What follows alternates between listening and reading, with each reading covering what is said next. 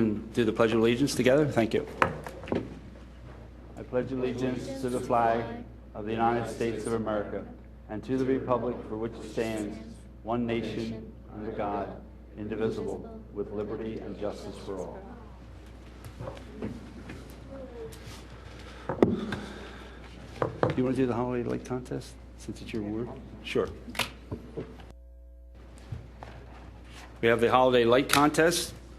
John Fisher? Is there one? Should I go down? Is there someone here? I see. Actually, Tammy's going to introduce this topic, right? Yes, I will. Thank you. I'm Tammy Cohen, Director of Recreation.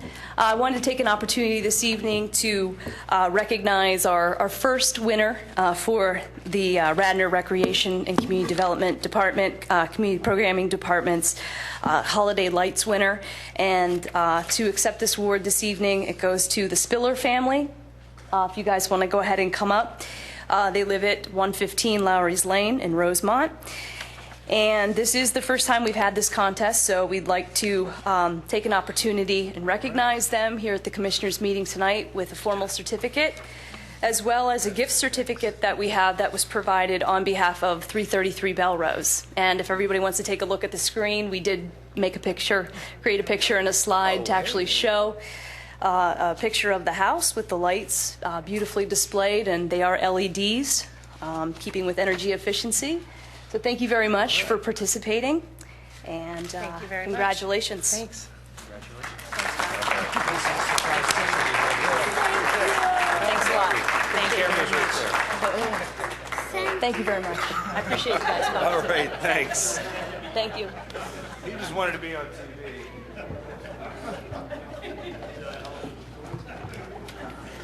Very good. Thank you, Tammy. I'd like a motion for the approval of the minutes I move we approve the minutes. for January 3rd reorganization meeting, January 3rd regular meeting, and January 9th regular meeting. Do I have a second? Second. Any commissioners have any questions? Public have any comments? All those in favor? Aye. Aye. Any opposed? Passes. Next, I need a motion to accept the departmental reports. So moved. Second? Second. Okay. Any discussion, commissioners? I have one thing I'd like to call out. In the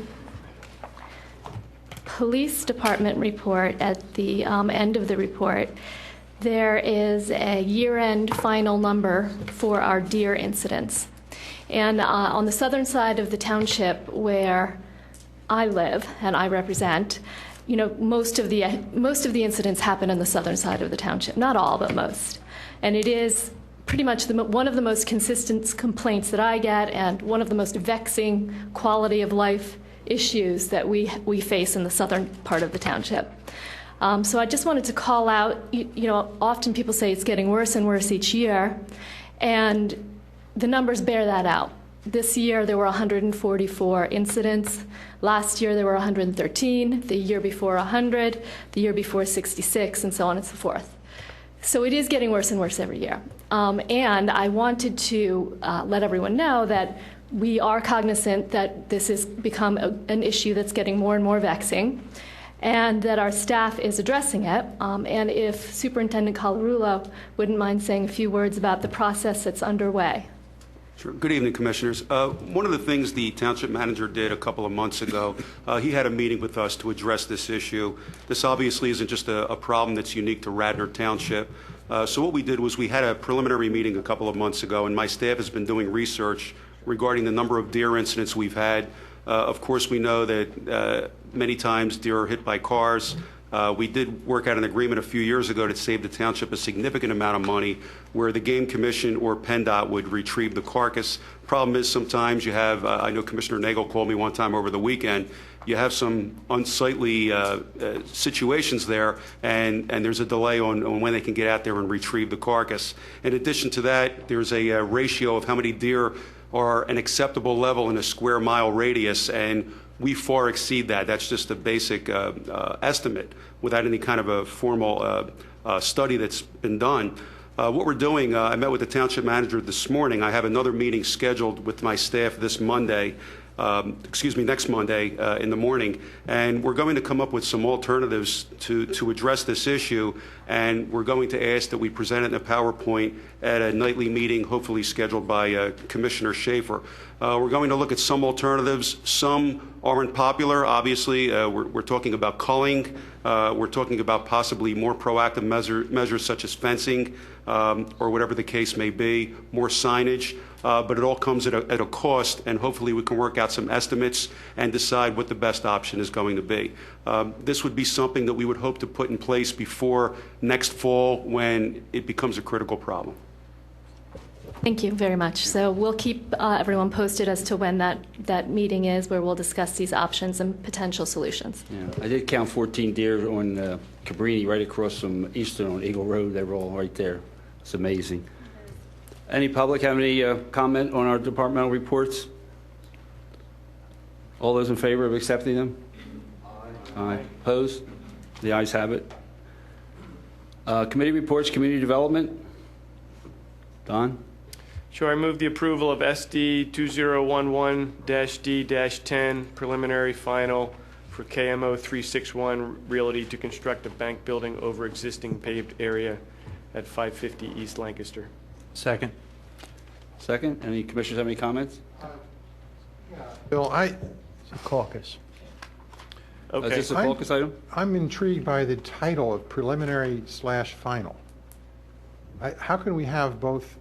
Our subdivision and land ordinance, Saldo, doesn't have that category, that classification. It's either preliminary or it's final.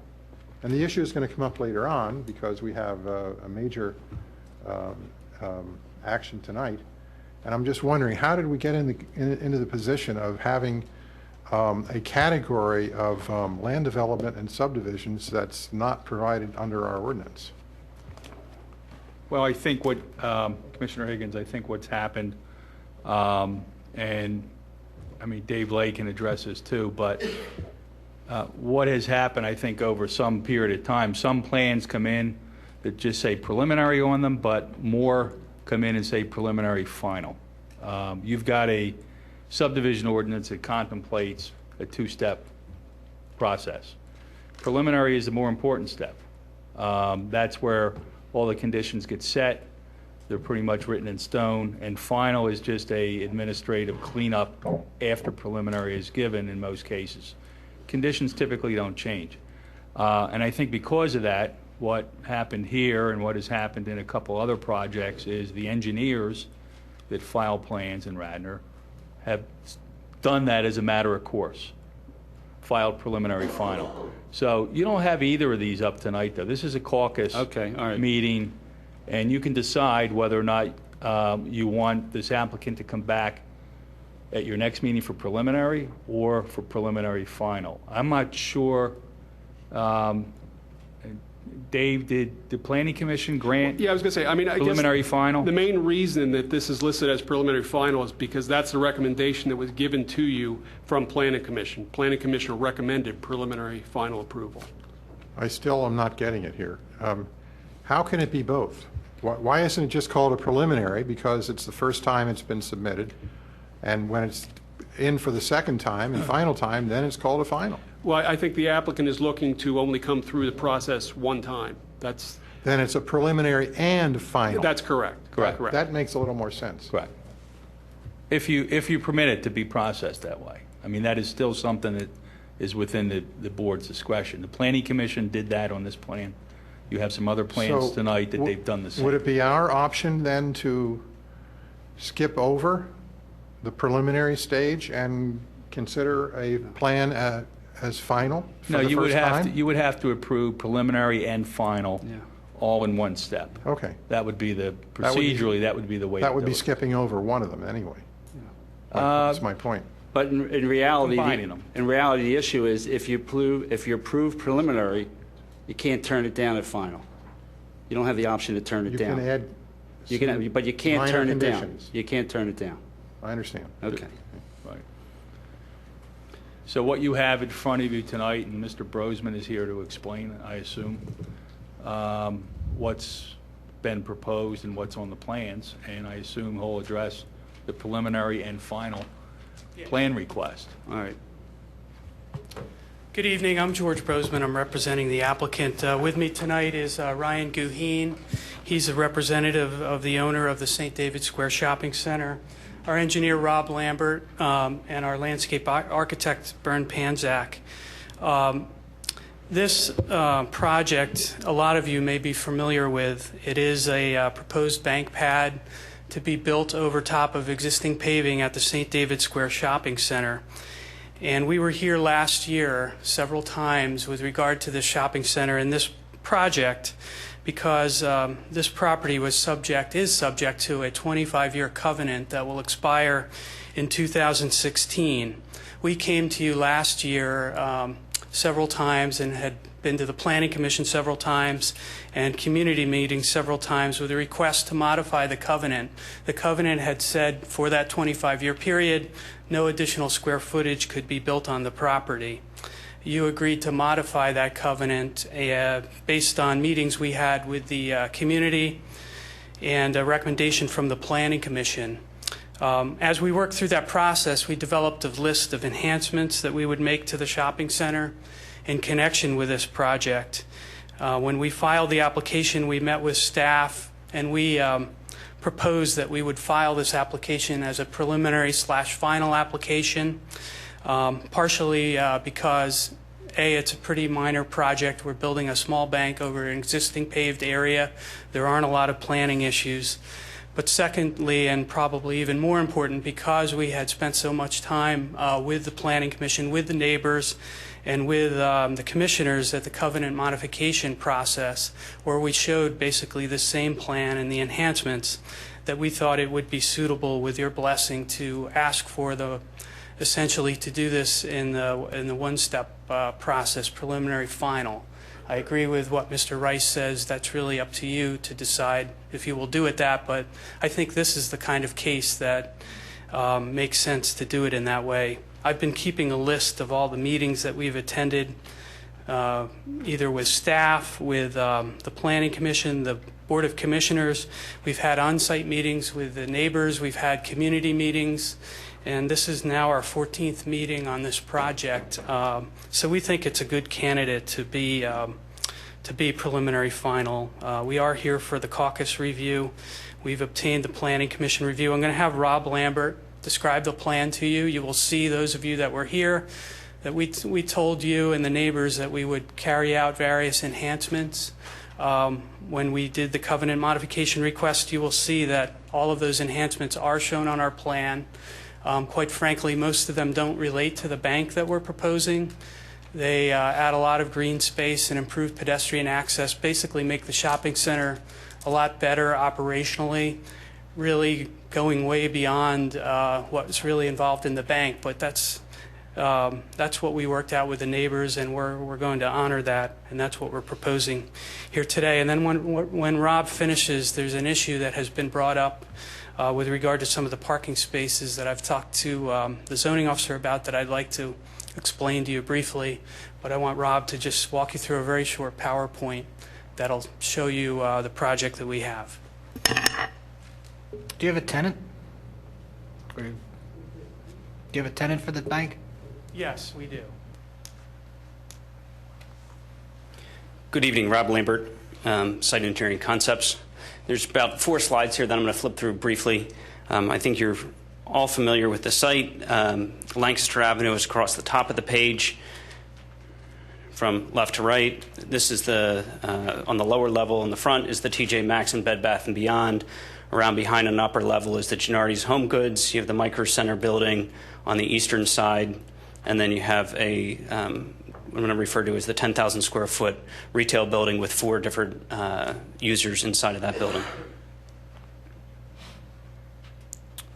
This is the same orientation as the previous slide. It just shows the survey with an overlay on the aerial on the outside perimeter of the property.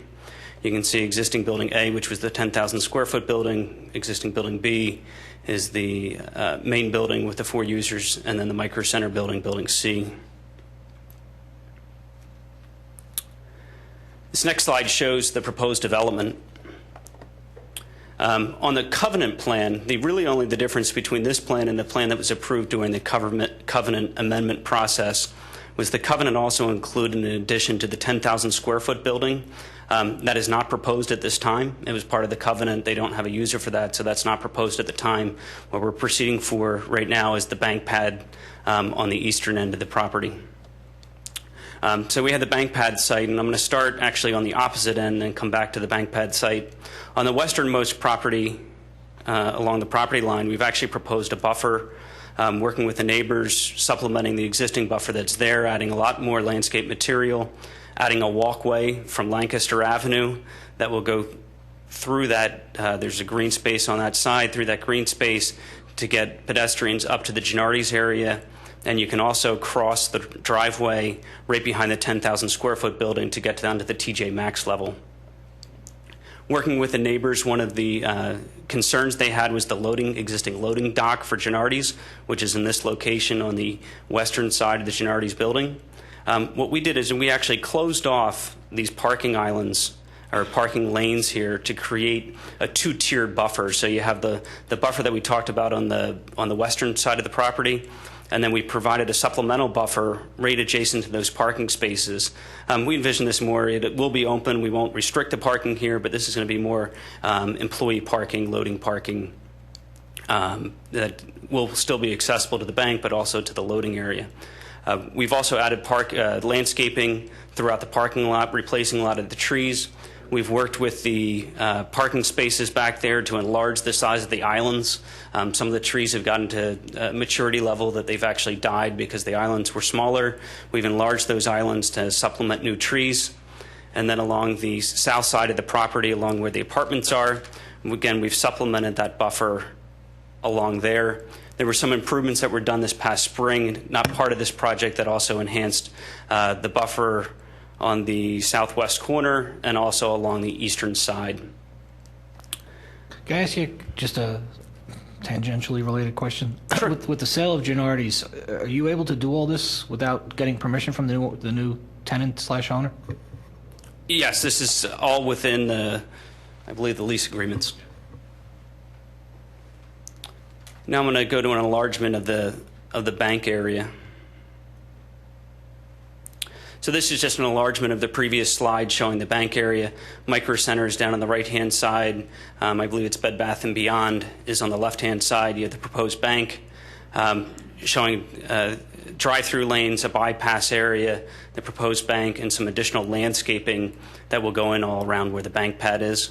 We've also enhanced the pedestrian access and circulation in this area.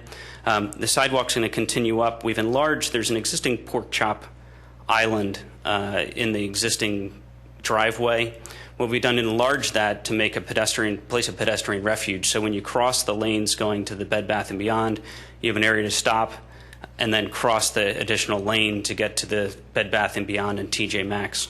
We're also adding a crosswalk across to get to Micro Center from that same sidewalk, just to enhance the pedestrian access. You putting a stop sign there on the way in, or are you going to rely on people? There's no stop sign coming in. There is a stop sign going out. But if people are walking across, are you planning to put a stop sign there, or are you going to rely on the fact they're in the crosswalk? It's going to be in the crosswalk there. Yeah, we'll put a yielded pedestrian signs there. What's the traffic flow direction for the drive-in?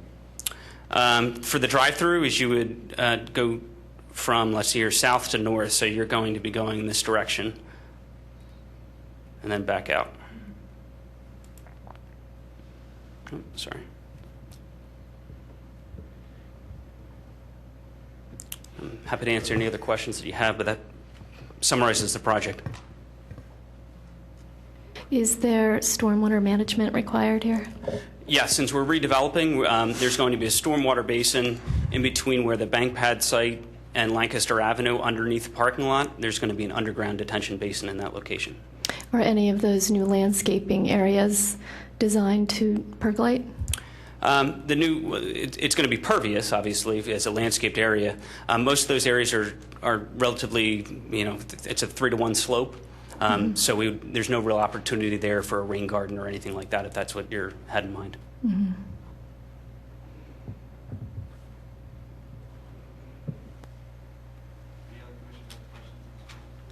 In some previous discussions, there was some talk about the size of the parking stalls. That was what I was going to address, which I can do now. Are there any other questions? Yes, I have another one. Sure. Back to your basins. Yes. What's going to happen to the water after the storm is over and the basins are filled? Where is the water going to go? It discharges into an existing collection system. So there's existing pipes that it discharges into. Okay, that's intermediate. Where does it go after that? Let's see here. It goes out to Lancaster Avenue, down across Lancaster Avenue, I guess across the next road there to the discharge downhill there. It's the stream eventually. Okay. Not directly to the stream, but through our streets. It's actually going to go through the pipe network, which is under the streets. There's no, once it gets into the pipe network, it's fully piped to the stream. Okay. Steve, will we have velocities to work with at the time this comes back to us? What's the picture we should be looking at here for the velocity of the water when it leaves these basins and goes into our streets? As a requirement of the project, we can't increase any velocities. We can't increase any rate, so it's actually cubic feet per second going into any of the collection system by actually creating an infiltration. For your 90% or 95% of your storms every year, this basin will actually have very little discharge. It's for your high volume storms that this is really going to only have discharge.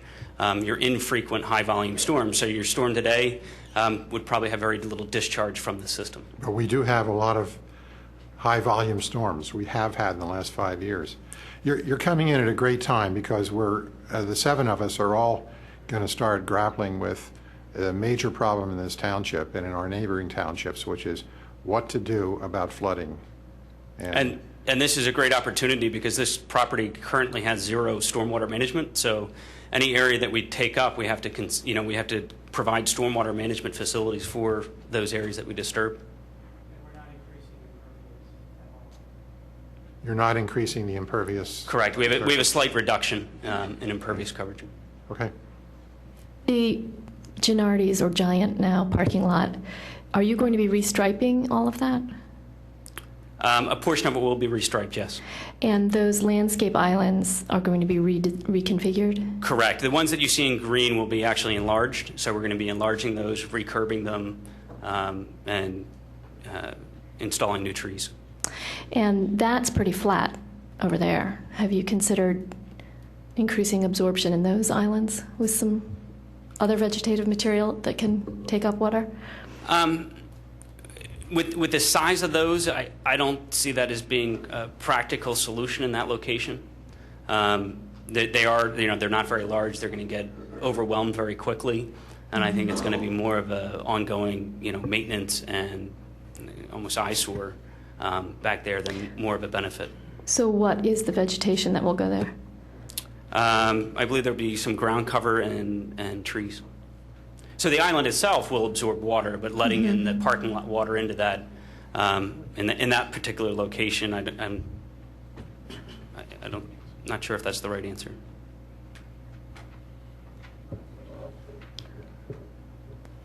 Any other questions?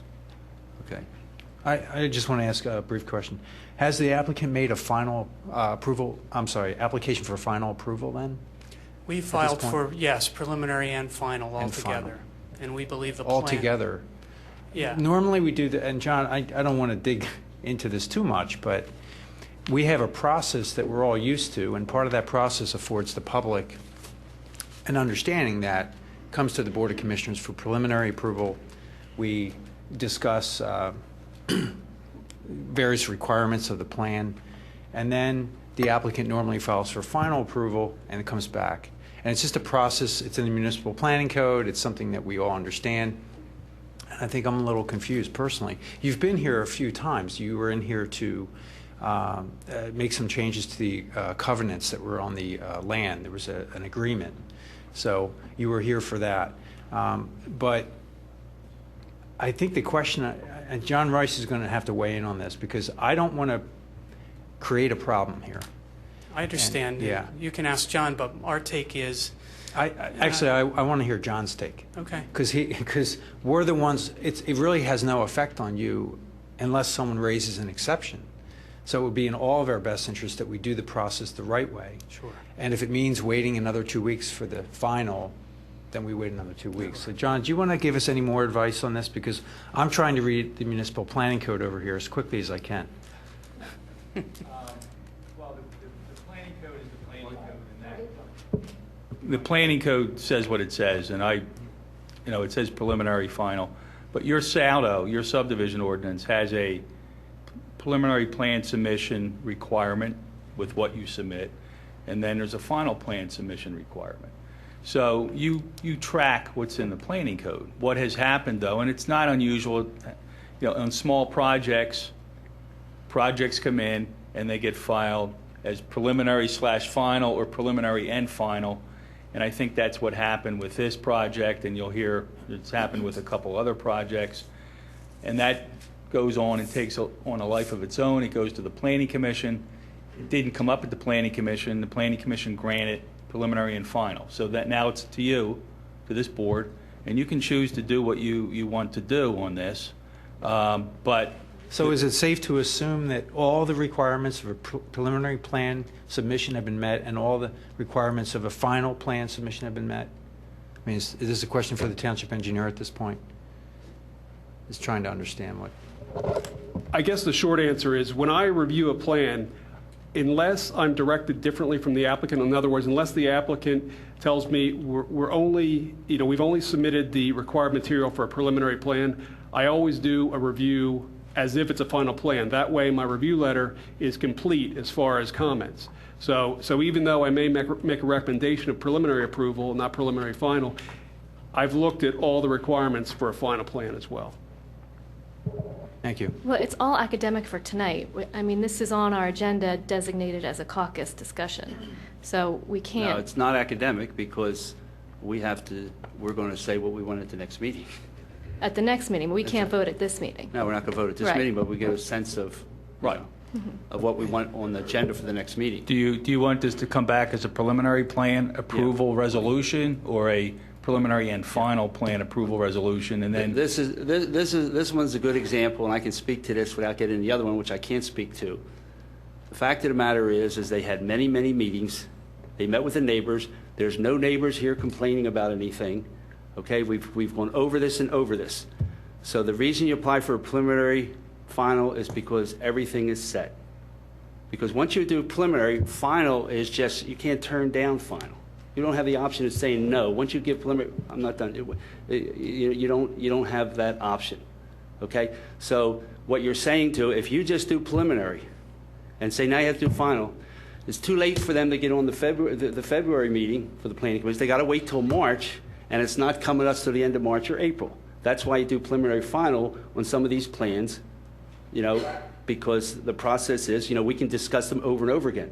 But if the planning commission is satisfied, the engineers and the staff is satisfied, there's no outstanding zoning issues or things like that, you can do preliminary final. I'd just like to correct you All there. you're doing is prolonging the process. This particular case is a little bit different because those many, many meetings last year They were had nothing to do with- they were about a covenant, and Yeah. we had a lot of discussion back and forth about a covenant, which is No. entirely separate. The from meetings this, I'm talking about are the meetings with the neighbors about the plannings. which and were all in it's- conjunction with the covenant. Yeah, I know, but the thing is, in the end, it came to this. There's no one here from the Third Ward to object to this plan tonight, okay? So to make them go through, wait till March to go to Planning Commission and just get a rote approval, that's why you have preliminary final, because it's not a major controversial issue. It's not a subdivision, All they're doing is they're building a bank building here. Okay, so I'll support that, assuming that we advertise it as a final plan approval for the next meeting, so no one is fooled into thinking it's preliminary, because when it says something like preliminary final, it's a little vague. And I just want to make sure that not only am I sure of it, but the public's sure of it, so that no one is seeing this as some fast track or shortcut. But we have to approve a preliminary plan. We just can't approve a final plan. Well, then we have to have two motions. be preliminary. You can do it in one motion, John, preliminary and final approval. That's not that unusual for that to happen. you can do it that way, but you need to decide whether you want to do that. You know, you're basically combining the two steps because they met all the requirements of both. And if you look at your ordinance, your subdivision ordinance, your preliminary plan provisions and your final plan provisions, the real meat of all the requirements are at the preliminary plan stage, which is what Bill said, that, you know, that locks in all your conditions, all the requirements, and what has to go on the plan. That locks you in, and the applicant in. Okay, can we resume talking about the merits? Sure. Yes, go ahead.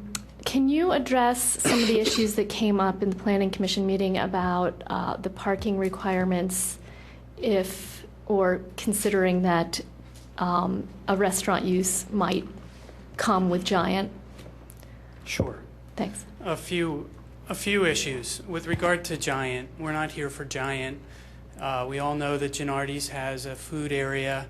I'm sure you all want Giant to be very successful, as this is the last grocery store that is in Radnor Township. But we're really not here about Giant. Giant will do what Giant is going to do. I personally, living in the area, hope they keep the food area. That was all previously approved. But if they want to increase that, that's what the Planning Commission was talking about. They'll have to come to your zoning officer, and if he thinks that something they're doing requires more parking, then they may have a problem. Well, I think that was the question. Was it approved? Like, what was approved in the first development? Well, I've reviewed the plans carefully. First of all, you know, we're not here about that, but I have looked at them. The Gennardi's was approved.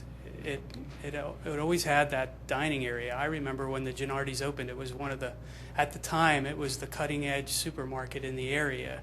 It was one of the first in the area that I recall that had the dining, it had the prepared foods, it had the pizza shop in it. Now that's so common. Every grocery store looks to have that.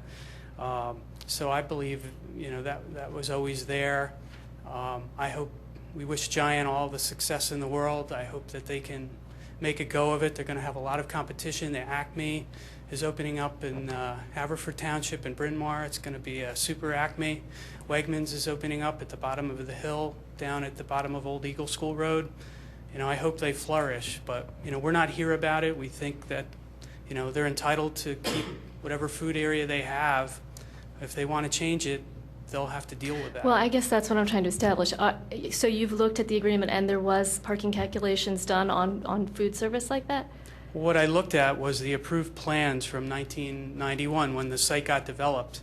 And what I said at the Planning Commission was that my view of the records, and again, we're not here about it, but well, I want to answer your question. Well, it matters in that you're restriping your whole parking, and my view of the records is that there were parking calculations on the approved plan that Gennardi's was considered as a retail space. I personally believe that was correct. I believe that any dining that the Gennardi's has is what you would call an accessory use, and that it was correctly done, that wasn't required, wasn't treated to be as a separate restaurant. That was approved as just part of the retail use. It's an accessory. It's something that grocery stores do. If anything, since that time, it's become even more prevalent, and it's an accessory use. And there are cases that say that you don't have to park separately for the accessory use. But you know, what our plans are showing is that we still meet the parking calculations. We still have excess parking over and above what we're required under the code. I don't think the township could go back now and treat the whole Gennardi's different, nor would I think you would want to, because I would think you're going to want to do everything you can to make the grocery store successful, because they're going to be under a lot of competition. But I don't know if they have any plans to increase it or change it, but it's been there. As far as I know, you know, it's okay. That's the way the parking regulations were done. In that area in the back there, that was one of the things that we talked about with the neighbors. They wanted to see more green added around there. We have a very, very substantial landscaping budget here that goes way beyond anything that's related to the bank, but that's what we told the neighbors that we would do, and that's what we're trying to get approved here. So the Gennardi's isn't going to be short of parking. We think we're making the parking bigger. We're actually making some of the spaces bigger than what they were on the approved plan, which is one of the other issues that Mr. Nagel asked me about that I'll address.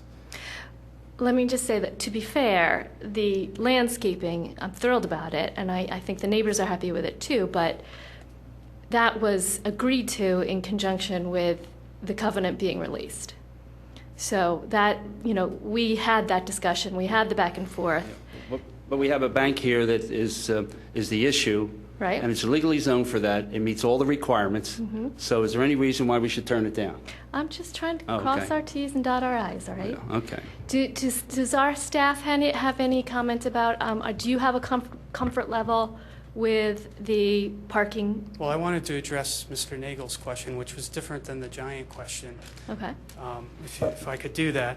Basically, the other issue that came up at the Planning Commission, it was been clearly noted on all our plans since we submitted them, and it was clearly in some of the reviews.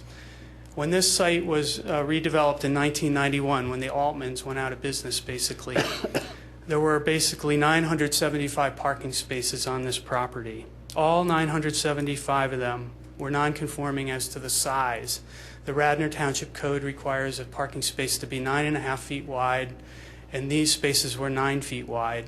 9 feet is not really a subpar space. Other townships that border Radnor have that as their requirement, but nonetheless, your requirement is 9.5, and every one of the spaces in 1991, when this got redeveloped, was 9 feet.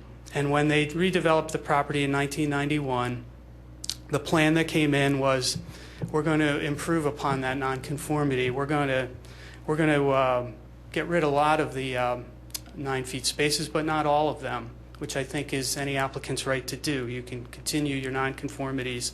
So basically, on the approved plan, it showed that there were, by one count, there would still be 363 9 feet spaces left. So in other words, they would take the 975 and they would reduce that down to about 370 spaces or so.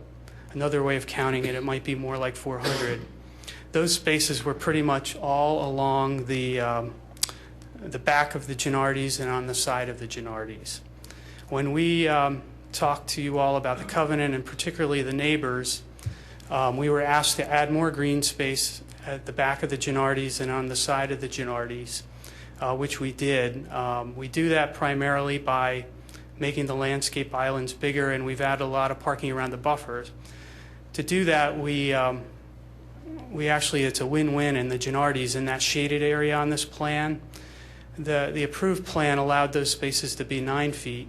So not only are we adding more green, we were able to increase those spaces from that, which was on the approved plan, to 9.5 feet in width. We thought it was better to try to get some bigger spaces back there because with people with shopping carts, better to get some bigger spaces there. So what we have done is, in this current plan, we're reducing the number of 9 feet spaces from the previously approved 370 to about 217. So we're dramatically reducing the 9 feet space, the width, nonconformity. So I think the Planning Commission understood that and they recommended approval.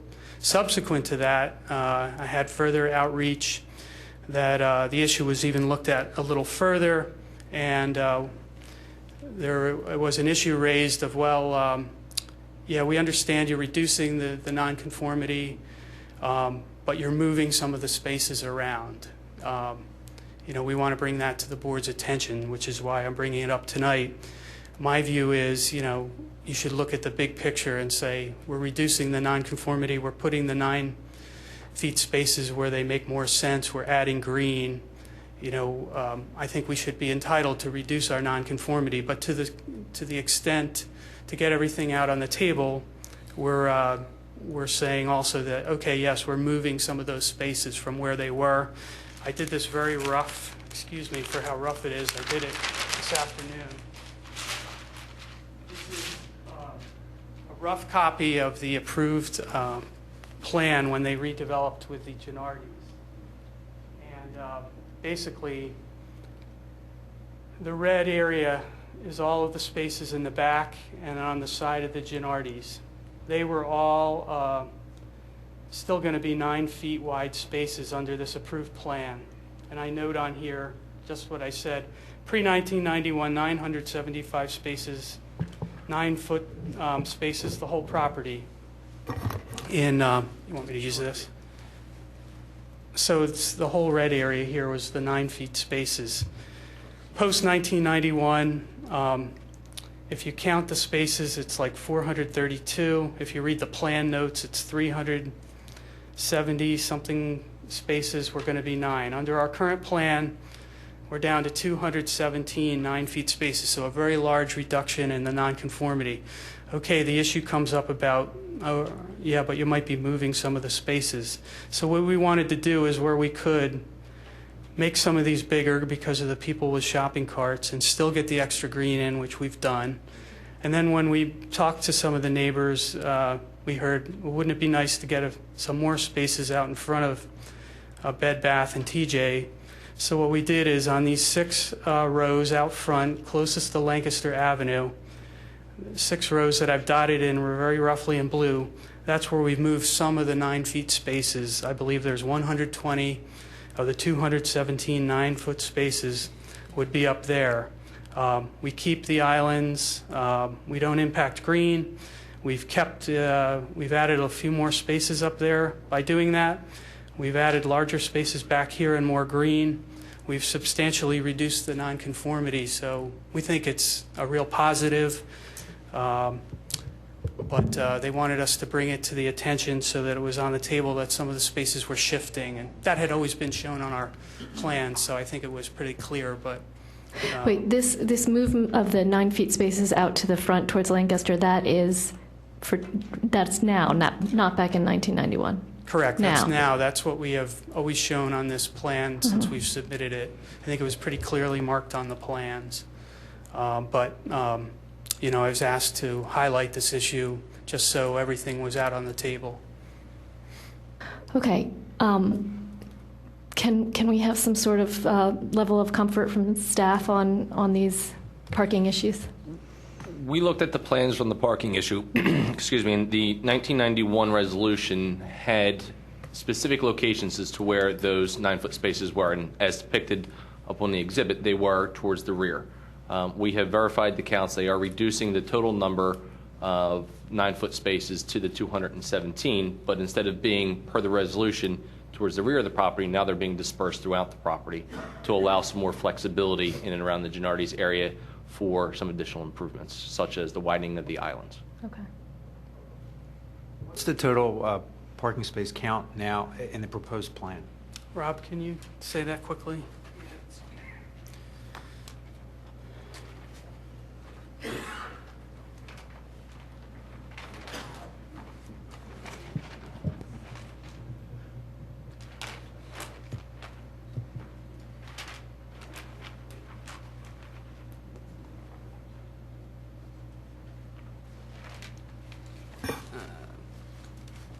Let's see here.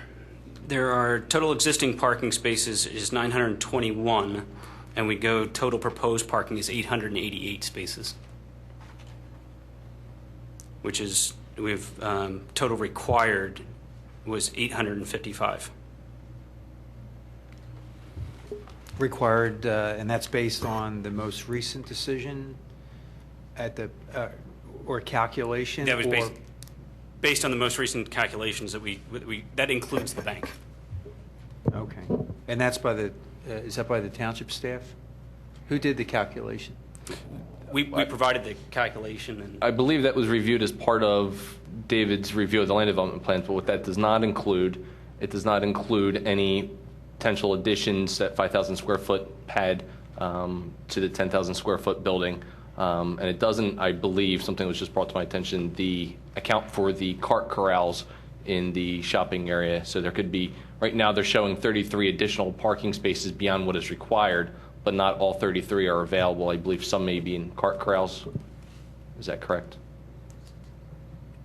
I think there might be a couple cart corrals.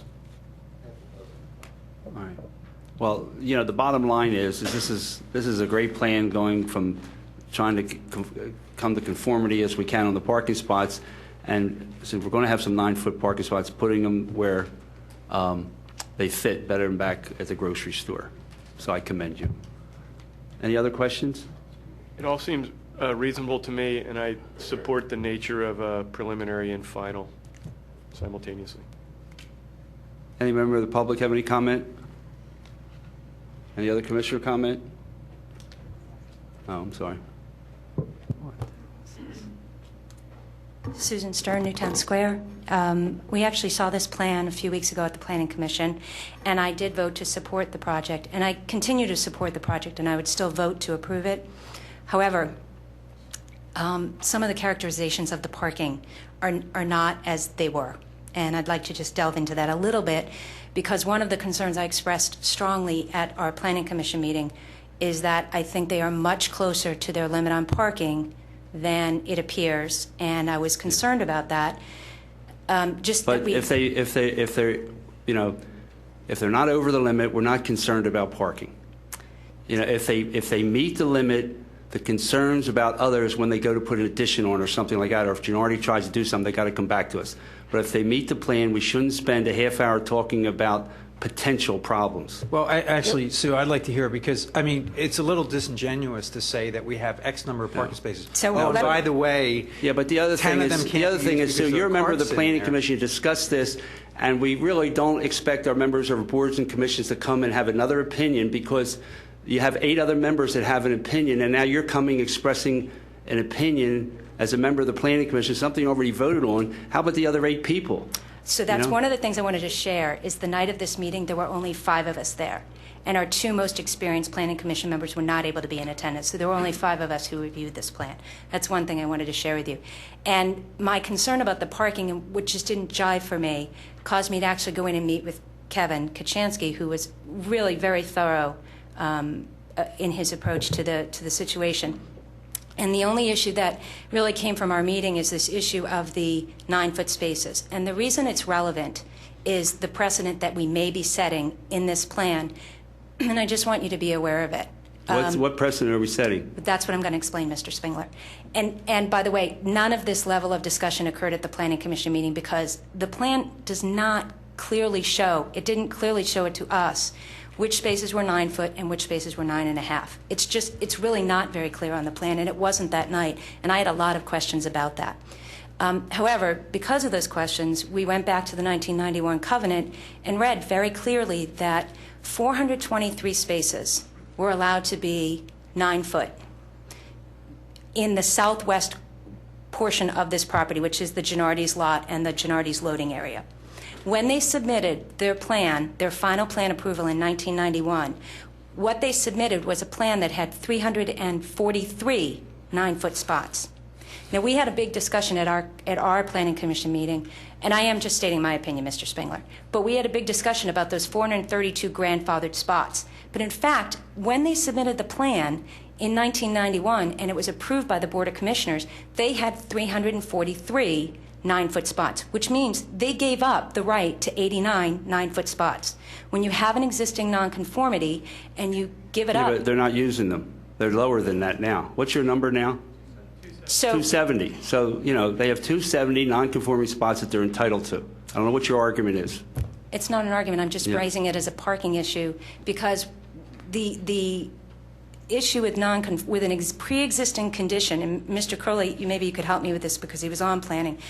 If I had an old building and I had a portion of my building in my front yard setback, but it was a pre-existing nonconformity, and then I took that building down for whatever reason, I can't come back 5 years later and say, can I have my building back in my front yard setback because I used to have this pre-existing nonconformity. So by giving up the number to 343 in the 1991 submission, they effectively gave up the right to 89 of those 9-foot spots. Now, the reason I continue to support this plan is that it does add greenery. The neighbors' concerns were met. You know, we want to have a vital shopping center up here. I just want it to be really clear that they don't ever get to go back to having more than 217 9-foot spots. And this issue of being able to move your nonconformity, I can't take my nonconformity, my building in my front yard setback, and move it over to my side yard setback because I have it in my front yard. So did the 1991 plan show the location of the non-conforming Well, this spaces? is the other issue that I realized after we looked at all of our plans, and I went back to my covenant plans, because this was the first and only time we saw this plan as a development plan. We had the plan in concept several times last year when we voted on approving the covenant. And what dawned on me, I believe, when I met with Kevin, is that all of the plans, they showed the existing conditions. It was not the existing conditions from 1991, which was the last time that this plan had approval. And that was the existing conditions plan upon which we should have been making a decision and seeing where these 9-foot spots were. It was not at all clearly explained to us that these 9-foot spots were in the back and that they were being moved around in the parking lot. Now, that may or may not be a good thing, and that's for you all to decide. I just want you to be clear. That was not something that was clear at the Planning Commission meeting. The other piece that wasn't clear is, if you look in the back in the Gennardis, there were about a half a dozen spots that had previously been marked as X's for parking, the shopping carts. We all know the shopping cart corrals are there. So there's 6 spots they're losing right there. Depending on your issue about how you want to deal with this nonconformity and moving it around, and, they may be too tight on their parking, unfortunately. I don't know. That's for you to decide. I just wanted to bring the parking issue up a little bit more clearly. And finally, the last thing is that, according to the Saldo ordinances, they have to stripe the micros. Every parking spot must be striped. And in the concept plans, the development in front of the Micro Center building was shown as striped. It was painted. It's not been shown in some of the more recent plans. And that we didn't really discuss it that night, but I went back and read our Saldo. They do have to stripe that and clearly mark the parking spots. So that's all I just wanted to share about the parking at this project. Thank you. Thank you. Well, I think we got it on the parking, and I think they have the nonconformity, and I think it's logical to assume that it's better that the 9-foot spots that they're entitled to be out here than back here. They can move them back here if you want, but it's for the operation of a grocery store, which I used to manage with the shopping carts, it's better to have the larger spots back here for the development. So I think that's logical, and I don't know what the issue is. Well, the only question it raises for me is, do we allow applicants to move their nonconformities around? And generally, I would say no. So, but ultimately, if it does lend itself to a better plan, then I don't see the harm. But however, this raises a couple points. John Rice, would it be in our best interest to have some of these items detailed in the conditions? For instance, the fact that, or I'm going to say, it was brought to our attention by Sue Stern that there's a potential that the actual number of non-conforming spaces was lower than was stated. Is that something we want to get in writing now? Because I think it's important from a historical standpoint. She didn't say it was lower, John. They stated 272. She said they lost 89, which brings it down to a number above 272. So I think if the bottom line is that it's less than, I think, what Sue said, 343, which it is, if it's 272, that ought to be... Is it 272 or 217? 217. Okay, I wrote down 217 first. Yeah, okay, I'm sorry. Okay. So whatever the number is, it's less than what the concern is. So and that's in this plan, and that's all they can have on this here. So we don't have to worry about that getting lost as a detail? I'll see where it is on the plan, whether it's clear. If it's not, it can be easily put in a resolution. Okay. So there aren't any new non-conforming parking spots that get created. That would be my one concern, is that now that we've set this precedent of moving the nonconformity, which seems to be logical in this instance, the next time that this is in front of us, if there's a restaurant that goes in there, now we're going to need more spots, and can we use the rest of those 217 in 9-foot spots in that area when that wasn't really foreseen in the original development plan? I don't think. So that's what I would want to see kind of guarded against in our final. If I could just comment, I mean... We got it. Okay. We got it. No, we got it. It's simple. I mean, we're laboring this thing to death, and it's...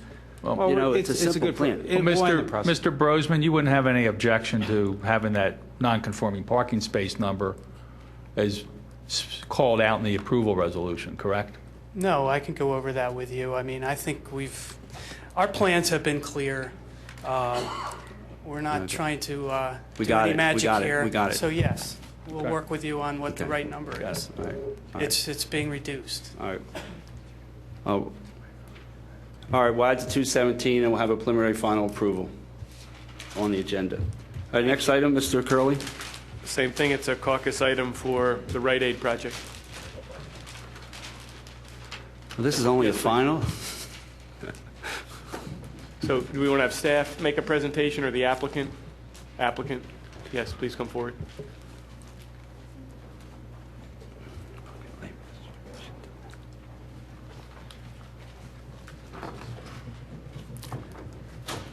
Good evening. My name is Don Petrosa. I'm here representing Rite Aid. We're seeking final approval for the land development plans and actually a lot consolidation or reverse subdivision plan for the property at 237 East Lancaster Avenue. I think you're all well aware of where the property is. We've previously received preliminary approval, and we then turned around and submitted cleanup items on final plans, which were designed to address the outstanding comments in the preliminary approval. And we've done that. We appeared before the Planning Commission. The Planning Commission recommended final approval. And we'll do whatever you'd like us to do in terms of whether or not you want another presentation. I know you've seen this many, many times, and we do have preliminary plan approval. We've received all of our waivers already. And you agreed to all the conditions? Yes. All right, any commissioners have any comments? Clarify two things. In the letter that we have, point number 3, has there been an easement executed for those spots? There's been an easement submitted, and I think John and I just need to talk about a couple so little cleanup items. and that'll be recorded, and that's in the Yes. works. Yes. And then point 8 is still in this letter, and is that still on? So we got point 8. Which is the extending the beautification. Oh, okay, yeah, it is in the letter, in the general comments, and that's one general comment that we're not able to meet or agree to. It's a request that we extend the sidewalk, the special sidewalk that's required in the WBOD, and the other improvements, which are light fixtures and benches and so forth, up and down Lancaster Avenue in front of other people's properties. The Planning Commission recommended against that. Actually, the comment was that we consider it, and we did consider it. Regrettably, we're not able to do it. The cost of doing that is astronomical. I mean, it's literally hundreds of thousands of dollars. One of the problems is that it is located within the PennDOT right-of-way, so we need to get approval from PennDOT of all of that work, and there's probably about $100,000 of design work alone. It would require, PennDOT undoubtedly would require us to put in curb with an 8-inch reveal, similar to, and if I know you're familiar with the property on the other side of Lancaster Avenue, on the, I guess the south side of Lancaster Avenue. There's a lot of wide open curb cuts, and there isn't any curb, or it's depressed curb. It would be incredibly disruptive to the businesses that are operating there. In doing the improvements in front of our property, it's a lot different because there's not going to be an operating business there, and we'll be able to do it. It would also cause all sorts of stormwater management issues. Frankly, I talked to one of the property owners who came up to me tonight and indicated that some of the water from the road currently comes onto his property where it's wide open. If you put the curb there, you'd be causing, drainage issues and stormwater issues in Lancaster Avenue. I think PennDOT would probably require, where there's a big wide open curb cut, some channeling of the entrances, and some of the property owners would lose all the parking they have. This sidewalk requires more room. It's wider. Take the property just to the west of the subject property, where there's a pizza shop and a coin shop. They've got about 4 parking spaces right in front of the property. The driveway goes up towards the stores. They'd lose all their parking. As a result of the sidewalk, you have to build some kind of retaining wall because it has to be perfectly flat for ADA issues, and it's just not feasible. So did the Planning Commission then recommend approval for all of this except for that point? That's correct. Okay. They specifically recommended against that. And do we have any staff comment about?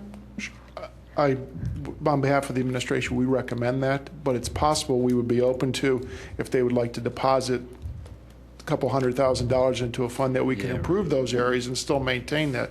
I think that'd be fine, because I think in the areas there we're going to look at those certain areas there where I think there should be improvements made to this area, so that would be a recommendation from the administration. Well, we have no right to make them do that. They would have to do that voluntarily, right? Are you willing to do that Correct. voluntarily? No, we can't. I mean, there are a number of things we are doing that we were asked to do that we are doing. We're improving the signal heads. We're putting in a sewer line for the township. We're doing a welcome to the Wayne Business District sign for the township. You know, those sorts of things we consider to be doable. But this is something that we just couldn't. But there's also stipulations the township could make, so I could say I would think that we would want to make some improvements in those particular areas there, because I think the issue of stormwater management I don't think is quite accurate there, because I think it probably would improve stormwater management if it's going into the properties right now and channel it down through the areas where it should go. So, Any other commissioner comments? Just from engineering, have all the required traffic studies been agreed to, met? Stormwater issues agreed to, met? Any issues from the township, from the staff on this? No, I mean, stormwater management, we thoroughly looked at, and we have no issues with their proposal. Really, the remaining items are pretty much, so to speak, housekeeping, just minor items to clean up on the plans and to get their approval, both from PennDOT and the Delaware County Conservation District. Any other commissioner comment? Okay, thank you. Public comment?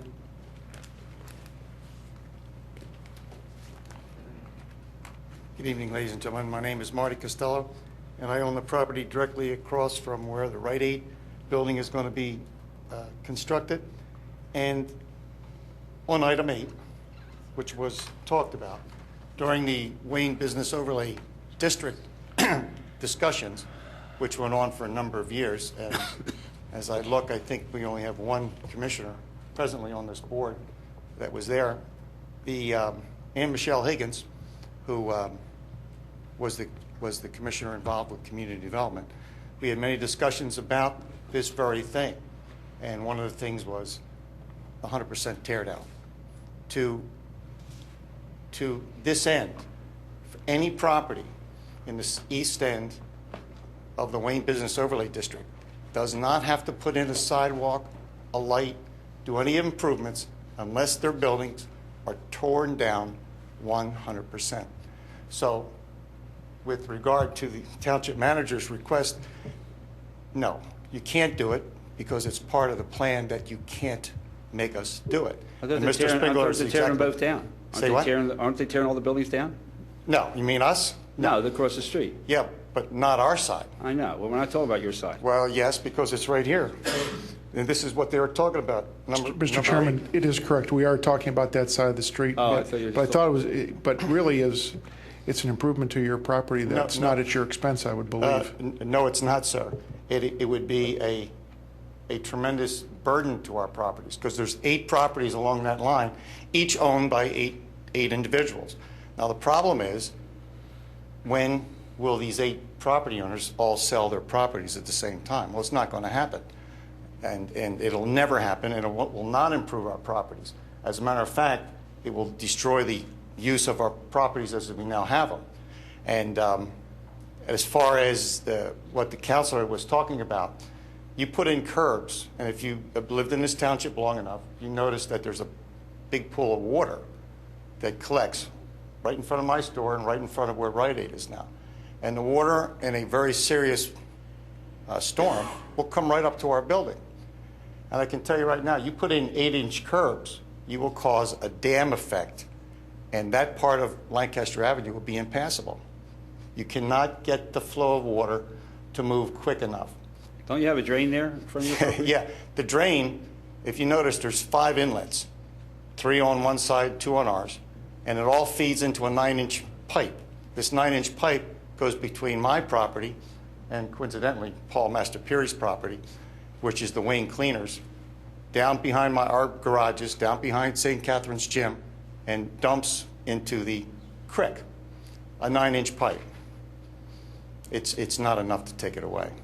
Now, you got to remember, this 9-inch pipe was put in back in the early 1900s, when a lot of the roads and the avenues and a lot of the properties were not developed. Well, Marty, he has to agree to that. We can't make him do it. He's not agreeing to it. So I don't think it's an issue. Well, just to let the good township manager know that. Well, you don't have to let the township manager know. We know what the issue is. Because it's part of the agreement that we had with the Board of Commissioners, and I represented the 25 property owners, that unless there's 100% tear down. Do you have that in writing? Yes, it's in writing. Okay. 100%. Remember, Ann Michelle said, would you consider 50 or 70%? Okay. And my reply was, they already- didn't try to lowball us, Yeah. maybe, but they tried to lowball us, they tried to sneak it in. So no, it's 100% tear down. Then the improvements in front of the buildings are requested. No, it's not going to happen. Well, someday we're going to have to do something with the sidewalk and curb there. Someday. But not until there's 100% Okay. tear down All of right. the buildings. Thank you. sir. Any other member of the public? I just want to make sure I understand. Marty commented that water puddles. Actually, Marty, could you come back up just for a minute? I'm sorry, but we only get one chance to get the stormwater issue addressed on the Rite Aid property. Is water puddling now on the north side of Lancaster, where the Blockbuster is and the? It's uphill. No, because there's a slight grade. I understand, And but if you look at, and I would like you to do. is water running and sheeting across the street from that side? No. No. No. But if you stand in front of St. Catherine's Church during a heavy rainstorm, you will see that the rain water runs from where the old Acme lot is, across Aberdeen Avenue, across Lancaster Pike, right to St. Catherine's. It is you wouldn't think that would happen. You would think it would run down Aberdeen, but it doesn't. But that's something that can be addressed at another time. That's where a lot of the water that runs between Best Auto and St. Catherine's comes from the east side, the northeast side, across Lancaster Pike to the west, and then down between Best Auto. I would never thought it either, but I stood out there and watched it happen. Okay. That's where it has to be addressed, the stormwater management. Thank you. You're welcome. Any other comments? Commissioners, there was one other item that I just wanted to bring to your attention that's regarding the delivery times. The application is proposing deliveries overnight in the 10 p.m. to 7 a.m. range, and there was some concern expressed as to backup beepers and the noise that is going to create in an area where there are some residents nearby. So I wanted to bring it to your attention to see if you had any input on proposed delivery hours. I know we do have some concerns with the Public Works building there and conflicting deliveries with their schedules. But just How did the Planning Commission address this? Well, I think initially it was 2 a.m. to 7 a.m., and then they bumped it back to 10 p.m. to 7 a.m. But staff, we were looking at some noise abatement issues, and unfortunately with OSHA requirements, the backup beepers are going to be a must. I think the issue is that the Public Works facility was interested in seeing if there weren't conflicts between the tractor trailers and the Public Works vehicles. So the tractor trailer deliveries are the only ones we're talking about we're going to make at night, and we get one tractor trailer delivery a day. The other, like the chip truck and things like that, they'll be coming during the day. But that'll be after 10 p.m., but it's once a week. And it was a comment about could we do something with the backup beepers, and we can't because it's an OSHA requirement. Well, if you schedule it once, it's only one a night. One a week. One a week. 1 a week. Can you pin down the time it comes instead of 10 to 7? Can you give it a small 10 to 12? Get it there, or it can come anytime. I don't know if we can get it precisely. We can probably narrow the window a little bit. Okay. Counselor, would it be possible to perhaps, we did discuss this with you when we did it at our SAC meeting. Perhaps if we made it earlier in the evening so the backup alarm, maybe when people supposedly aren't sleeping, between 8 and 10 in a window like Commissioner Spengler. I don't know. Is that 8 and midnight, 10, Something like long, and that shouldn't conflict with Public Works, and hopefully people aren't sleeping because there are residents in that area. Is that doable? Rich? You have to look at it, in that one of the reasons we're doing it off hours is because of the movements that truck was making on Commerce Road. You're going to have more traffic at 8 Yeah. midnight than you are going to have at 10 till 2 in the morning. Yeah, Staff, I mean, if it's one truck once a week, it's not that big an issue. I mean, if it was every night, one truck or two trucks, but if they're going to have one truck once a week, We'll take a look at it, and if it turns out it's a problem, and Okay. we'll address it. The route of the truck is such that it will be backing up? It's a practice. It's not a requirement, one truck a week, correct? Right. That's what we get. We get one truck. But that's your current practice. That could Yes. change, and there's no requirement that limits that. Right, and there's no requirement, in the ordinance as to on delivery times either, as far as I know. All right. And the design, the traffic flow, the trucks will need to back up, or they can pull straight in and make the turns, or not? They will back up. They'll pull up and then back into the loading area. Yeah.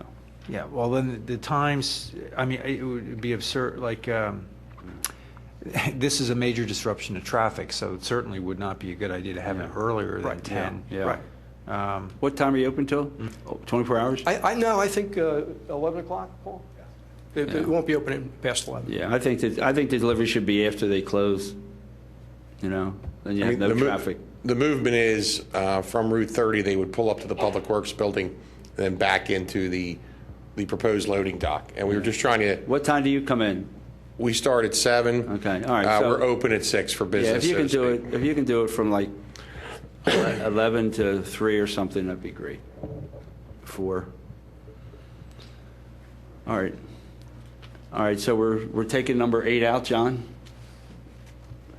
And you'll put something in about the truck delivery time? Yes. Was that in the original? Okay. It's in item 2 on page 3. And we'll clarify the note on the plan. Okay, thank you very much. Thank you. Don? Sure. For this ordinance, John, you're looking for a motion to introduce it tonight, correct, John Rice? Yeah. So I'll move the introduction of ordinance 2012-01, amending Chapter 280 of the Radnor Township Code. Second. Any commissioners have any comment? Any public comment? All those in favor? Aye. Any opposed? The ayes have it. And again, this evening, we're looking for a motion for approval of the resolution 20-12, correct, Mr. Rice? -06. Yes. So I'll move the approval of resolution 2012-06, approving preliminary and final plans for Rhett Austell and Barbara Austell. Preliminary final plan approval. Any commissioner discussion? Any public discussion? All those in favor? Aye. Aye. Any opposed? The ayes have it. And I suspect for the next plan, should we have a presentation before we ask for motions? I mean, that seems to be the prudent thing to do. And particularly because there were items that we discussed last time that we wanted to address, so you could tell us about those. Also, let me just note that President Bill Spingler just recused himself for conflict.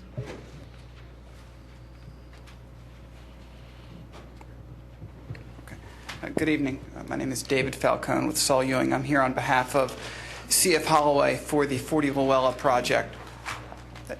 Just as a question, this plan in front of me on this computer is the bank plan. Can I close this?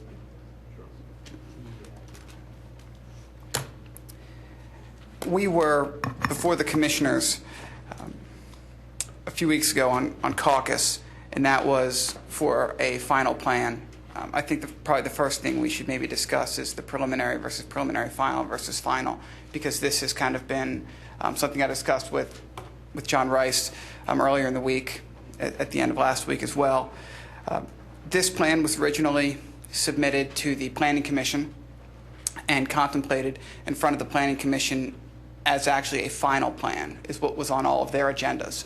The plan itself was noted as a preliminary final plan and has maintained that through the process with the Planning Commission and then now in front of the Board of Commissioners. I was called by Mr. Rice, and he explained to me that he was going to, based on the reasonings that he gave earlier, present the plan as preliminary because the process is a two-step process in the township, and that would be the appropriate thing to do.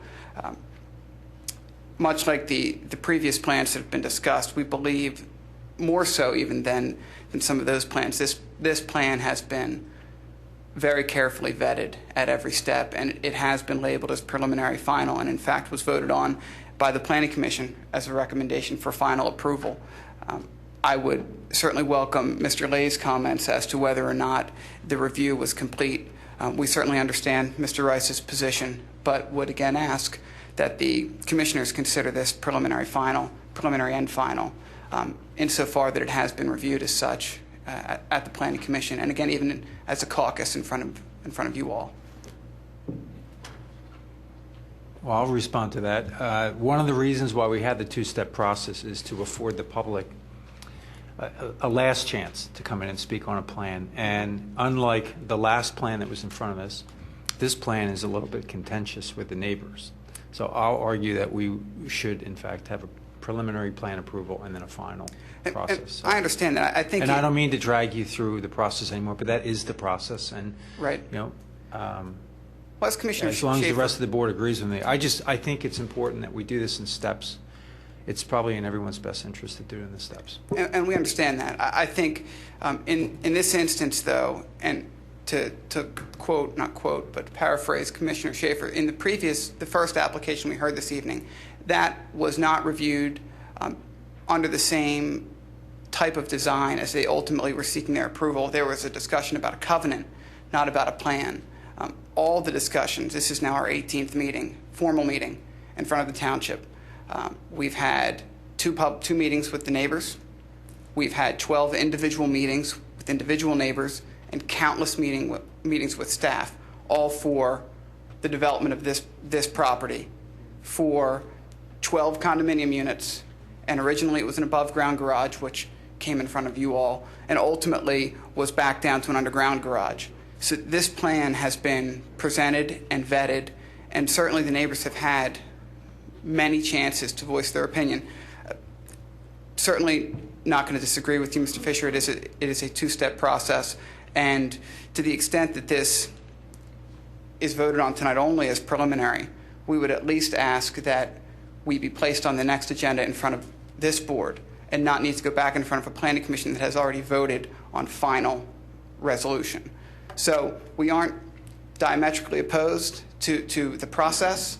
We think it's been vetted. We think the process has really had every chance to be vetted by everybody, both staff, the boards, the neighbors, anybody who has had a say on this project has really had their chance. But if this commission feels it would be best for us to come back, we're willing. We would just rather not have to go back to the Planning Commission because we've missed the opportunity to even be on the next agenda in front of the Planning Commission. So that would put us back into March, again, for exactly the same plan. So that would be a request that we would make. John Rice, if the board approves this as a preliminary plan, it does, I would imagine it does not have to go back to the Planning Commission if they've already voted and they've already voted on it as preliminary and final. So, okay. I mean, you know, there's always a danger. You can have so much procedure that you miss the substance of what's in front of you. So, I mean, to go back there when they've already voted on it, it's not necessary.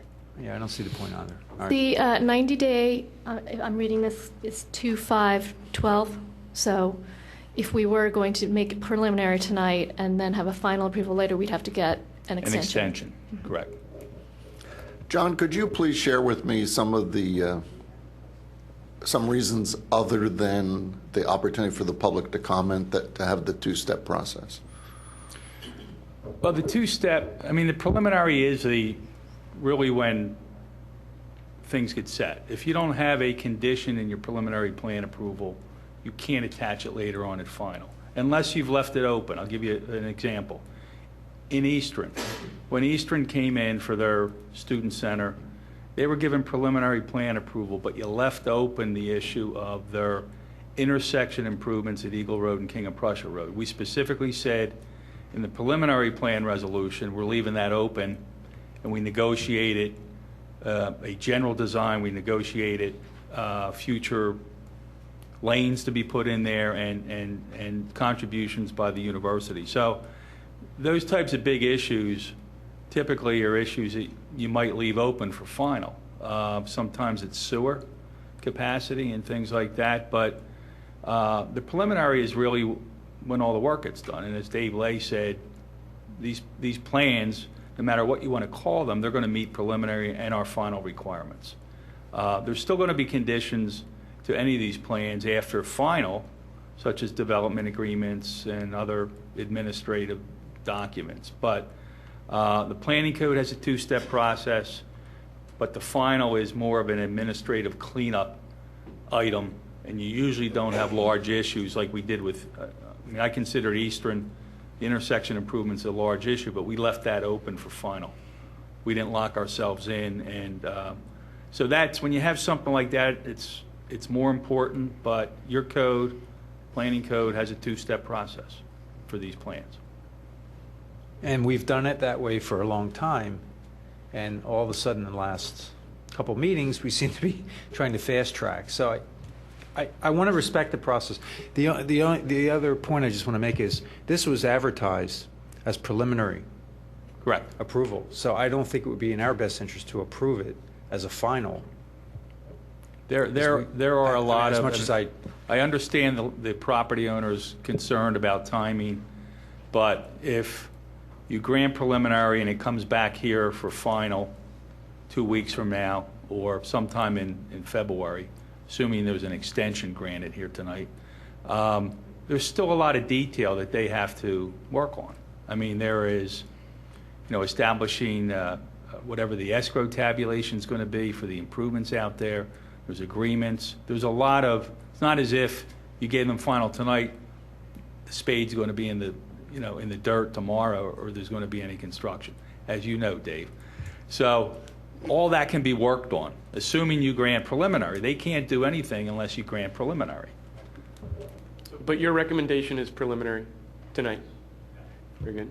And that seems reasonable to me. Is the applicant willing to give us an extension on the final approval if we get it at one of our next meeting? I mean, Absolutely. Okay. And again, that's why I want to be careful. Our preface next commission meeting, because we have a Well, the next regular Board of Commissioners meeting that's held on the second the or fourth 13th. Monday. The 13th. The 13th is the 13th. next meeting. Yeah. Yes. Okay. And that's no problem. And I did speak to Mr. Rice about that, and I wanted to say we definitely would be willing. I just wanted to make it clear that we weren't trying to sneak anything by anybody with this application. And if we were, we did a very poor job of sneaking it. All right, well, I have Go ahead. Do you have a presentation that you want to give, or do you want to just answer questions from I'm happy to the answer board? questions. I know one of the things we were asked to do was to show up tonight with some samples. Mhm. I think let's show those samples. I know there were some questions about that. So I'd actually like Cass, if possible, to describe those. He's the most well-versed in those samples.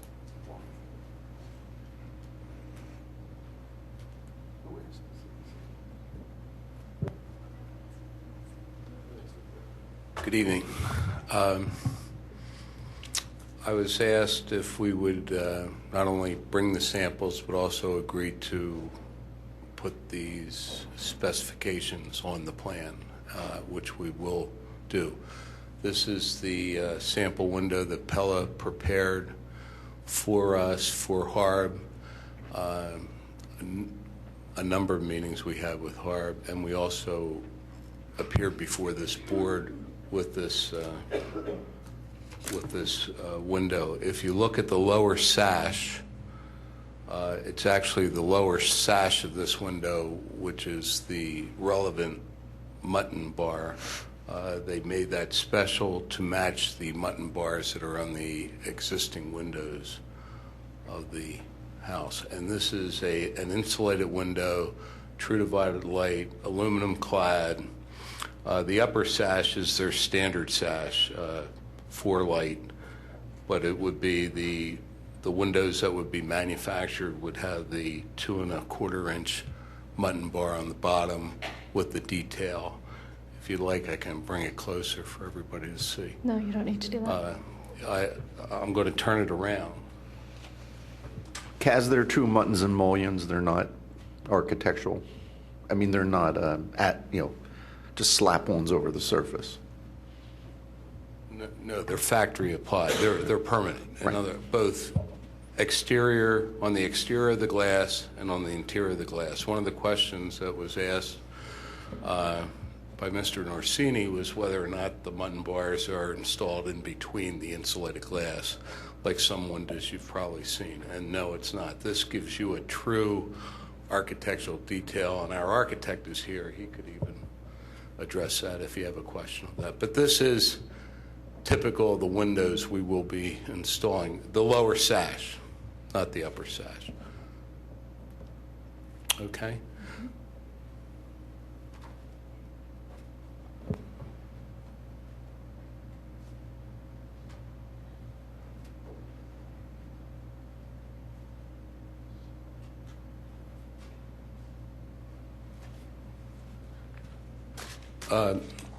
The second item we were asked to bring a sample of is the shingle that we propose using on the house to replace the slate shingles, the existing slate shingles that are on the house. Just as a little background, I have pictures of the existing slate. As a matter of fact, the HARB commissioners asked us to prepare a sample and actually take it up to the roof adjacent to the existing slates. And I have those pictures here.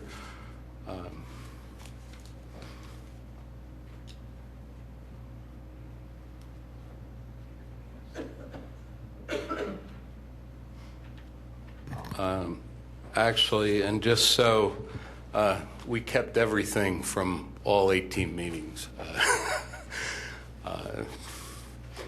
This board is the board that we prepared, and if you look at the first picture, you can see it is being held up adjacent to, this area here is existing slate. You can see that the detail of this shingle matches exactly in shingle size and shadow line of the existing slate. If you go to the next picture, it's even closer. This was taken with a zoom lens to get as close as possible, but you can see the closer you get, you do pick up the fact that it is a fiberglass asphalt shingle. However, it has a 40-year limited warranty, and it's something that can be easily repaired or replaced, where the original slates that are on this mansard roof, and we do not know when this roof was installed. We believe it's sometime in the 20s, but the slate has actually been painted over several times to help it, to prevent it from leaking. It hasn't been repaired. So the reason we decided to go with this product, it's something that can be maintained over the life of the building. But from the ground, if I go back to that first picture, it's going to give the appearance of slate. Great. I appreciate that you brought these in again. And as I said at the last meeting, to me personally, this is one of the most important aspects or conditions in here because I feel strongly that this is a very a quintessential historic asset here, and the way the exterior looks at the end of this remodel is very important.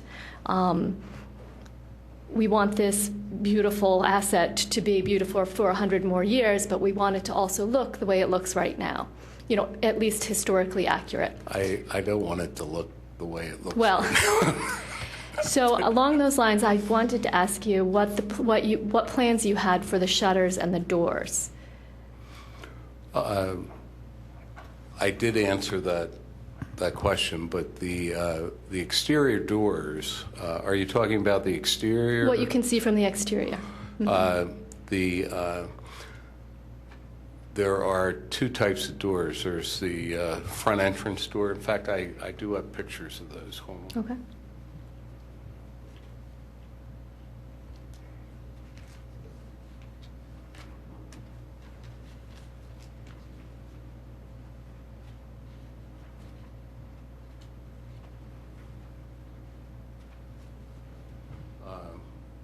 The question on the shutters and the doors just came up. It did not come up at the last meeting. Right. This is a picture of, I believe it's the south door. It shows the detail. The problem is there's only two entrances, as I have explained at the last meeting at caucus and previous meetings, both with Harb and with the commissioners. We are enclosing the west entrance, so that those doors are really not an issue. So it's the south entrance and the north entrance. There's two entrances, and those doors, what we want to do, what we plan to do, is replace them with the same detail, but doors that operate properly, can have an automatic opener. So you'll have them custom made with the same attributes and detail that the doors Yes, presently and have? insulated glass, and also make sure that they can be secured. Right now, there is no security on this building. Anybody can enter either the north door or the south entrance.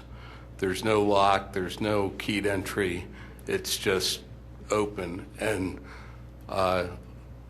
we do not intend to try to make these hopefully work. We want to provide doors that are going to provide real security for our homeowners. So yes, we're going to match the detail. No, we are not going to try to make these doors do what they weren't intended to do when they were first installed. And would you be willing to agree to that as a condition on the plan, that you would get them custom made to match the detail? Absolutely. Okay, and how about the shutters? The shutters are something I'll be very honest, we haven't even considered until the question came up this a couple days ago.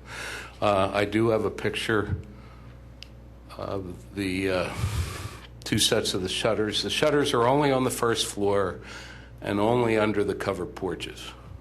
Okay, so what I would like to ask is the ability to, we need to analyze these to see what condition they're in, whether they can be refurbished or make new shutters. It was a question, quite honestly, that never came up with Harb. But you can see why it's an important, for the community, these are very important attributes, because these are the things that the community sees and associates with this historic building. Well, there's some other things that the community also sees, for something that has not been discussed, and I think it's important to bring it up today. And our Tim Wentz, our architect, is here. We have the right to kind of keep the building the way it is. I believe even to the railings outside could be left 30 inches high. I would not do that. I wouldn't even consider doing that. What our intent is, if you see the railing height on this picture, code requires, the new code requires 42-inch high railings. Okay, so that is our intent, is to replace all the railings, including on the top open porch. I don't believe I didn't know this question was going to come up, so I don't have a picture of the top. But if you drive by, right now there's just a 2x4 lean-to rail that's open underneath. So there's things that we're going to be doing this building that we're not going to change the look, we're not going to change the design of the rail, but our intent is to bring it up to today's standards for safety, fire, there's no sprinkler system in the building. We're going to put a sprinkler system in the entire building, okay? That's not a requirement. I hope that, so, you know, I would just caution that you ask us to do, you know, you're asking us to do things that we're really not prepared to address, some of the things that you've asked for. So I'm willing to say that we will analyze these shutters. If we can't use these shutters, we will replace them with something that looks identical, but well, that's, I mean, fair? I have those shutters on my home. And when the same age, and when I moved in, I had to get them, some of them, custom made to look exactly like the others. That's you fine. can't tell which ones are real now and which ones date back 200 years. And we are happy to but do that's that. what I want. I want that as a condition, that if they're not salvageable. But only where they're located now. Right, where they're located now. Okay. But if they are not salvageable, that you will have them recreated, custom built to be exactly like what they are. I will agree to that. Okay. So, great. I'm sorry. I'm a bit uncomfortable with that we're going to be able to craft language tonight, or that we should even aspire to craft language, because some of these things we're not the experts on, like particularly the doors. I don't know that the doors should look the way they look now. Perhaps the doors are not period specific or period accurate. So I'm uncomfortable with some of the steps that we've taken. I'm comfortable with the concept. I think we want to get to the same end, but I'm not comfortable. I'm not sure that Well, we're right now, going to find language the that can do doors that. are painted. You know, if we're going to, our other two jobs that we've done in downtown Wayne, we've done solid mahogany entry doors that are raised panel. Yeah. I mean, I'm comfortable that you're going to put in doors that are appropriate. So for Thank me, you. I don't need language tonight that specifies the particulars of the door, the particulars of the shutter. I understand the concept that you want to get to, but I have some discomfort with that language tonight. And then I have another concern. I don't agree with staff's interpretation of calling the green roof pervious. I think from both stormwater and from zoning, my opinion is that the roof should be considered impervious. And for me, the main thing is I recognize that there's uncertainty in the ordinance, but for me, the statement about all buildings being impervious trumps the first statement, and then trumps any implication about not pervious asphalt. So I think that our zoning code we should interpret the green roof to be impervious cover, and I would understand that would change the design, but in my opinion, that's what should happen. I also don't think that our interpretation is going to be protective from the stormwater perspective, because essentially we have a design criteria, and if we allow a green roof to be called pervious, then we can allow for bigger buildings, and then bigger buildings can mean more impervious in the building and more stormwater. So I think that that's problematic. And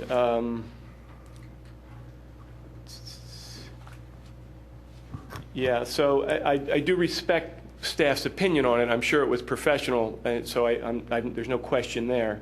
But my opinion is that we're making a mistake when we're setting policy.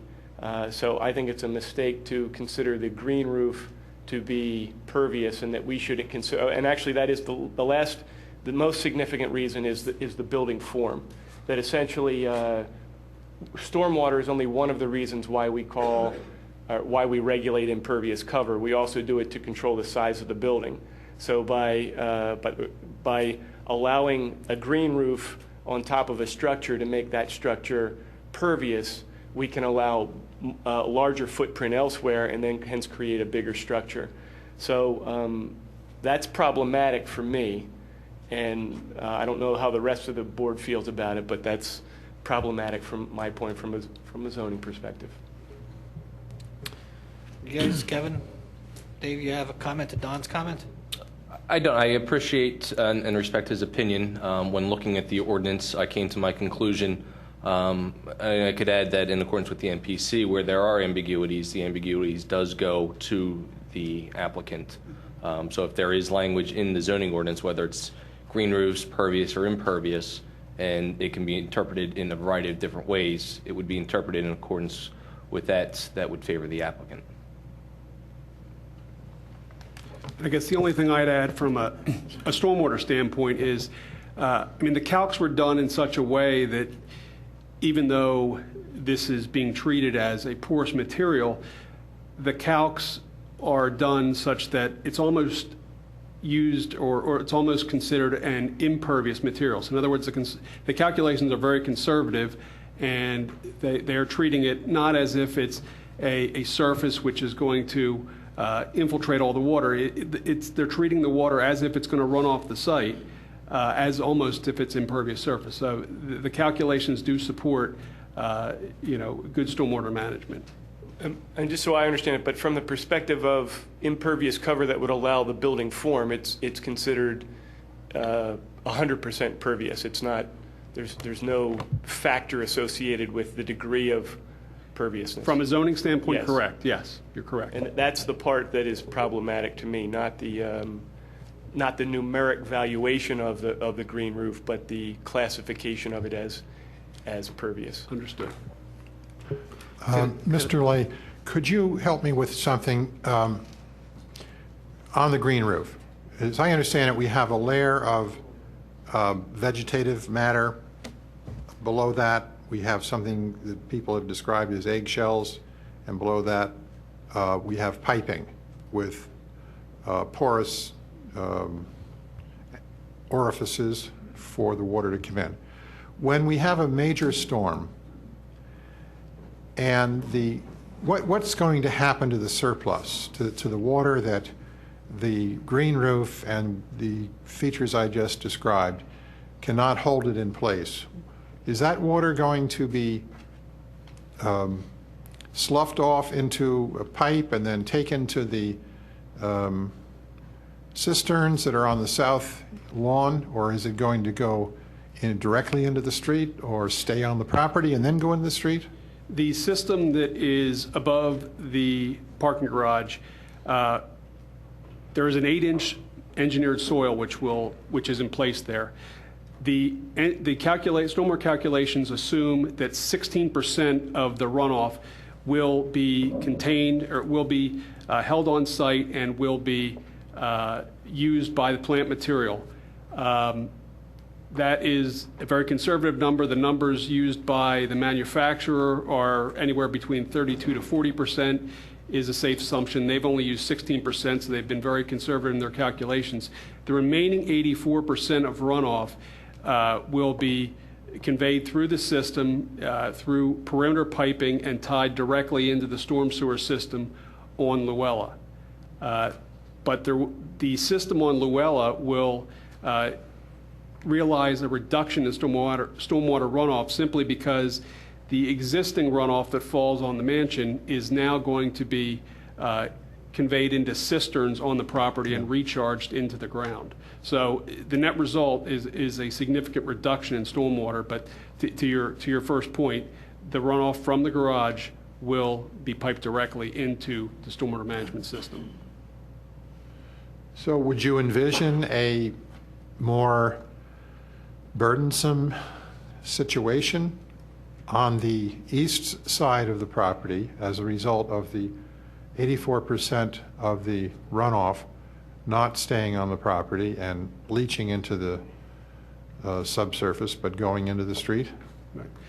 I would say no. I mean, in existing conditions, I mean, we have an existing parking lot out there now. It's a gravel parking lot. The way it's interpreted in Radnor is that's impervious surface. So the runoff is now, there's a significant area of runoff running off the site now. So there's really not going to be much of an increase in flow to that nearest inlet. So there may be a very small increase to that inlet, but there'll be a dramatic decrease to the system as a whole. Overall. Right, correct. Okay. Dave, can I follow up with that? I just have to admit, I understand what you're saying, how because the existing structure has no storm release system, most of that water is running off into the being conveyed by our street system. The square footage of that structure, the roof square footage, is that the 9,100 square feet? Is that what's? When you say the square footage of? Well, all the impervious that's currently on page 3, section 4, the Stormwater Management Ordinance, item number 1. It talks about the 9,100 square feet of the existing building. So this is page 3, item number 1. What are you reading from, John? This is, oh, I'm sorry, this is the... Engineers report? Yeah, the Gilmore and Associates, December 1st, file number 11-07042T. Right.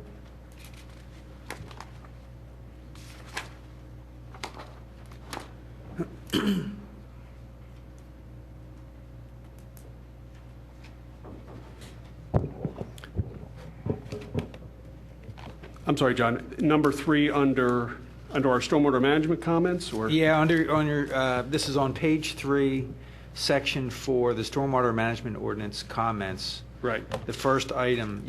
You talk about a 9,100 square feet. Right, that's building. That's the mansion. That's basically the envelope of the. All right, and what's the square footage on the parking garage that's being proposed? It would seem to me it would be quite large, at least 2 or 3 times that. I think I'd have to do some calculations to figure out exactly. I don't know off the top of my head what the exact square footage of the garage is.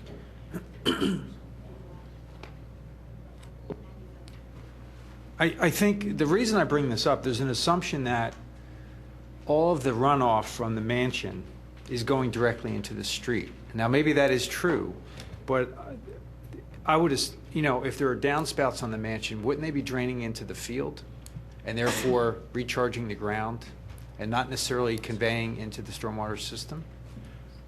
Well, I guess my interpretation or the way I would look at it is, while that may be true to an extent, I don't think 100% of the runoff in the current condition is recharging to the ground. I would think a majority of it is more than likely heading out to Luella Court and then going to the stormwater management system. Whereas in the post-developed condition, all that runoff is going to be, placed in cisterns and required to recharge into the ground. It'll have no way to escape.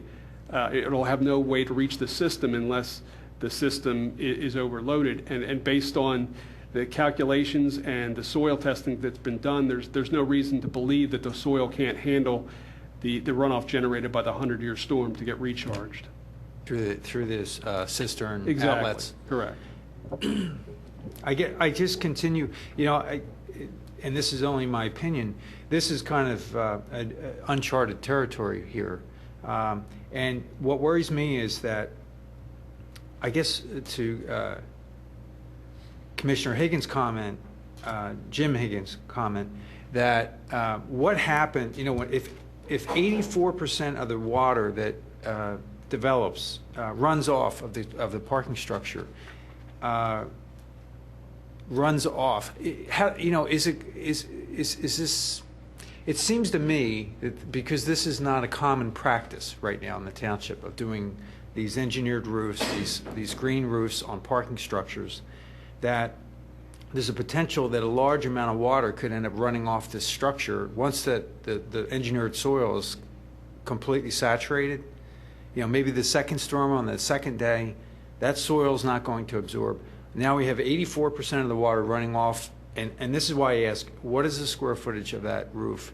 Because it seems to me that your report is thorough and I appreciate it, but it just seems, it's a little vague to me because I'm not the civil engineer, but I'm looking for the numbers and I'm trying to understand it. Well, I guess while we were speaking, Kevin ran some calculations, and it's roughly 9,900 square feet, the parking garage. So it's slightly smaller than the mansion. Slightly. Okay. But the parking garage doesn't, then in your opinion, this engineered roof is designed to store and release the water in such a way that it's equivalent to maybe an underground storage tank or some type of cistern system?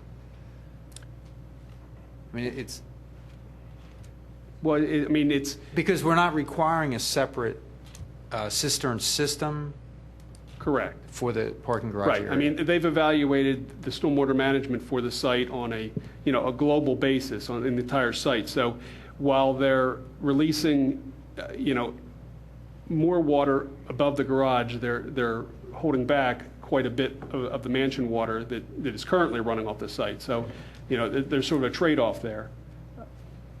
But it wasn't clearly established that, it seems like the analysis of the existing conditions may not be in front of us here. So, I'm not really seeing proof that the water that's running off, quote, the mansion isn't recharging the ground there. I have no proof of that. So how do we, at least in the document that you provided to me, so how do I know that, in fact, we have a net reduction? I mean, I guess all I can offer is, that's the way the engineering calcs are done. In the existing condition, we look at the existing impervious surface area. The assumption's made that area is going to, run off the site. The existing lawn area, will be recharged to a certain degree.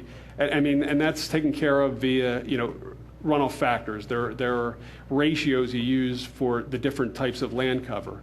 And we take that and we analyze the existing condition, and then we do the same thing for the post-developed condition, and we look for the reduction. So, I mean, I think the best way to look at it is there's a lot of levels of conservancy done in these calculations. Like I said, the manufacturer of the roofing system recommends, from a design standpoint, that you can assume that 32% of the area, 32% of the runoff that falls upon the garage will be maintained on site and will be used by the plant material on site.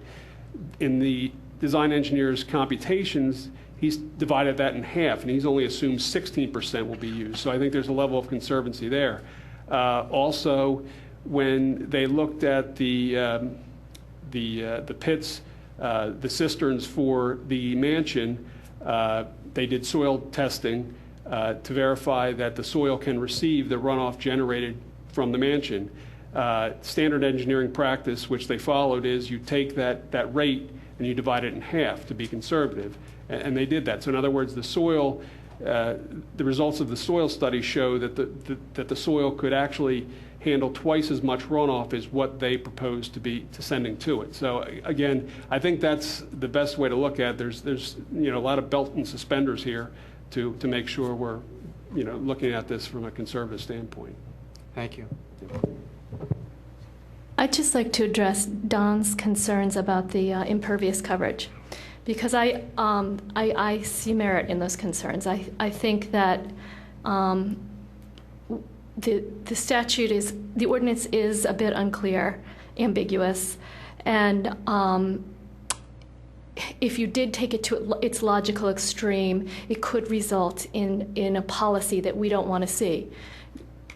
Bigger structures allowed because some of them have green roofs, and that would defeat the purpose of an impervious coverage ordinance. However, I think we have to take the ordinance as it's written today in this particular case. And for me, personally, the fact that it specifically excludes porous asphalt or includes it as a pervious coverage, it speaks to me that a coverage like this that is permeable, but it's not truly a grassy area, but it is absorbent, that to me is in the same category as porous asphalt. It's not grass, it's not natural condition, but it's designed to be porous. Thus, it's not impervious under this ordinance as it's written.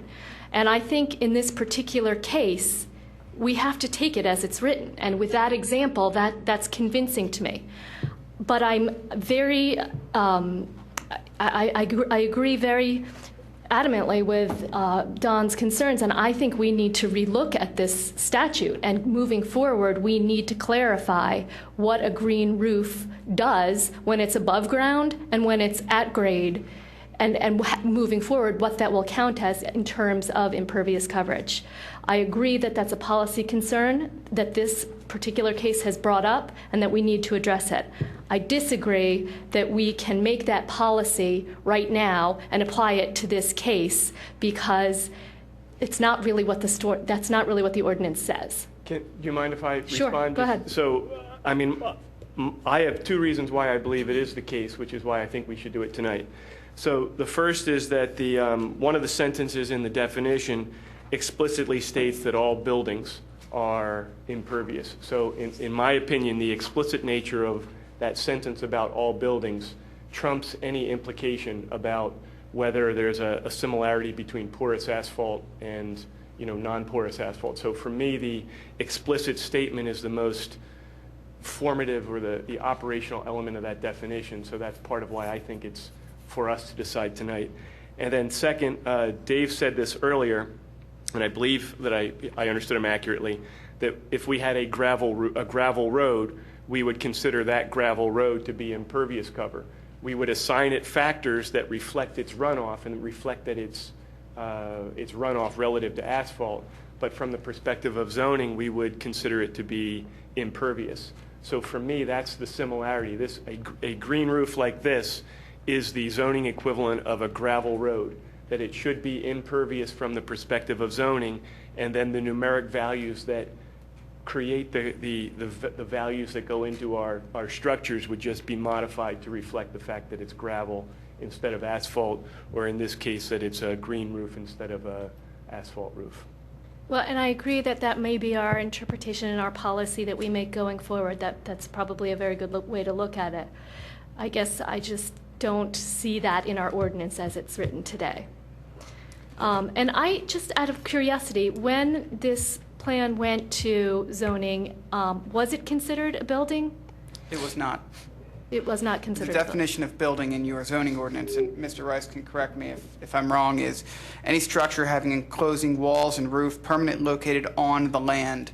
It was discussion at length with the board, and it's been something that's been opined upon, but this building, the building that Mr. Curley is discussing is below ground, the structure. And there's a difference in your ordinance between the definition of structure and definition of building. The garage is a structure, it is below ground, and was not deemed to be a building. And that was the opinion that was given at the zoning board. So that's how they came to the determination that it was a surface that absorbed water and it was not a building. So pursuant to the zoning officer's opinion, the zoning board agreed. Mr. Falcone, could I ask you, I'm up here. Yeah. Am I correct that when the zoning officer issued that opinion in June of last year, the current plans before him and before the other bodies of the township showed a garage but did not show walls, where the pedestrian access to the garage is, did not show walls above ground? And am I also correct that the plans now show walls, and that those walls are in fact we're talking about the south side of the loop of Luella Court, those walls are in fact in the setback? And thirdly, if I'm correct on that, does that mean that the walls create a violation of the zoning ordinance and would require the applicant to obtain a variance for their construction, their erection?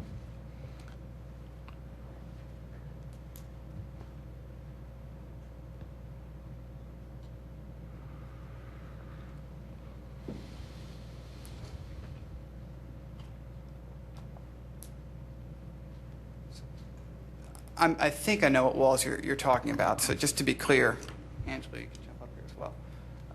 I assume you're talking about these walls. Yes. You're calling walls here the entranceway. Not retaining walls. These are safety walls to help the pedestrians navigate down and, yes, above ground. On top of the garage? Yes. They're behind the setback line, on top of the garage. I think you're talking about the walls along the passageway that takes you into the garage from the grade. That's what I said. Well, that's not right. I don't mean the perimeter. The retaining walls along the pathway to go into the garage from Llewellyn Court. So those were determined, Angela, if I'm correct, to be retaining walls. And they do not violate the setback. And that was specifically addressed. That issue was specifically brought up and addressed. Before what body? Before Matt Bauman opined on those walls, because Matt Bauman did discuss these walls. They were discussed as retaining walls, and the issue was revisited. They've been that way. This application appeared in front of the zoning board. Commissioners, I may be able to add to that discussion. First, to answer your question as far as the zoning hearing board viewing it, I have the exhibit packet that went to the zoning hearing board, and the plans as they are shown with the retaining walls and the location of the man door are as they existed on the application that went in front of the zoning hearing board. Second, you have that package in front of you? Second, this issue had come up prior, I guess after the zoning hearing board, where the interim zoning officer, Bill Miller, had weighed in on the issue and determined that those were retaining walls and not subject to the building setback. So those two issues, it was in front of the zoning hearing board as it is currently depicted, with those coming all the way out to Luella, as well as Bill Miller, who was serving as the interim zoning officer prior to my arrival, had weighed in on that through discussions with the township engineer. All right, help me on this. They are allowed because they are not in the setback, or they are allowed because they are retaining walls and can be in the setback? I think you have both. I think it's part of the structure and was included when the zoning hearing board weighed this entire issue of the structure beneath the ground versus on the ground, as well as there are portions of those walls that are serving as retaining walls and will not need to meet the definition of setback, those that then extend from the parking structure out to Luella. Okay.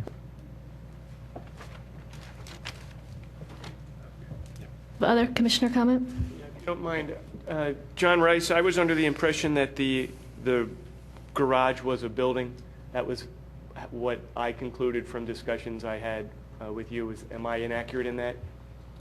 The applicant has said, or the applicant's attorney has said that I am. Well, I think what Mr. Falcone read, and I don't have the definition in front of me, is that our definition of building talks about something on the ground, not under the ground. I would consider the parking garage, if it has four walls and a roof, to be a building.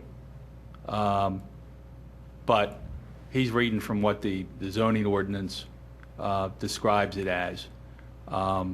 You're using that to get into the impervious surface ratio, since that's part of that definition. But, I mean, it's an underground structure also, Don. But anything that has four walls typically, and a roof, is a building. Right.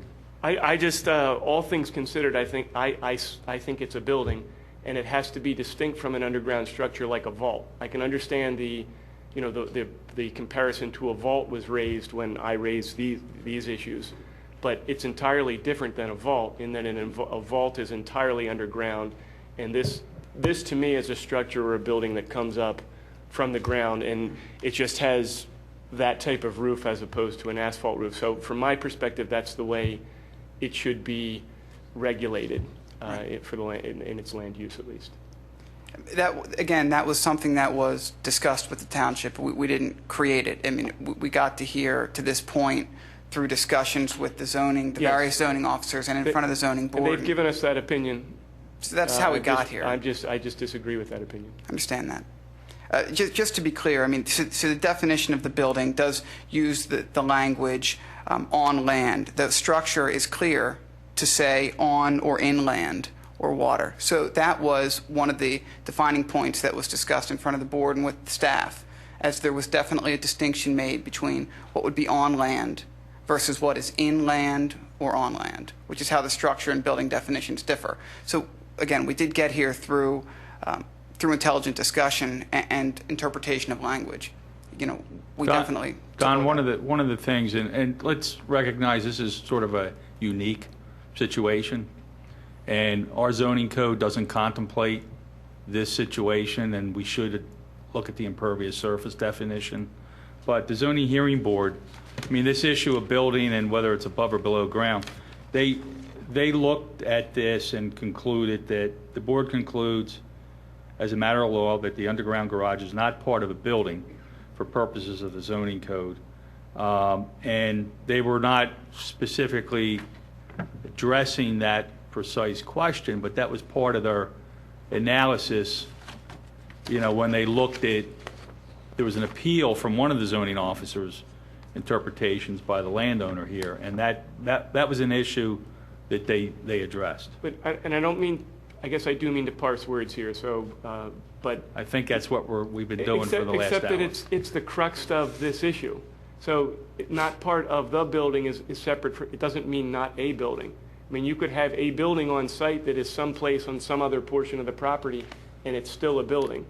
And it has, in my opinion, it has to be treated like a building from the zoning perspective. Do we have any other commissioner comment? I had a couple comments more about the issues of during construction. I would like to see make sure that the final resolution includes things such as the fact that the fencing for construction has to be on the property, not out in the right of way. I'd like that fence to be block the view from outside so you don't see in and see the construction. I'd like to be certain that we're not going to issue any COs for the mansion until such time as the garage is complete and usable to accommodate the parking for the mansion. And I'd also like to see the consideration of someone, an inspector, whatever you want to call it, an enforcement individual being there to assure that all the rules are being followed, especially with regard to parking and impeding traffic flow. This is going to be a burden not just to the people on Laurel Court, but certainly the businesses there, Lancaster Avenue, Waynewood. So we have to assure that. And I'd like you to consider, Cass, when you do your project management for this, using just in time for your deliveries, so you don't have several trucks sitting there waiting. I just had this discussion with SEPTA today because of the work they're doing on the P&W, or the Norristown high-speed line for younger folks. Because the staging of the vehicles can be just as problematic as the vehicles themselves are on the site. So there's some of the things I'd like to see as additional conditions on whatever we're doing. So just one comment to that, Mr. Nagel. That's kind of the reverse construction sequence that Kaz is doing. He's doing the mansion first. Yes, I know. Okay, so, and you're suggesting he do it? No, I'm not suggesting that at all. I'm just saying that you can't get the CO until you have the parking you need. The occupancy. Oh, Right. I gotcha. I misunderstood. I was confusing your CO with the building permit. No. Okay. No, I'm talking about occupancy. Gotcha. Absolutely understood. One thing, under the condominium law, Pennsylvania law, we have to have all the common areas done before a CO can be issued, which includes the I just want to make sure. Mr. Falcone, could I? One other thing. John, I just would point out to you that if you go back and look in the late 70s, early 80s, there was a fairly significant lawsuit in which a extremely large, what you and I would call a building, was classified as an enclosure so that it could avoid paying real estate taxes. And that went way up in Supreme Court. So, and the case was won. The building is called an enclosure. Do you have any comments about the conditions that were just proposed?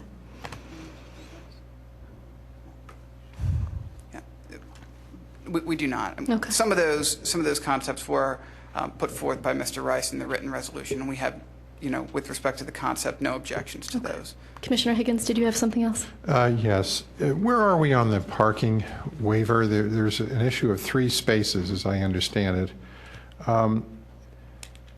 And what is the position of the applicant? Why doesn't the company want to have the parking on the premises? We're only talking 3 spaces.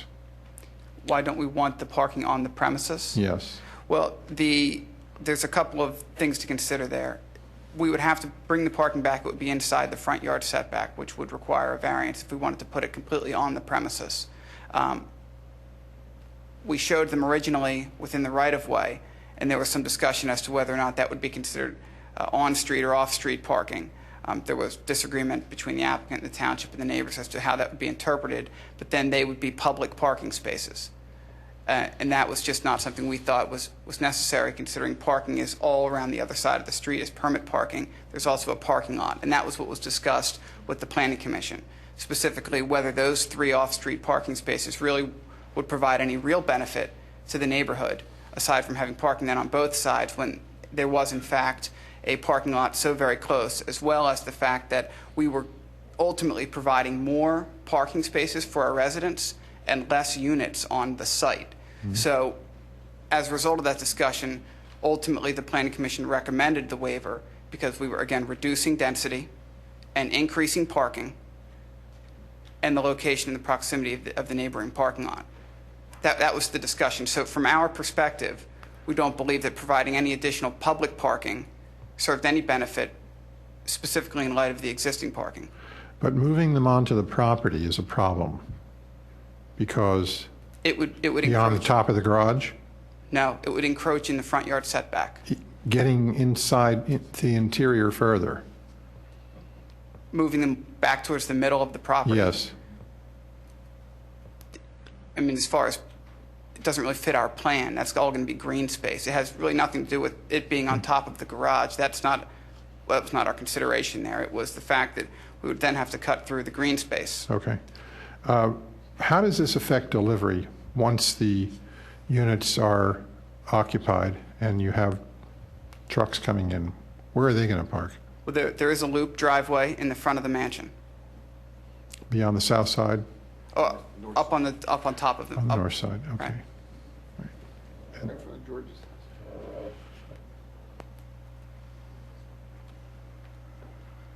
Are you finished? No? Yep. Okay. Are we finished with commissioner comment? And do we have any staff comment on this resolution for preliminary approval? Okay, then I'm going to go ahead and open it up for public comment.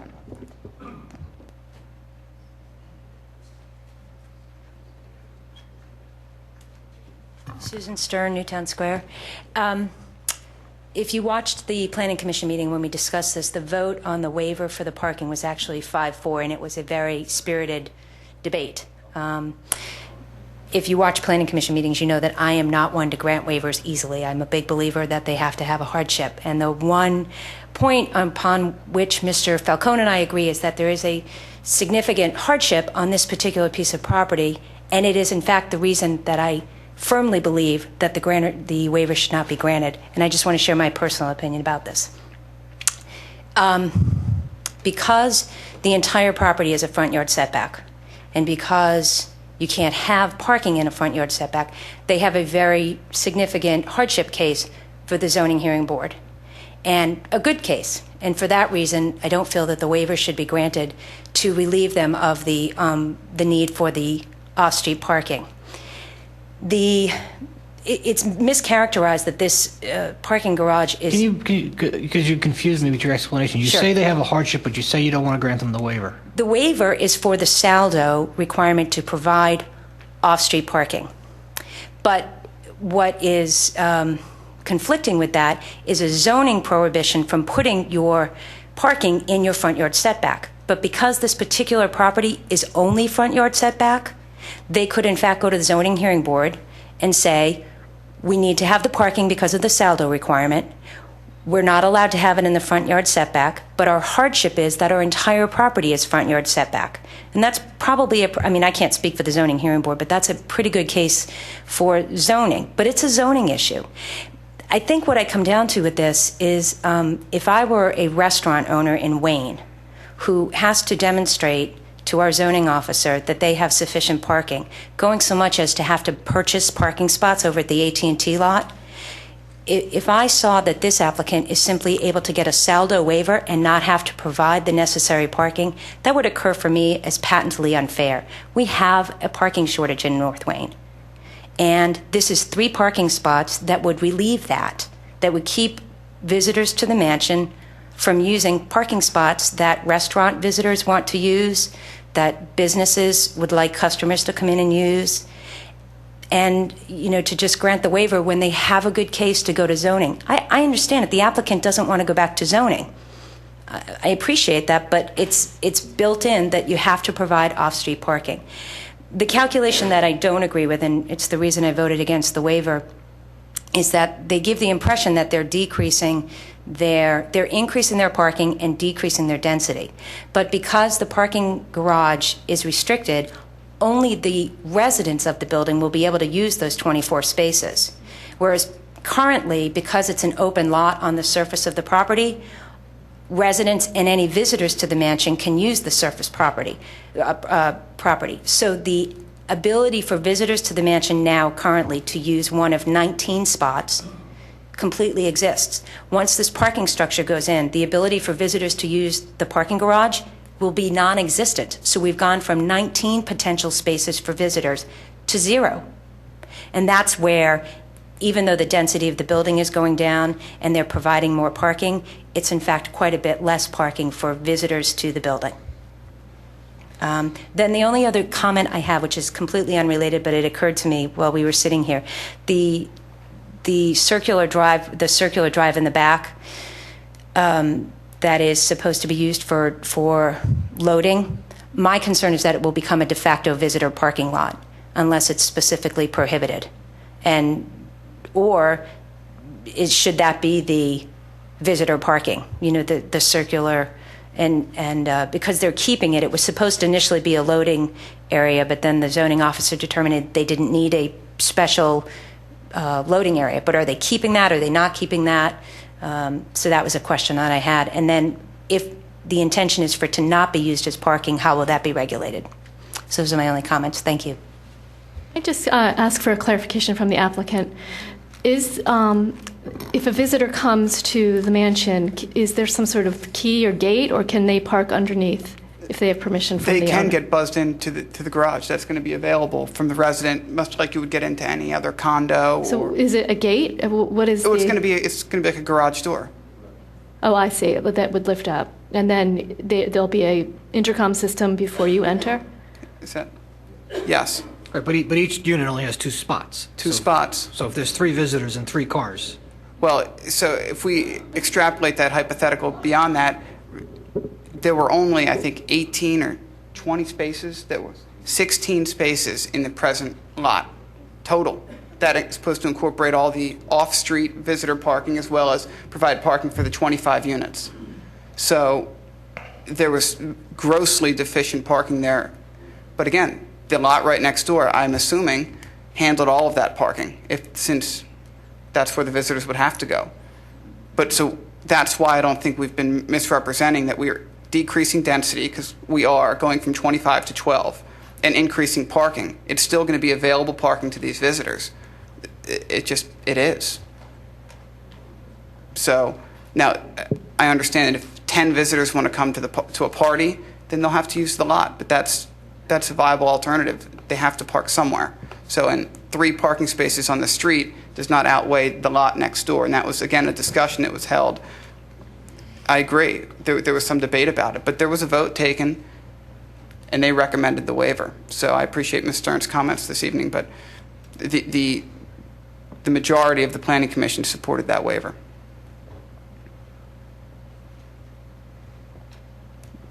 Thank you. Public comment continues. Good evening. I have a few pictures I want to show.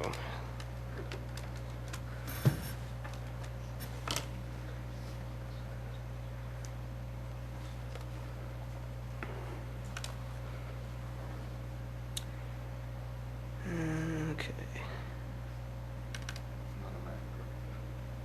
I'm having a hard time finding my way around here. All right. So good evening, commissioners.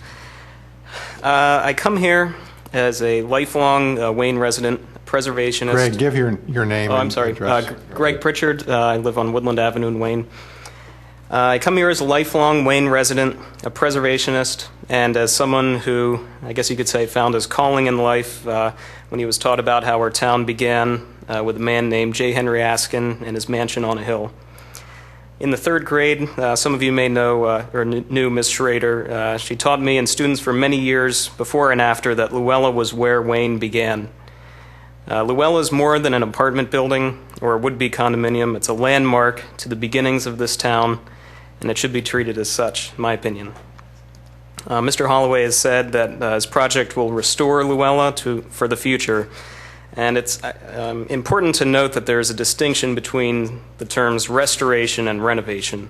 And by its very definition, restoration implies bringing a historic building back to the appearance of its period of significance, or the time at which it was at the most important stage of its history, while a renovation is usually a modernization of a structure without consideration to historic integrity.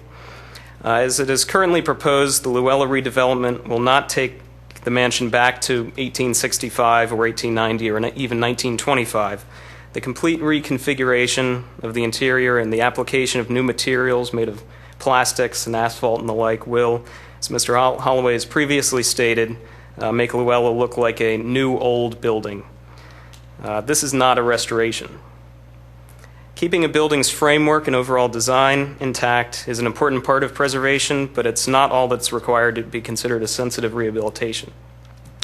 The United States Secretary of the Interior has put forth guidelines for the rehabilitation and restoration of this nation's historic resources. And these standards are adopted by contractors all across the United States as guidelines for how to bring historic structures into the present while respecting remaining historic fabric. Building owners are even given significant tax credits towards their work for complying with these standards. If any building in all of Radnor Township deserves this kind of attention to detail and respect to its history, it is Luella.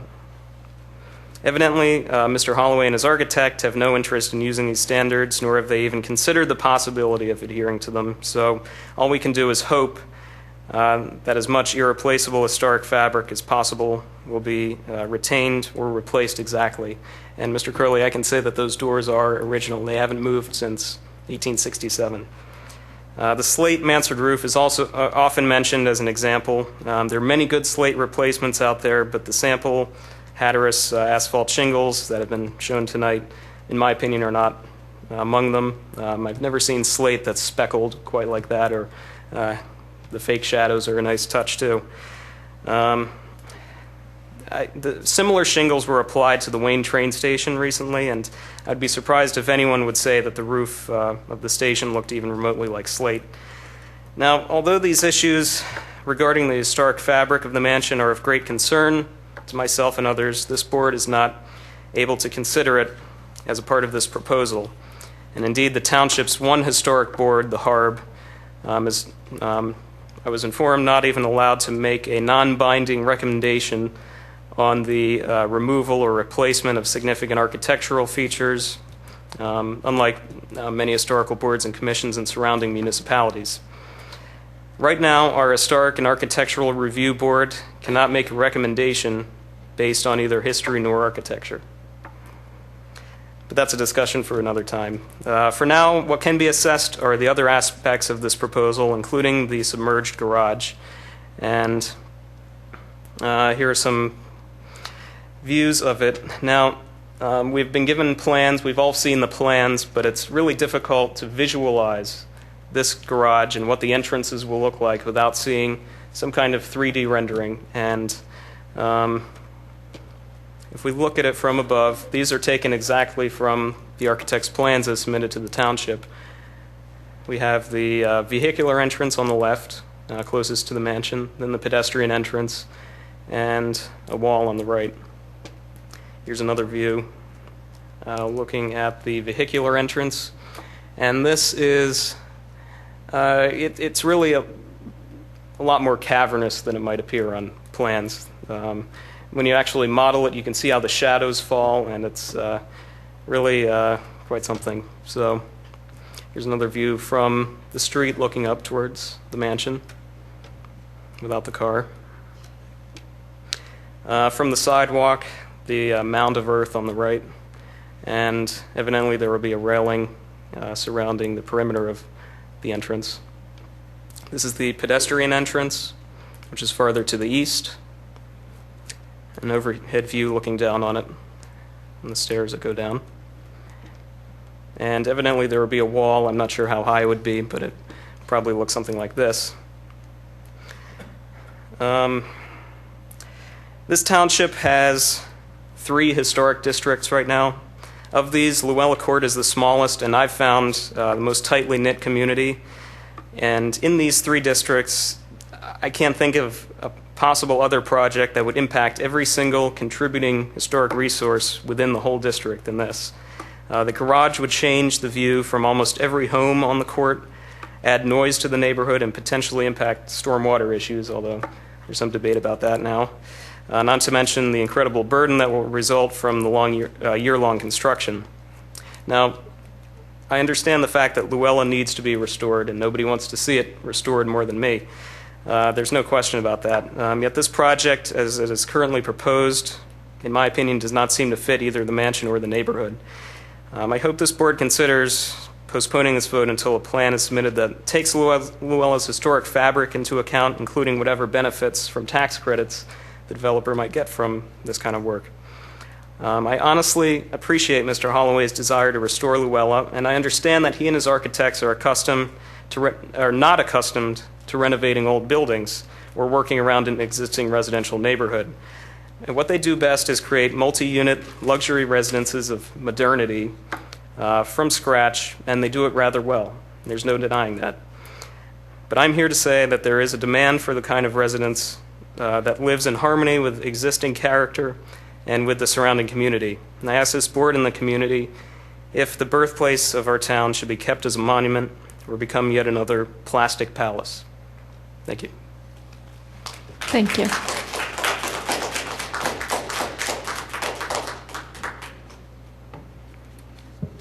So we'd seen that presentation previously, and this application was in front of the HARB, this township's board, which would determine whether this construction is appropriate for this district. That's their only charge, is to determine a certificate of appropriateness. 4 times we were in front of the HARB, and they issued a certificate of appropriateness for this underground garage. They did not issue a certificate of appropriateness for our above-ground garage, clearly taking to heart their task to determine what is appropriate for this district and what is not. They determined this to be appropriate from a historic perspective.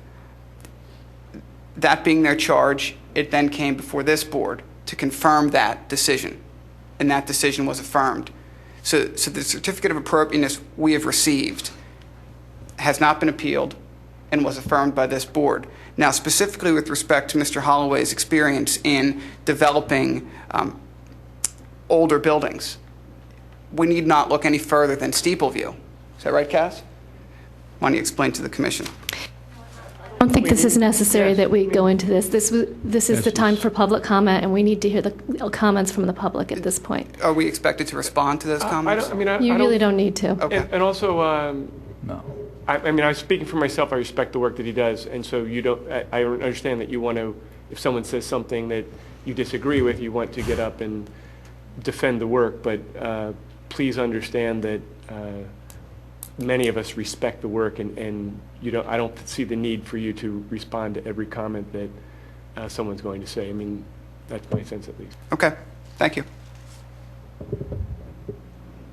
Do we have more public comment?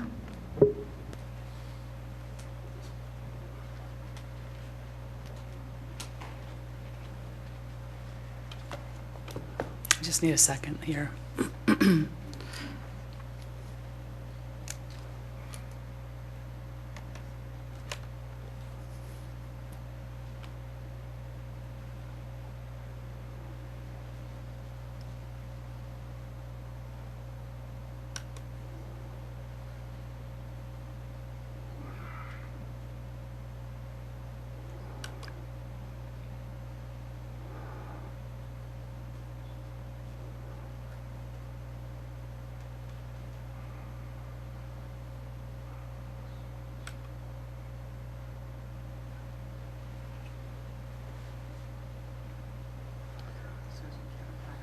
No, that's okay. I'll find it.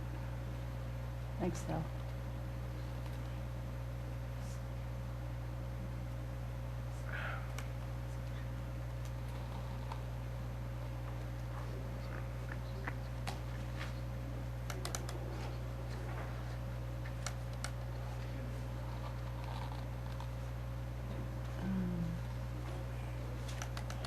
Okay, I've added a couple of different things to this just in the course of the conversation. I was going to, it still won't be long though, so don't worry.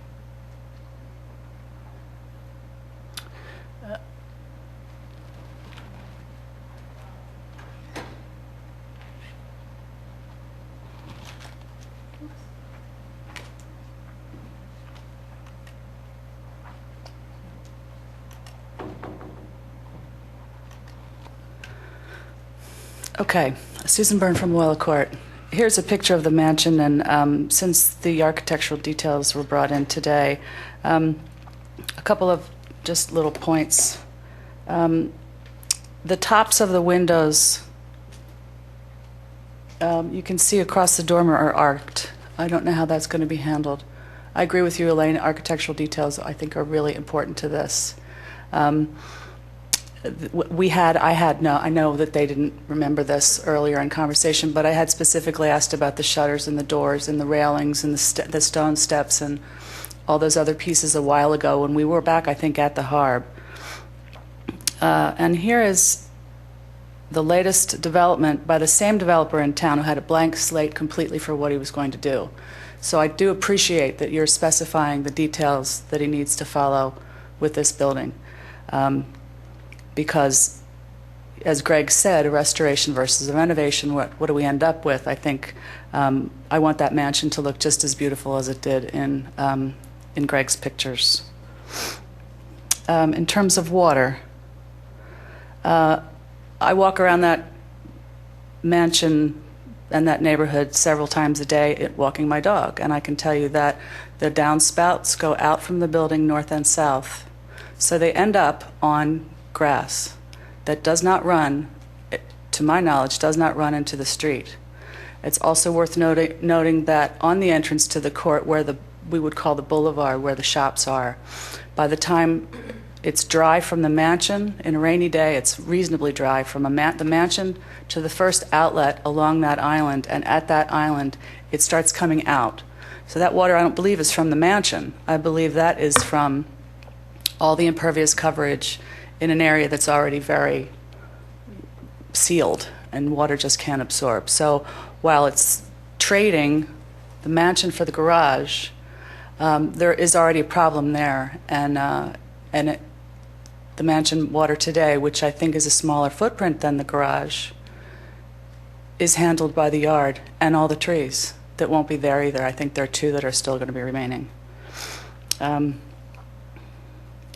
And then the last piece is the height. It really bothered me last meeting that I got the height numbers wrong for you, Jim, when we spoke.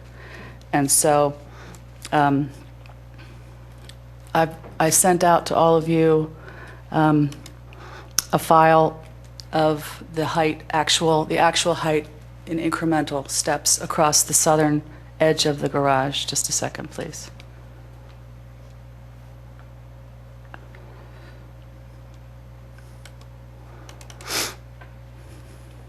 So there it is, and I have a drawing of it here as well.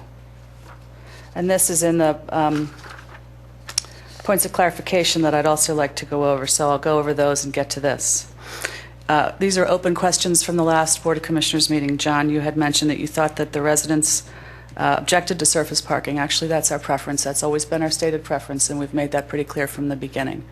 All the other things aside, we would rather have that than have an underground garage with what we consider to be... Can I just ask a question? Sure. When you say surface parking, you mean uncovered surface parking? Correct.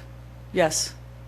And really, if you take the 18 spaces today and the 2 that are represented by the garage, it's not that much more coverage than exists today. You mean there's no roof on the parking lot? Correct. And also the impervious coverage on the ground would not be that much larger. And it would afford trees being able to be kept. It's a beautiful little canopy back there and an island of asphalt. There's not, I mean, the municipal side, yard is on one side of us, Lancaster, the train, and the parking lots. So that's one little green area that also serves all the business people that walk through there at lunchtime and jog there in the morning and do all that kind of stuff. So to keep the tall canopy of trees that's there, we know some of them, one of them is unhealthy, but to keep that, we would sacrifice the headlights that come in the windows and also a little bit more impervious space to the addition of the required parking that he needs. Does that make sense? Okay. So number two, I've gone back and checked with the neighbors who are immediately affected, and they would be Nancy Fleming and Barb Farrell, and they're not thrilled with the garage. It was less of two bad choices as far as they were concerned. And then the garage height.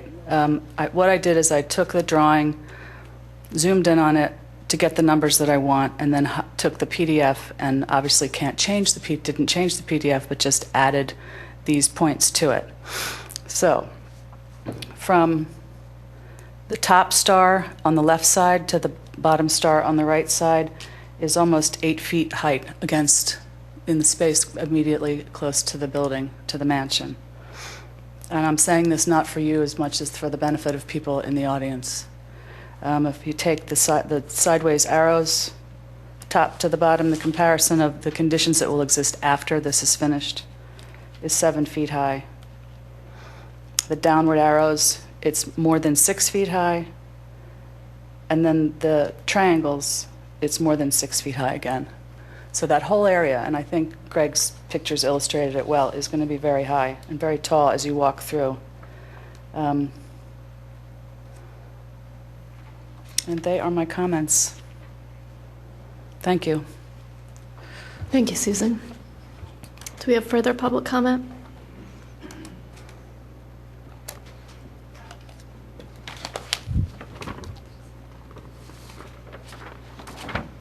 Hi, my name is Barbara Farrell. I'm at 19 Llewellyn Court. We're at the corner part on the south side. And one of our biggest concerns, and I've talked to Cass about this, but for the record, I feel I should make a statement. We are concerned about the water. And I know we've shown pictures that we don't have water now. I don't want water. Do you know what I mean? Like, this is our small little home, but it's our home. And this is like the part that upsets me the most, is we're the one of the ones that are getting impacted the most with the corner as far as the water, the height, and the site. And we're concerned about the safety as for people walking around the court. And that, especially, I was amazed when I saw that picture tonight from the gentleman on the computer, like how high it'll be. And I just wanted to make that statement because I feel that we're in the bottom corner that's going to get hit the most. Thank you. Thank you.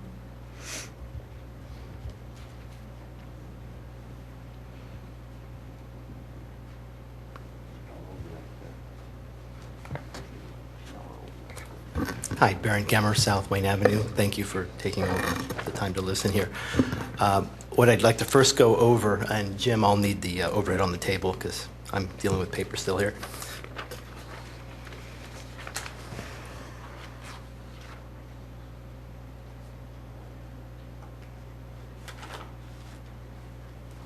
That should be good.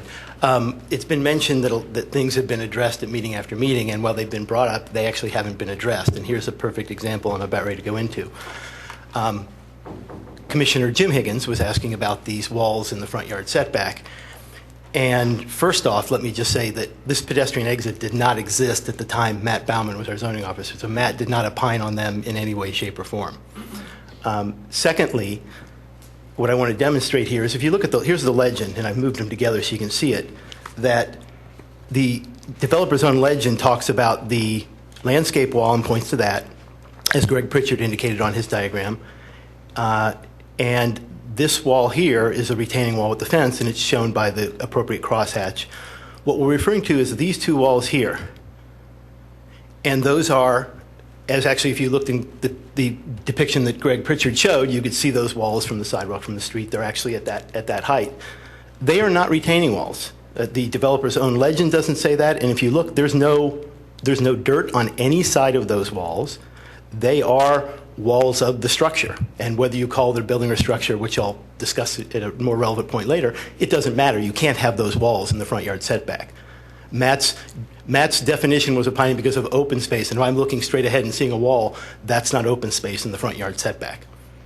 And when I brought this up, the reason I say this is unresolved too is when I brought this up earlier at the Planning Commission meeting, and Solicitor Rice said he would get back on that, and that's a lot of these things we never heard back, other than it's a retaining wall, and that's certainly not acceptable because it's not a retaining wall. There's no dirt on any part of it.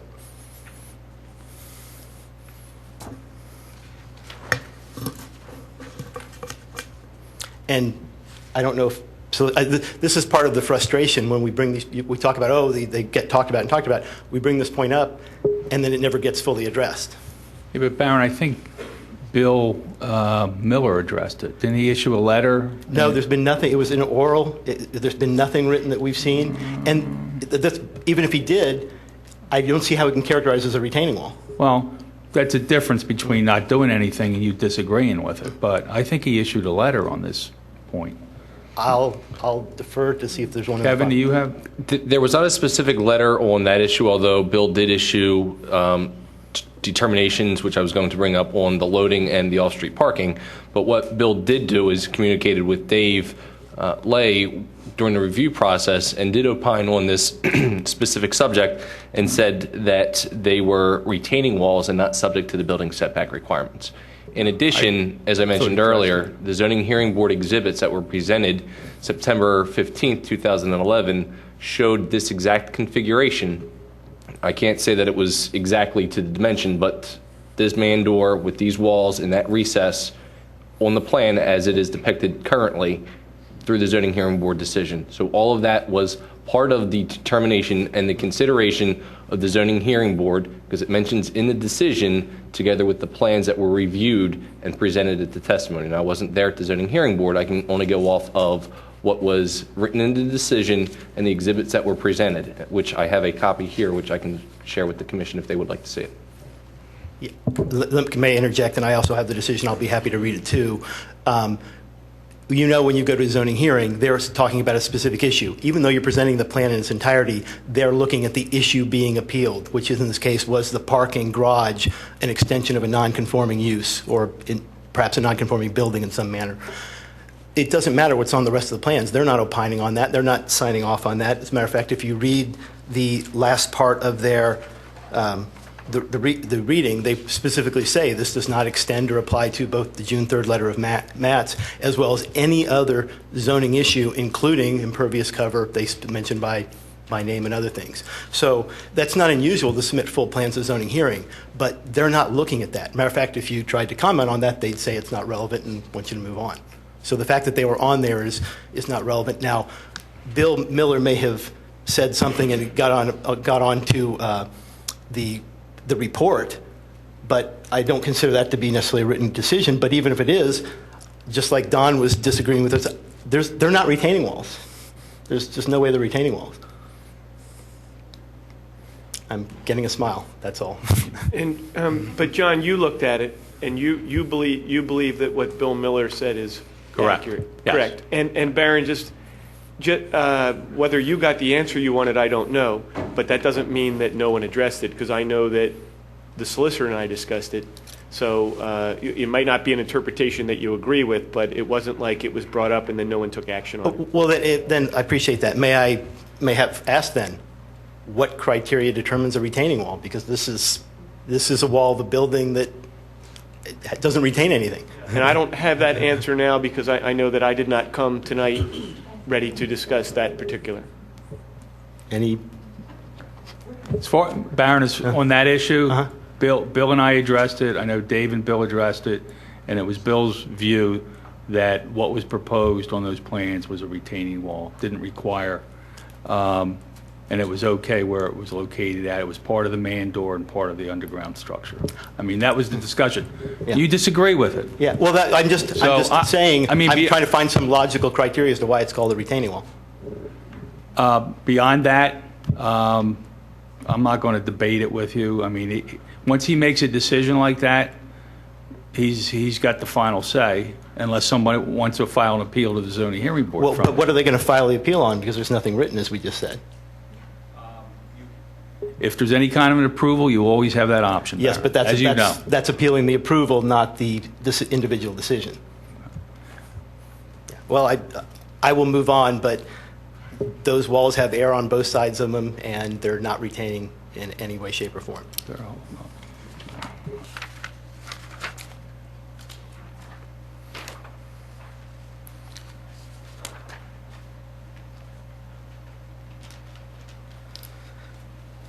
This issue that I'm about ready to go through, if you're following in the packet, has been talked about before at some stages, but not totally. And in addition to, oops, everybody's looking for the, yeah, this says 40 Llewellyn Court on it. I didn't get your packet earlier, Okay. Baron, so I Okay, apologize. it's all right.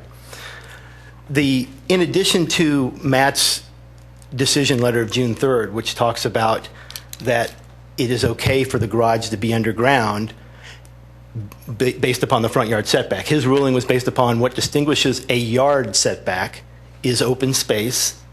And so if this was going to be maintained as open space in the front yard setback, then this structure was okay to be underground. But parking has separate requirements. Just because it's underground doesn't mean your space is going to be 8 feet by 12 or something like that. So some additional parking restrictions that come into play here are that from 280-105 of the zoning code, where it talks about, and we've already talked about this, no parking can be located in the front yard setback. Now, we haven't had a determination letter that said, oh, no, it's okay because it's underground. And it doesn't fall into the June, number one, Matt is very specific in his June 3rd letter of what that applies to. It only applies to the front yard setbacks in the definition under 284, I believe, and then the R4 dimensional ones that talk about that. And it's specifically about open space, not about parking, not about 280-105 specifically. But even if you say, oh, you know what, maybe that does apply because of the front yard, if you go to the last sentence where there's not a front yard setback implication, which was the whole gist of Matt's opinion letter, it says, in no case, however, shall the distance between the street right-of-way line and the portion of a lot to be used for parking be less than 20 feet. So it's saying the front yard setback is not in play here. It's just looking straight from the right-of-way, and it's saying you have 20 feet. Now, that's not talking about open space, so even if it's ground, it doesn't matter. So I can't go ahead and put a parking lot real close to the front yard or to the right-of-way and cover it with dirt. And in this case, if you've seen from Greg Pritchard's drawings, it still is level with most people as you're walking around. So it's just merely a parking structure that is covered with the structured soil and the like. And I don't really think this has gotten addressed in some of the past meetings either. It certainly isn't addressed. It's not subsumed under Matt's letter by any stretch. Never come up, right, until tonight? We had brought up the first. I mean, I don't remember this particular provision. Well, you were only at one of the two planning commission meetings. Right. So I think it probably would. We didn't bring up every issue at every meeting. Why not? Because they go on like this, but that would be more efficient. Yeah. Well, as you saw with the first issue, we bring them up and they don't get addressed. Sometimes we, stop beating our head against the wall. But so this issue had been brought up before, somewhat related to the 3 parking spaces because of the front yard, but it's being brought up again now. And as we said, this is the appropriate time to be bringing it up. This is the preliminary approval time, and it was already, if it wasn't addressed before, it would need to be addressed now.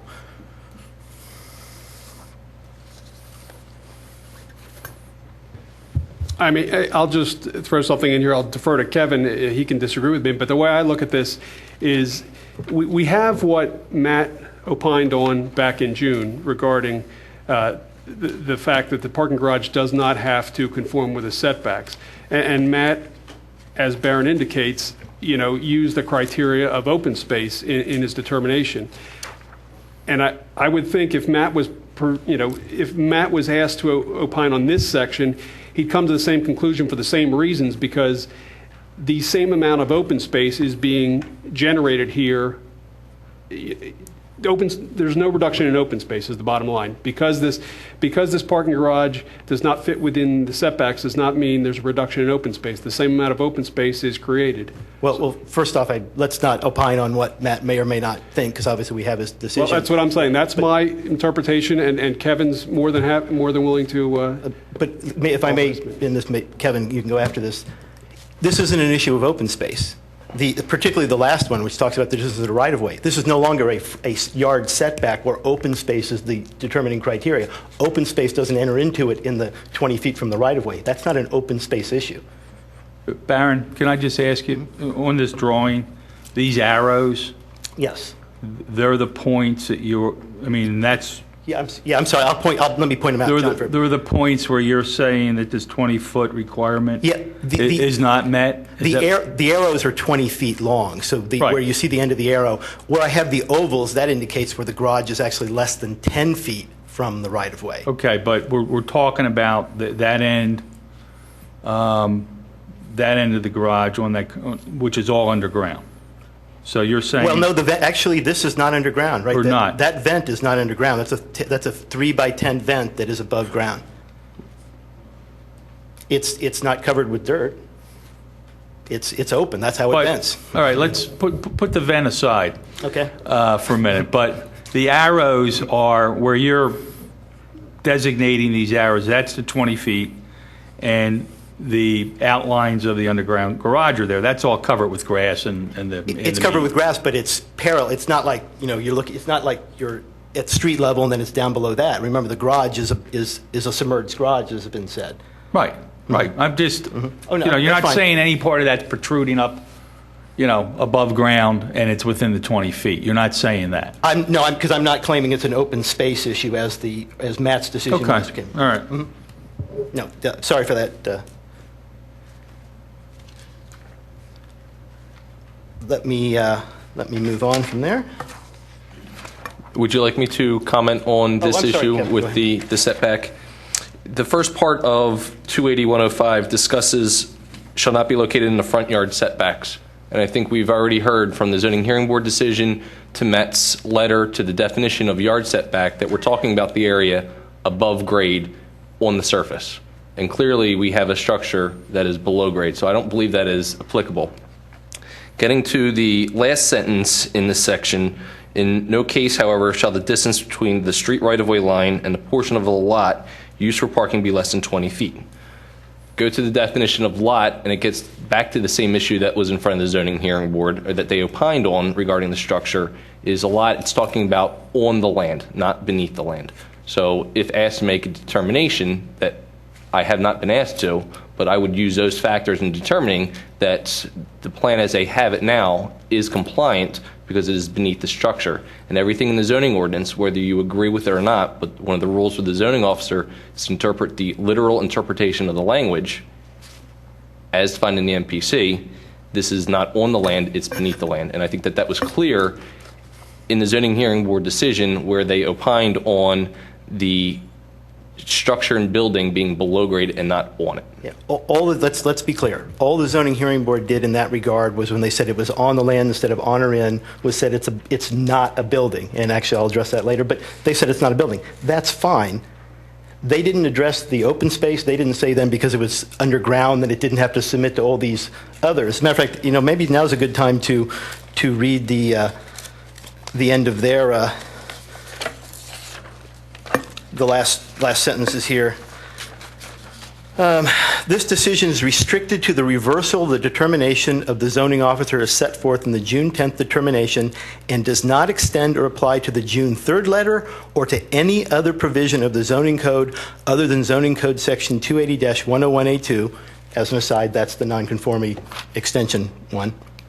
Without limiting the generality of the preceding sentence, this decision shall not constitute or imply any approval of the applicant's proposed underground garage with respect to any dimensional requirement under the zoning code pertaining to the R4 district, including without limitation requirements relating to the impervious cover or with respect to any other provisions of the zoning code other than zoning code section 280-101A2. So, but they're saying as they appropriately do, it was very limited to the appeal about the expansion of the existing nonconformity. They're saying it doesn't apply to any other code. Even if they had the plan in front of them with the pedestrian, even if they viewed it was underground for purposes of the building, for the narrow subject they were looking at, they were not opining on anything else, and nothing else should be really inferred from it. But Baron, don't you think it's reasonable that our zoning officer would look to their reasoning in coming up with his interpretation when he's looking at, albeit a completely separate ordinance, and that's something that the zoning board did not opine on,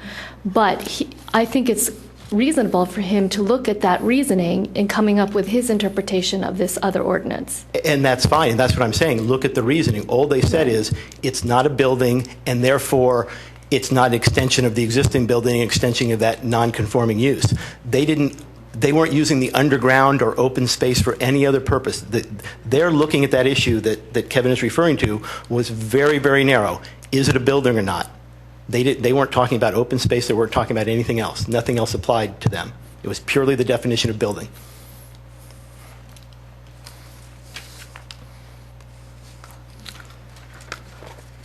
Okay.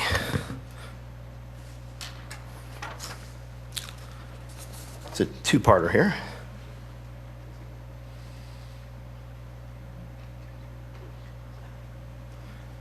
And again, this issue was brought up before, too, at planning. I don't think, John, it was the one you attended, where there were measurements done at 5-foot intervals on the property where it dropped a foot in vertical elevation to show that there was a possibility of steep slopes. And there was some talk about, well, really the code might say it has to be a 2-foot drop over a 10-foot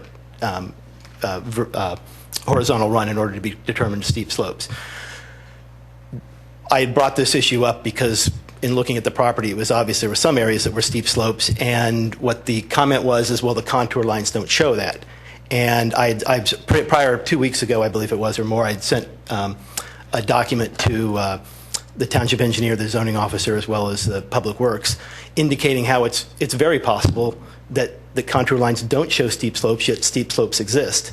And as a matter of fact, with the kind of steep slopes you have here, where they're basically within swaths of like 12 feet, but might run lengths of the property, if the actual steep slope itself is close to the definition, within plus or minus a couple of feet of that, it's actually highly likely the contour lines won't show steep slopes, even though they do exist. It all has to do with the fact that contour lines are not measuring slope, they're measuring elevation, but the elevation they're measuring is at foot increments relative to some arbitrary measurement as far as the property is concerned. You're not looking at the property and saying, let's take the highest point or whatever. It's relative to some standard.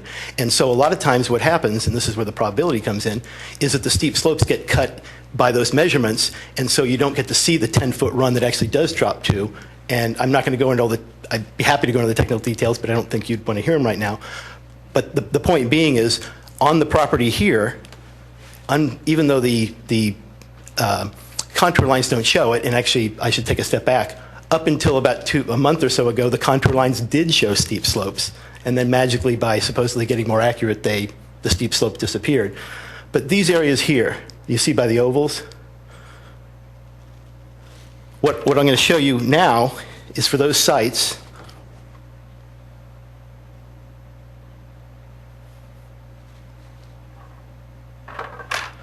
There's like a side picture and then a close-up. What was done is there's a 10-foot pole, no pun intended for that, and another pole where 2 feet is marked with a black piece of tape, and then both poles were leveled appropriately in order to show to make what the measurement was. And in all 4 of these cases on the sites I've listed, there was at least a 2-foot drop over 10 feet or less, so that would be steep slopes or steeper in these four places.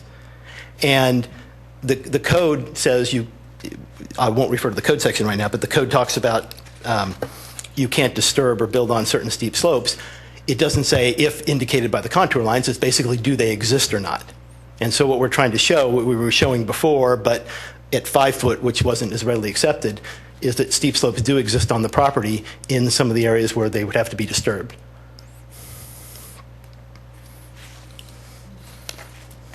And Barron, if I could just respond to that.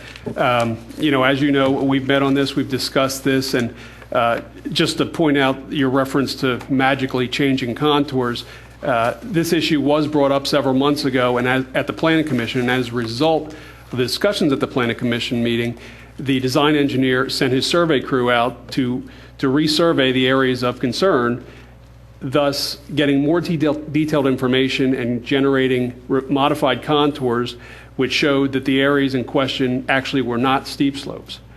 So that's really, all I have to go by is the plan that's prepared by the design engineer. His seal is on there. In this case, he's a licensed engineer and surveyor. He's certifying these contours and this plan is accurate. That's all I can do. I cannot go out there. Unfortunately, I can tell you the difference between 2% and 25% by eye, but I can't tell you the difference between 18% and 22% by eye. So the only way that I could cross-check the applicant is if I send my own survey crew out there to verify his information. But that's the whole process of this licensing procedure, so that we can trust the information that's given to us because his license is on the line in verifying the information provided. So, I'm a little suspicious, obviously, of the contour lines changing. Even assuming they are verified and true, what I'm saying is, in types of slopes like this, where they're anywhere from the actual slope is between 9 and 12 feet, but has the appropriate drop to qualify as a steep slope, based upon the way contour lines are done, it's actually more likely than not that the contour lines will not show the steep slopes. And so, you can believe that. That's why we wanted to get some kind of evidence to show that they still do exist, even though the contour lines don't I have show. a question on this topic.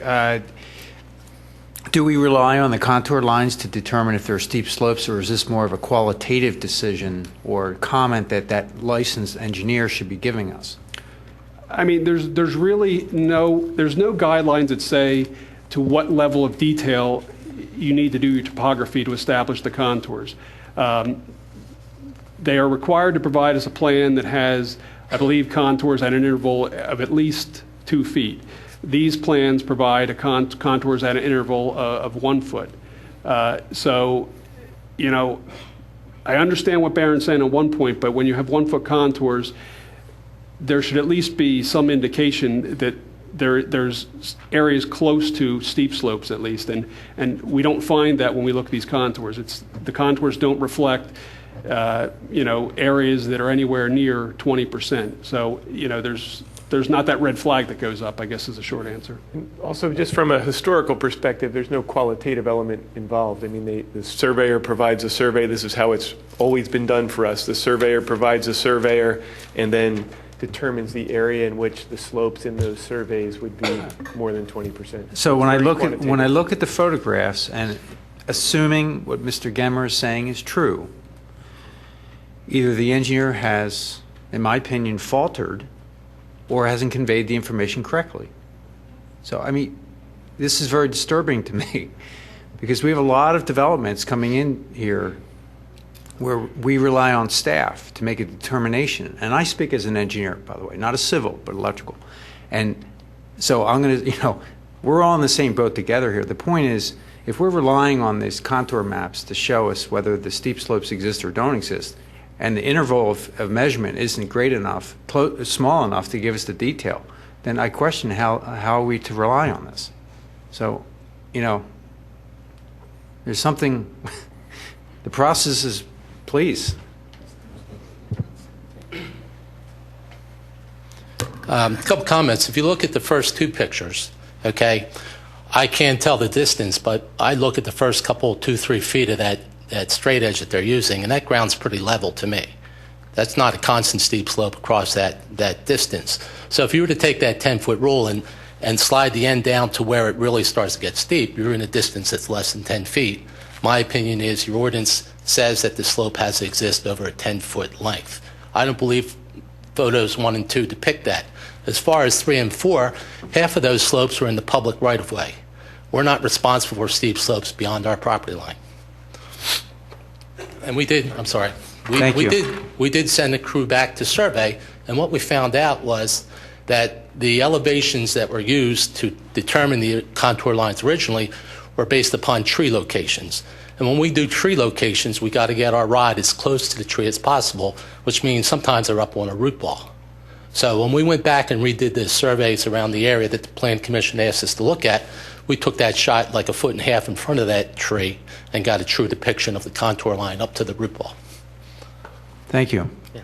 We have, in these measurements, they all avoided the roots of the tree. But to one comment Angelo made about, well, looking at the first two photographs, that it's level, so the slope, it's not over a 10-foot. I think he's implying it had to be a consistent 20-foot slope the whole way, or greater. And the bottom line is, it doesn't have to be consistent. It just has to be a 2-foot drop over 10. It can be a steep slope, level steep slope, and that 10 feet is considered a steep slope because it's a 2-foot drop over a 10-foot. You're not measuring the actual angle at every place, and then the angle has to be that over a 10-foot. It's literally just the drop. Otherwise, the contour lines would be totally useless in determining that because they don't come close to measuring that. Yeah, I'm just not sure I agree with your evaluation of that, Baron. Using that logic, you could survey a gully formed by a small amount of sheet flow and call that a steep slope. You know, what I'm hearing from you is that you can take the precision of your evaluation and move it to fine 20%, and then you would classify that as steep slope. No, actually, I'm not saying that because that's more what I think Angela was getting at with the angle. I'm just saying you can take a 10-foot area and there's a 2-foot drop in elevation of that 10-foot area. I'm still saying it has to be 10 feet in this case and showing that it's 10 feet. But what I'm saying is it doesn't have to be instantaneous. It doesn't have to be continuous the whole way there. You can have slope, level, slope, and as long as there's a 2-foot drop over that 10-foot area, not a small area, what you might be referring to as a gully, but over a 10-foot area, it qualifies as a steep slope under our ordinance. A question for Don and David. The commonly accepted use of the term steep slopes, how is it determined, and is this consistent or not? The method that is typically used in all the municipalities I work in, and all the municipalities my company works in, is steep slopes are measured via contours. That's how we do it. We look at a plan and we delineate the contour, or excuse me, we delineate the steep slopes based on the location of the contours. I mean, you know, to a certain extent I see what Baron's saying, but that's just not the way it's done. We measure the distance between contours. I discussed this issue at sufficient length with Dave. I agree with both his interpretation and the logic that he used to make that interpretation. Thank you. Okay, let me.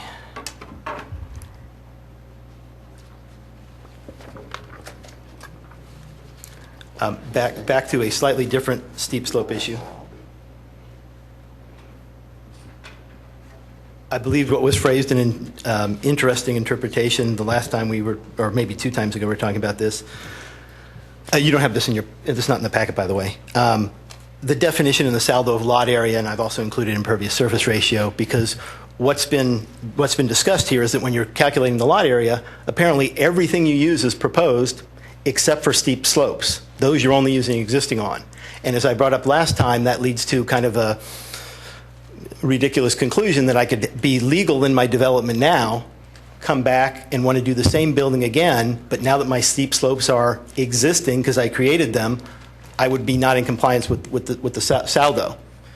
The second part, too, is if everything's going to be, the impervious surface ratio, which has taken the total area of all impervious surfaces, are we to only take existing of those too then?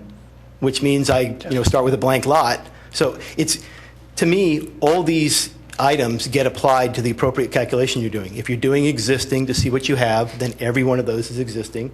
If you're doing proposed, you do proposed. Some of them don't change from lot to lot because the wetlands, etc. But still, you apply the same time factor to both, whether it's current for the current calculation or proposed for the proposed calculation.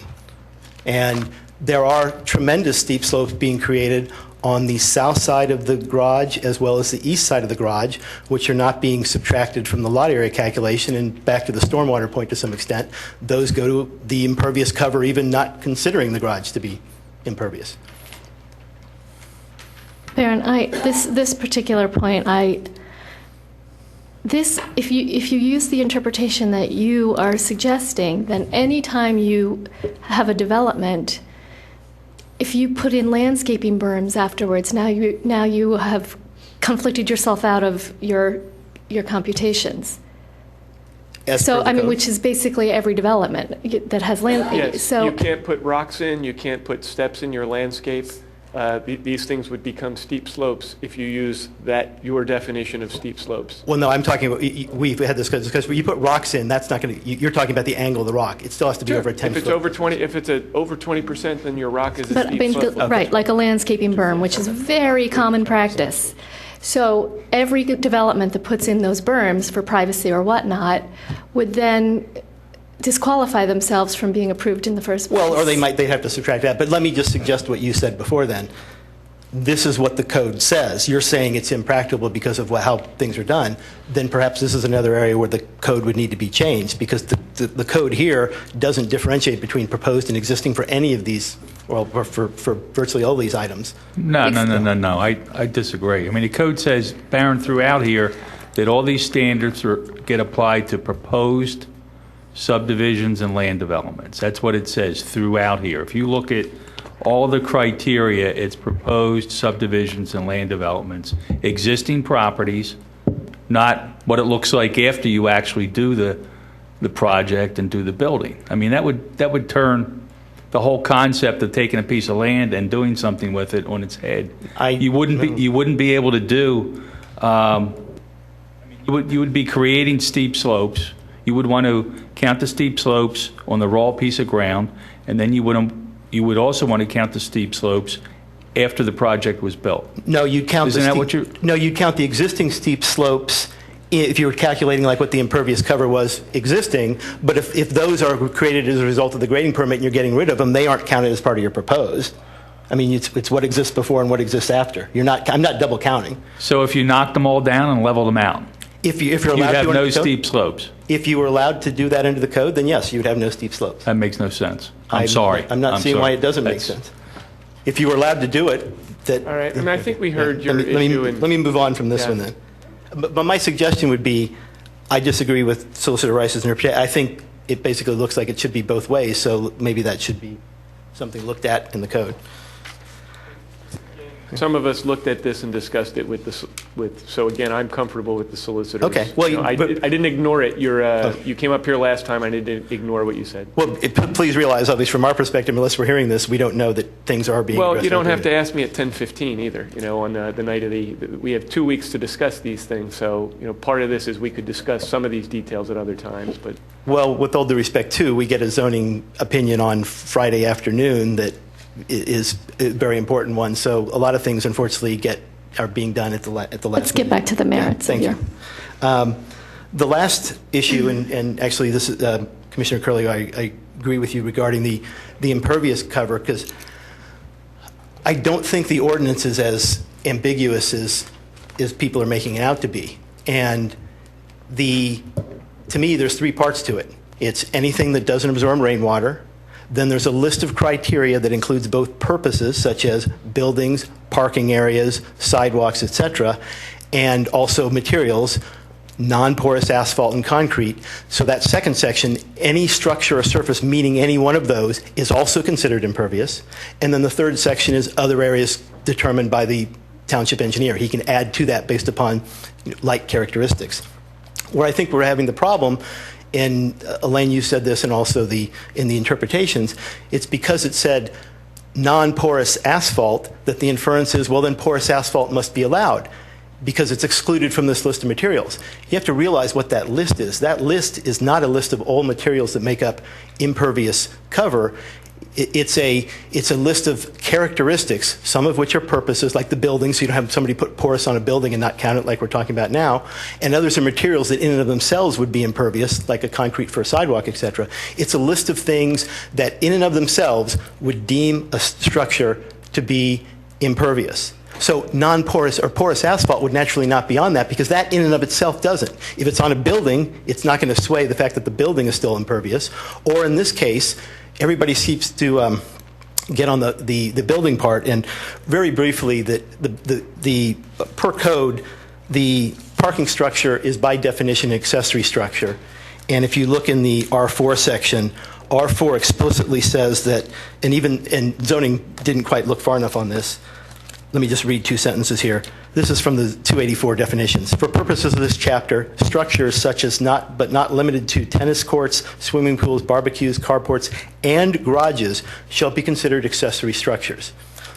So then you go look at an R4 in 280-32 under accessory structures, and it says accessory structures to a use permitted herein shall be located and designated hereunder. A, attached to a principal building, which this is, and even our township engineer has opined upon that, in which case they shall be considered part of the principal building. So that trumps the fact that it's not a building on its own because it's attached.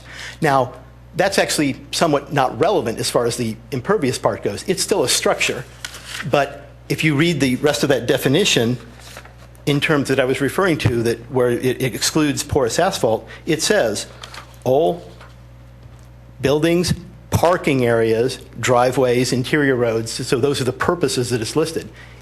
Whether it's a building or not, which I believe it is by definition, it's still a parking area. It's still considered impervious per our definition.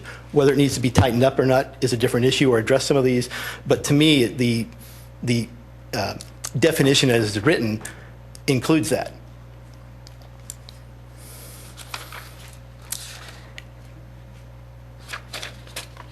And that's all I have. Thank you. Thank you, Baron. Do we have any other public comment?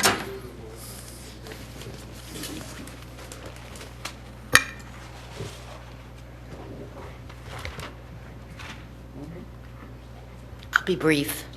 I'm hoping, obviously, that you do not give preliminary approval tonight.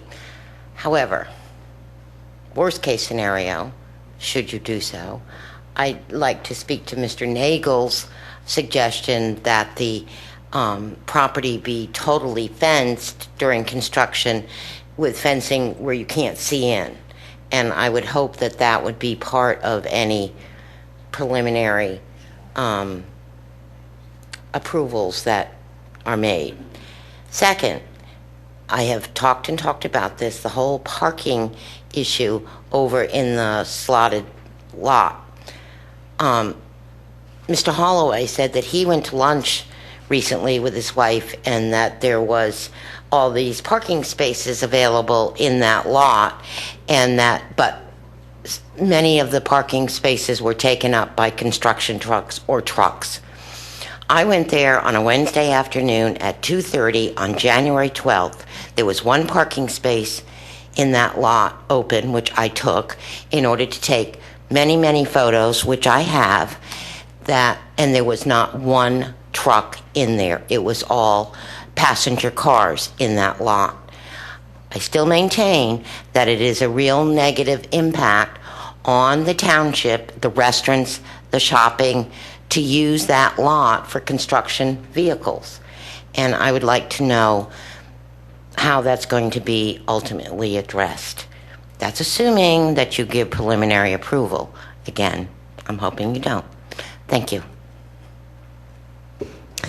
Do we have any other public comment?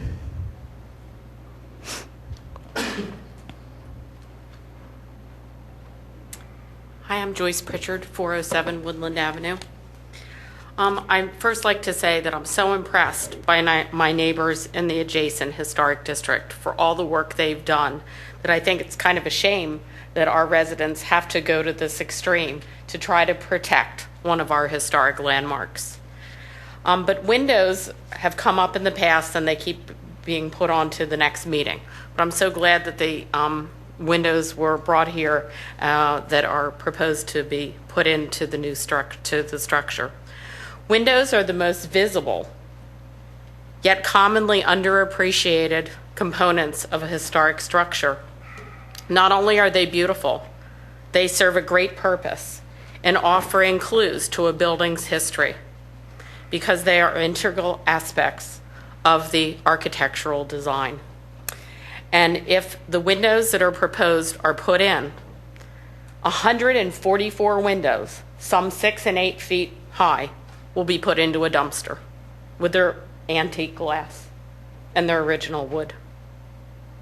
40 decorative dormers will go into a dumpster, and countless other architectural details. And I just want to point that out because I think it can sometimes get lost, and this looks just like it. Those doors that you pointed out are the original doors, and it would be certainly a shame to see them go into the dumpster with all of these other very important historic details. So I would ask that you take that into consideration before you make your vote. Thank you. Thank you. Do we have any other public comment?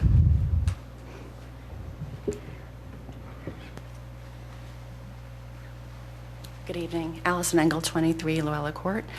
In regards to the lady's comment, I've been really feeling, with all due respect to the HARB, I feel they do the best job they can. I feel like a lot of things have been overlooked.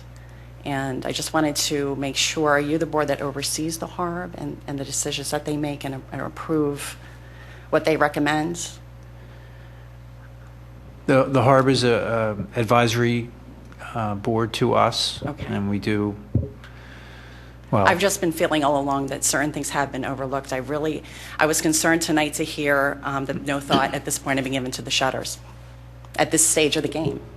That well, really it's a little bit of a quirk in they were actually charged with the garage approval, and okay, I see. But for the garage, it might not have even come in front of them, as I understand it, because this is not a demolition. Okay, so the renovation of the outside of the building will go back to the HARB? I don't think so. No. No, that is not covered in the ordinance. It's things that are renovated or demolished come in front of the, not renovated, demolished or materially changed with an addition. But if it's just a renovation without those material changes, it does not come in front of HARB, as I understand it. Well, for the record, that system does concern me, just from a historical perspective. So. Secondly, I would just like to thank you, Mr. Curley, for bringing up the stormwater issue. I don't feel like that has been discussed in enough detail throughout all of these meetings. I was happy to hear a lot of discussion about that tonight. I live next door to Barbara Farrell, who came up and spoke with concerns to her basement flooding, which she says is dry. At 23 Luella Court, our basement floods every single time it rains. So there might be some structural issues with the basement, that's possible, but we are probably at the steepest incline from the mound the way it is now, and by removing all of that dirt and those very large trees that probably uptake a lot of water, the water just literally comes rushing down the driveway. So that is a concern, and I hope all of those details are really going to be examined. I just wanted to make a note that we do have a wet basement every time it rains, and that steep incline at the southeast corner. The third item is I was hoping the board could speak to your opinion about the landscape design around the eastern lawn of the building, which is where the submerged parking garage would be placed. I'm concerned because when I envision this in my mind, when the landscape is at full growth, I'm envisioning this new mound being at approximately, I guess we talked about 6 feet. If you were to place sycamore trees and line them around that circle as well as shrubs, I feel like I've completely lost my view. It's just one more way of blocking a view. And I feel that that is something that really needs to be protected in the neighborhood. And the HARB did comment on protecting that open view of the neighborhood because the historic district is supposed to be the mansion in relation to the lawn, in relation to the houses and how you can see across from each other. And I was hoping the board could comment on that. Specifically the tree plan and the density specifically, because I'm just not seeing that at this point, and I feel that I should. I think it's an important part of the plan.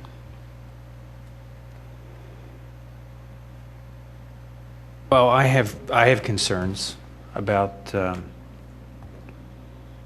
the lack of treatment of green space around the garage structure in general.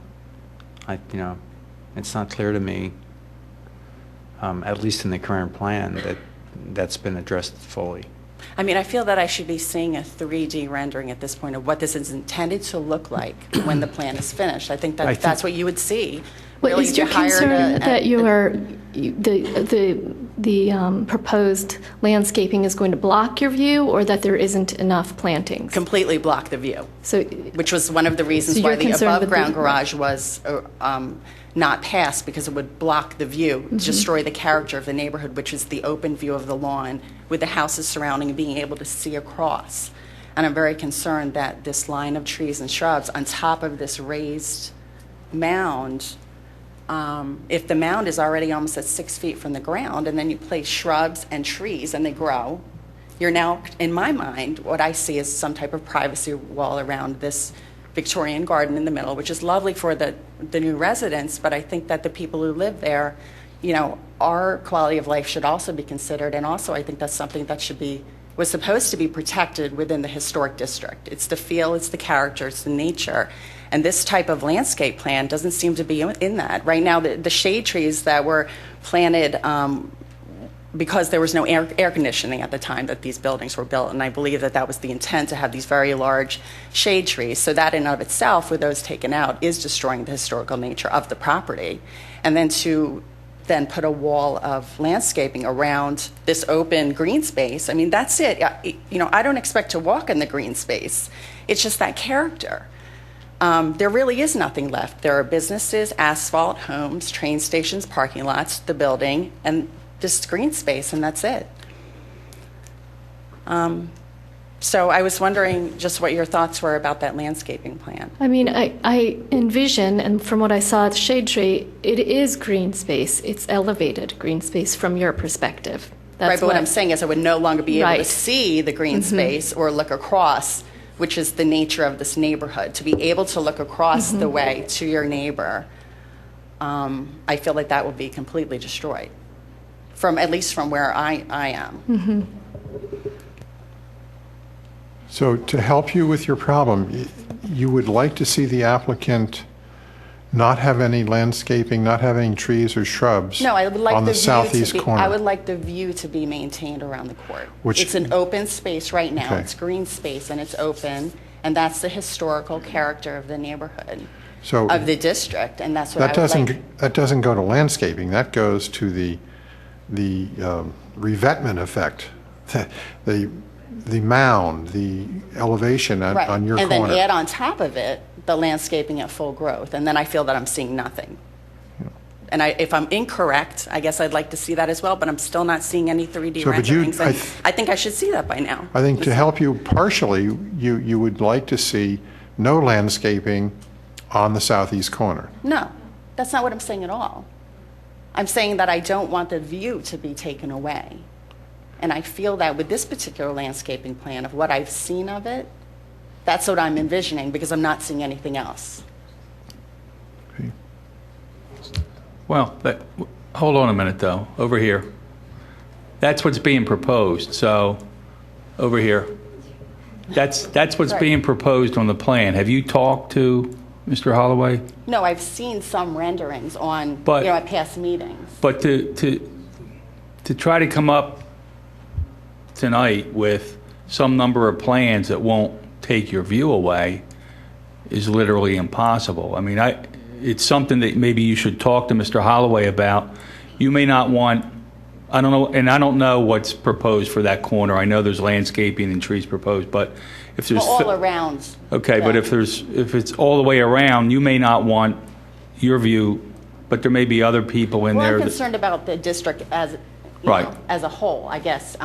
But that's the heart what... was very clear about maintaining that open character and feel of the neighborhood, and I feel like that type of design would take that away.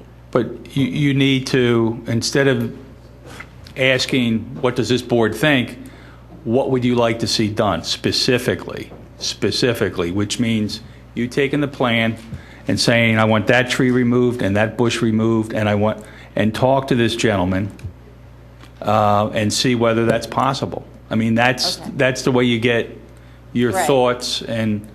Well, I was just, thinking if that concerns the board as well, that could be put into the part of the approvals, that, the view would be maintained as it should be in this, to maintain the historic nature of the neighborhood. So under your logic, the person today can't plant any kind of plantings there that would No, affect that's not your what view? I'm saying at Well, all. you just said that. From what I'm seeing, Yeah, I'm so- seeing but I'm sycamore saying tree, shrubs, Right, sycamore so- tree, but and when I'm- they grow together, it creates, that's what I'm seeing. I'm not seeing anything else, and I'm hoping to get either more information But or under, just... doesn't the property owner have the right to put their own landscaping up there This today? is a historic district. It's supposed to be maintaining its character. That's what I'm trying to get at. This isn't just any property. So, I mean, my thought, you're just asking us for our thoughts. Yeah, exactly. I'm very just good. trying to see if that concerns My you. thought if is you- that we have to have, it has to be compliant with our shade tree ordinance, which I can assume that it is at this point because Right. shade tree has said it is. And then it's up to the neighbor and the property owner. If they want to figure out how best to do it, it's up to them But I'm to do also it. speaking to maintaining the historical nature of the Very neighborhood good. and the character, and so I feel like that is on the board overseeing that. Fair enough. All right, thank you. Do we have any other public comment? Hi, Jim Schneller. I wanted to ask you, please, that you keep in mind that the fact that our HARB ordinance is necessarily has to comply with state decisions in this regard. To my knowledge, the decisions don't say that if the facade remains the same, you're all right. The only decisions that I know of say that interior can't be directly addressed, and so unfortunately, an owner can't be forced to renovate in some particularized way. But I think if cornices start coming off, or if two windows come down, someone instantly has a right to challenge that, at least by going to the zoning officer or anyone. At that point, the HARB appeal could resume, or a new HARB appeal could happen. So I'd ask you to have language in your conditioning that doesn't give some kind of umbrella waiver at this point of any HARB that someone perceived as possible HARB activity. Thank you. Really quick. Very quickly. Now, to my knowledge, the HARB has not ruled on changes to the building. It's only ruled on the garage itself. Now, reading directly from the HARB ordinance, just 2 lines, the HARB reviews design of a building as it relates to the historic character of the district. Consideration may be given to the following in evaluating applications, and one of those points is preserving the architectural details of the building, including but not limited to cornices, roof pediments, lintels, arches, balustrades, and chimneys. Now, not limited to that, it could mean anything, but each one of those dormer windows has a cornice, for example, and I believe the HARB was told that they could not rule on such things. So, and there's so much discussion about the land and the steep slopes and everything, but the renderings that I made, I did in an afternoon or two with a free program, Google SketchUp that's available from the internet. So if the architects were to provide pictures like those to represent exactly what's there, I think looking at all these plans is they're very detailed, but you can't tell how it's going to look. So I think that would be a great thing, and maybe you should request that before moving ahead. Thank you. Thank you. Any more public comment? Okay, so we do not have a motion on the floor right now. So can I have a motion for the adoption of resolution number 2012-07? So moved. Okay. But can I make a comment on that? I did send a couple of small comments to the resolution as it was drafted to Mr. Rice, just so that I guess those get at least discussed, so that if this resolution is passed as preliminary approval, that at least the language concerns we have are at least taken into consideration. There are just a few, so if I could bring those up. Okay. On the first page, with respect to comment number or proposal number 3, the concept of adversely impacting residential or business properties, I think any traffic, any construction traffic could be deemed to adversely impact that area. We understand that's a part of construction. I would simply ask that it be materially adversely, which would be something beyond what would normally be acceptable with respect to a construction project. I think that's more for interpretation, as well as if the phone rings every time there's a construction truck on that road because it's adversely impacting somebody's use of the road, I don't know if that's really appropriate. I think if we go beyond what would normally be expected of a construction project, we understand we would be in violation of that condition. Madam Chairwoman, maybe just to address that issue is we've had very good experience over the last year of that exact issue, which has created an undue burden to a lot of the residents and businesses. So I think that'll be one we'll be very staunch on to make sure that the impact is very minimal to that as part of that.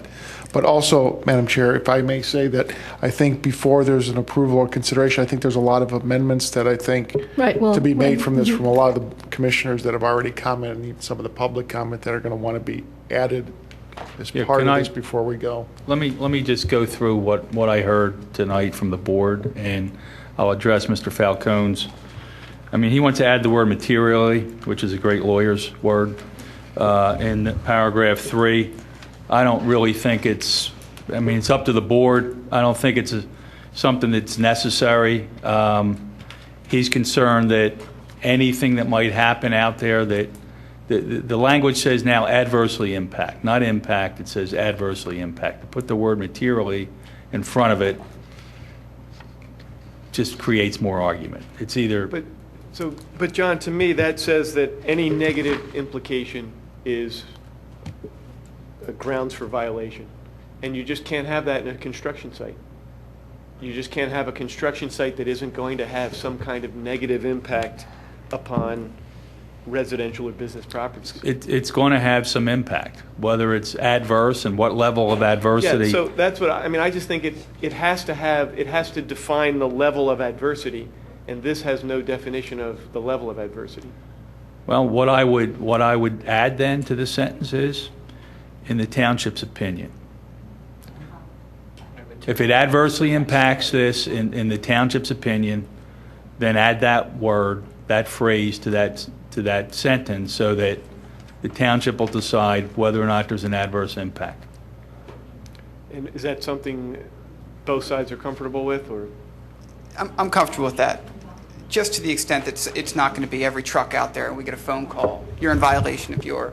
Yeah. If the township can be reasonable in their interpretation of what's adverse, absolutely. We are always reasonable, and we will have inspectors out there who, if there's a problem, will have the ability to shut the job down. I mean, that's with something like this, as part of the development agreement, there'll be inspections by the township, and if there's issues, they will hear from the neighbors, they will hear from the businesses, and if it's severe.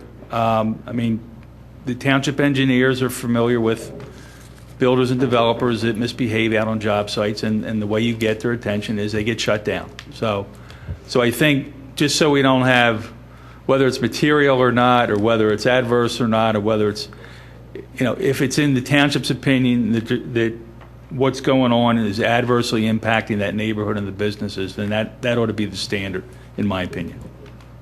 Okay. Did you have other amendments that you wanted to list? One other thing that Mr. Falcone requested in paragraph 5, there's the last sentence talks about the township will repair any curb on the side of the street that may be damaged. He wanted to slightly change that sentence. The township will repair and or replace as necessary any curb on the side of the street opposite 40 Llewellyn Court, except those areas that may be damaged by applicant. So he wanted to add, will repair and or replace as necessary into that sentence, which I don't really have a problem with inserting that in there. The other conditions that I heard tonight from Mr. Nagel were to fence the perimeter, to shield the site from the neighborhood, and to, and I think it may not be necessary, but we can say it anyway, that no CO, certificates of occupancy, for the units would be issued unless the parking garage is complete. So they were two things that Commissioner Nagel brought up, and I would add those in paragraph 8. They will be part of the development agreement, those two. And typically there'll be that type of unless the applicant objects, I would add to paragraph 8 that the development financial security agreement that gets executed will provide for those two additional conditions: fence the perimeter to screen the site, and the no CO unless the parking garage is done, and inspections will be part of the development agreement also. I mean, that's already required under your subdivision ordinance regulations. That's an inspection component that'll be done and escrowed and reimbursed by the applicant, by any developer, depending on what the township deems necessary in terms of inspections during construction. Similar thing we just did with the Brandywine. They're depositing for that building some sum of money with the township, which will cover the township's inspection costs once they get under construction. So that's a standard. There are the three conditions I heard. Well, there's also other than the condition about the shutters and the doors. Okay. And I think Don had a concern that we don't know what the standard is or what the specific item is. So I would save that for final. well, if we don't have it in the preliminary, Except we're going to say in the preliminary that Okay. the issue of the shutters and the doors will be reserved for final plan approval. So between now and that approval, we'll have a standard that'll be in that there'll be another resolution that night. okay. All right, well, let's go ahead and make that motion for the amendment that will include. So we have a motion and a second for the approval of the resolution. Yes. Sorry. Wait till we get the comment. And also, can you tell us if you agree with that last item? So, two questions, and both deal with the materials. Looking to number 6, John, you talk about a slate roof. So it'll be a slate-like or a slate material, or it'll be slate-like roof. I just don't want to get hung up on that. Right. And then lastly, I guess some direction as to what we're going to be looking for that final approval. So what the condition is going to read like for the doors and the windows. Well, I would suggest something, either refurbish the existing materials in terms of the shutters and the door, or if that's impossible, replicate with a custom product that is historically accurate and it's equal. Okay. That's fine, right? Yes. Okay. That was all. Maybe I misunderstood. I thought that's what I did agree to on the shutters. But the door, I thought I was clear. I did not think we were going to be reusing those doors. I don't want to. In that case, if it's impossible to reuse, you would replicate that exact door. Well, rather than that, why don't we bring the HARB in and say, provide a design that's approved by HARB? I mean, there's a lot of design latitude in that period. Then we have to go back to HARB? Well, I wouldn't, I think, I wouldn't suggest you have to go back to a HARB meeting. I would suggest that HARB weigh in, advise the engineer or something like that. So maybe they can't unless it's in a public meeting. So they cannot. The HARB cannot advise the Board of Commissioners unless. No, it's in a I was public suggesting meeting. they advise the township But engineer. they don't have. They have to do it in a public meeting. So, and you would need to be there. So that's a. So, we're complex okay with matching it, and we're also okay with, if we can preserve the shutters, keeping them. I think Kaz has to really see what their condition is for the shutters. Right. The doors, he's not going to be able to save those doors, so he's going to have to mimic them and replicate them through custom work, just because they're not functional for today, for what he's doing, that they're not that type of door. So that's why I think he wanted to be clear that with respect specifically to the doors, they're not going to be reused. But he will happily match them and have them custom made so that they're identical in visual appearance, but more appropriate for the use. Okay. Is there anything else? No, thank you. Okay, so we have a motion and a second for the approval of the resolution for the preliminary approval plans. We I'm also- going to go ahead and move to amend the resolution with the following items. In number 3, inserting the language in Township's opinion, in describing the adverse impact. In number 5, inserting the words and/or replace after the words Township will repair and/or replace any curb. In number 8, adding the conditions described or requested by Commissioner Nagel for fencing around the entire property during construction, blocking the view, for holding back a CO until the underground garage is complete and in use, and for customary inspection. And we will leave open the issue Number 6, they had requested insert the word like. Okay, number 6, inserting the word, the proposed slate-like roof. And then we will leave open the issue to be determined at preliminary, at final approval, what the condition that will govern the shutter and door. Will you accept a word change in Article 4? There's a parenthetical that lists certain streets that have to be kept free of dirt. Well, we've missed Luella Court itself, and we've missed Station Road. I would suggest we take out the parenthetical entirely and let it say, to keep all township and state roads free of dirt, dust, and debris from the construction operation. Madam Chairwoman, I think we have that when we add et cetera in there, which actually I don't think you do. expands that out. I don't think you do. It does state in there, because if that's the case, we should just then have all state and township roads, because if that's the case, because you're going to have traffic go. In the whole township. So this is, this was one of the comments I provided to Mr. Rice as well. So we're going to be using a street sweeper and tire scrubbers. Now, do we really want our street sweeper out on every road in the township, cleaning up every speck of dirt? I think this is a little far-reaching, even for what we're trying to do here. So we're using 2 different measures to keep the streets clean. Tire scrubbers and street sweepers. Counselor, the solicitor did provide that question to me today.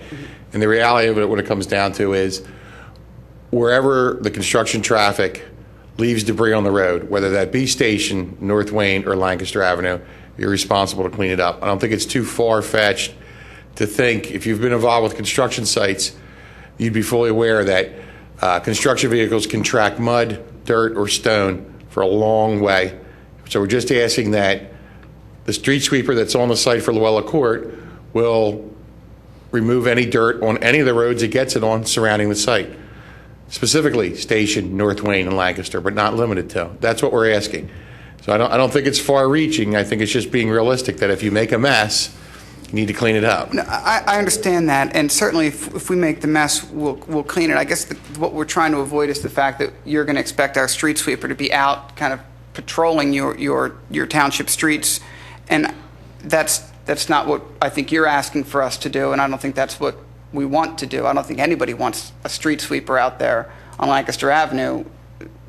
If there's construction debris in the form of mud, stone, as I explained to the solicitor, dual wheel dump trucks, tire cleaner actually stays between the dual wheels, mud in the treads, mud in between those dual wheels. If that goes out on Lancaster Pike, yes, we would expect to see your street sweeper out there removing that. If it goes out on North Wayne or Station or whatever other road, we would expect you to clean it. And I don't think that's far-reaching. How about if we add to the end of the sentence, keep roads free of dirt, dust, and debris caused by the construction? I'd be okay with that. That would be acceptable. Okay. And Commissioner Higgins, as to your point, how about if we add in, but not limited to, those streets? Okay. Okay, so just to be clear, the last point of that amendment, I'm so sorry for when you have to do these minutes. The last part of that amendment was to add to number 4 the language such as Lancaster Avenue, North and South Wayne Avenue, but not limited to those streets. End of parenthesis, roads free of dirt, dust, and debris, add in, caused by the construction. Okay, I think that covers all of the amendments, or the one amendment with all of the new conditions. I'll second that. All right. Now, do we have any comments on the motion, the amendment on the floor? May I rise as a member of the public? Well, we're finished with public comment, but if you can be very quick. I will. This is on the amendment. My name is George Strimmel. I live at 47 Luella Court. I just wonder if in this document, which I do not have in front of me, there was discussion by Mr. Holloway and others about wrapping the building to keep down all dirt and dust while it was being renovated. Is that still in there? This was brought forth by the applicant and certainly met with the needs of the neighbors. And if it isn't in there, I would recommend it be put in there. Thank you. Any comment from engineering on that, staff?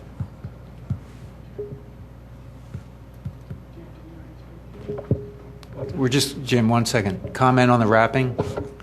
It's not mentioned in there directly, but we can add it if we think it's necessary. Is the applicant on the wrapping of the building during, this is, I assume, during the stucco work on the building, when dust, maybe they... During the interior work. We were going to wrap the scaffolding. Okay. And that's So we'll part of have our that- process. You'll add that to the amendment. What we agreed to was we would wrap the scaffold, just so... Okay. We understand. Okay, well then I guess we'll amend the amendment to include under,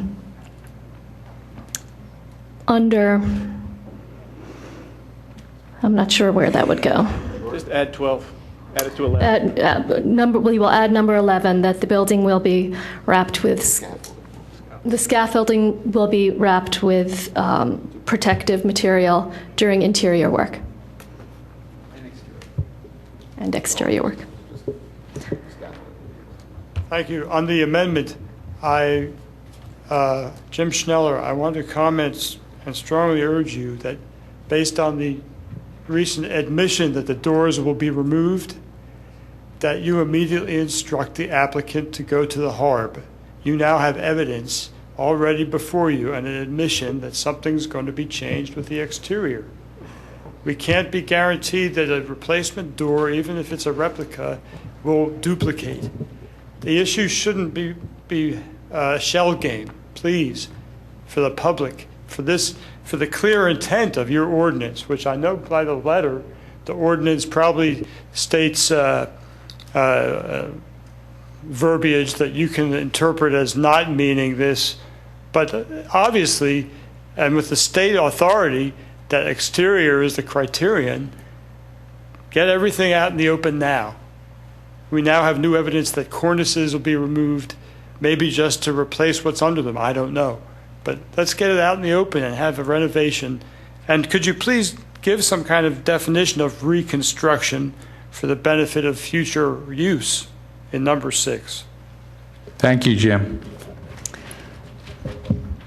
I'm very, very sorry. I want to get home too. But I know. I'm just curious as to why suddenly the shutters and doors are the most important features. There are plenty of things, columns, for example, original features on the exterior of the building. I'm wondering why the HARB can't advise the township engineer on the entire exterior, all of the features, rather than just the shutters and doors.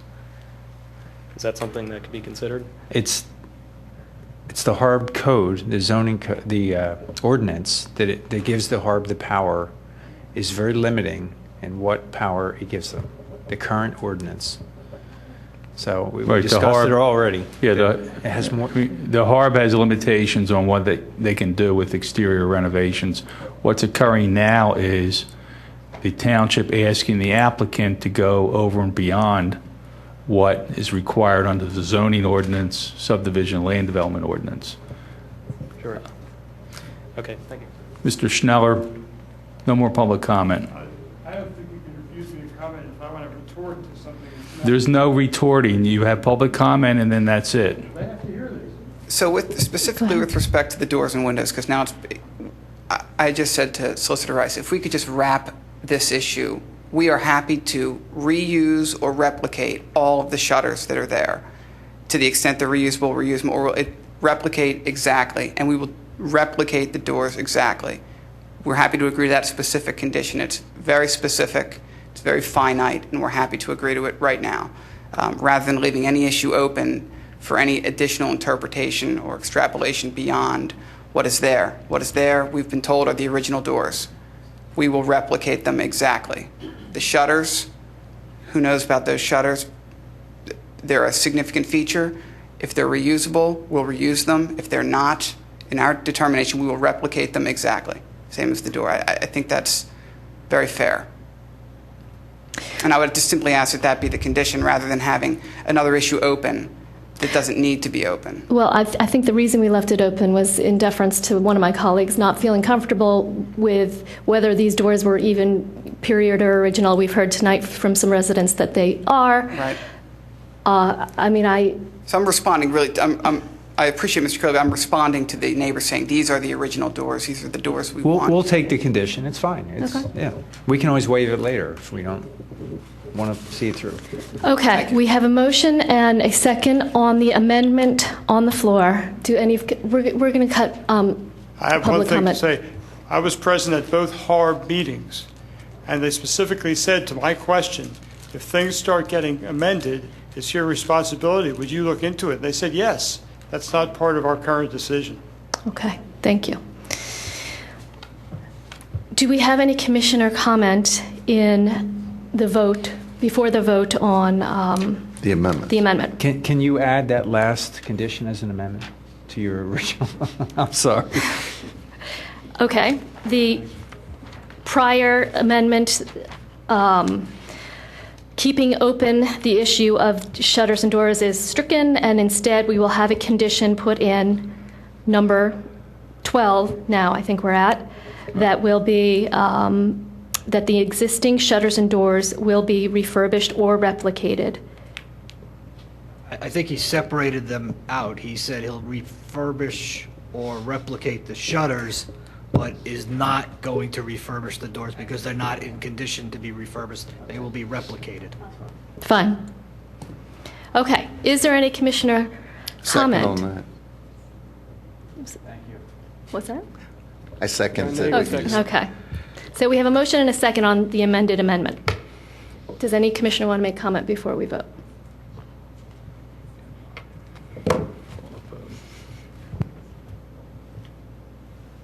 Well, I have Just on the comment amendments, on, right? I have comment on the underlying motion. That'll be next. I will not comment on either of the amendments.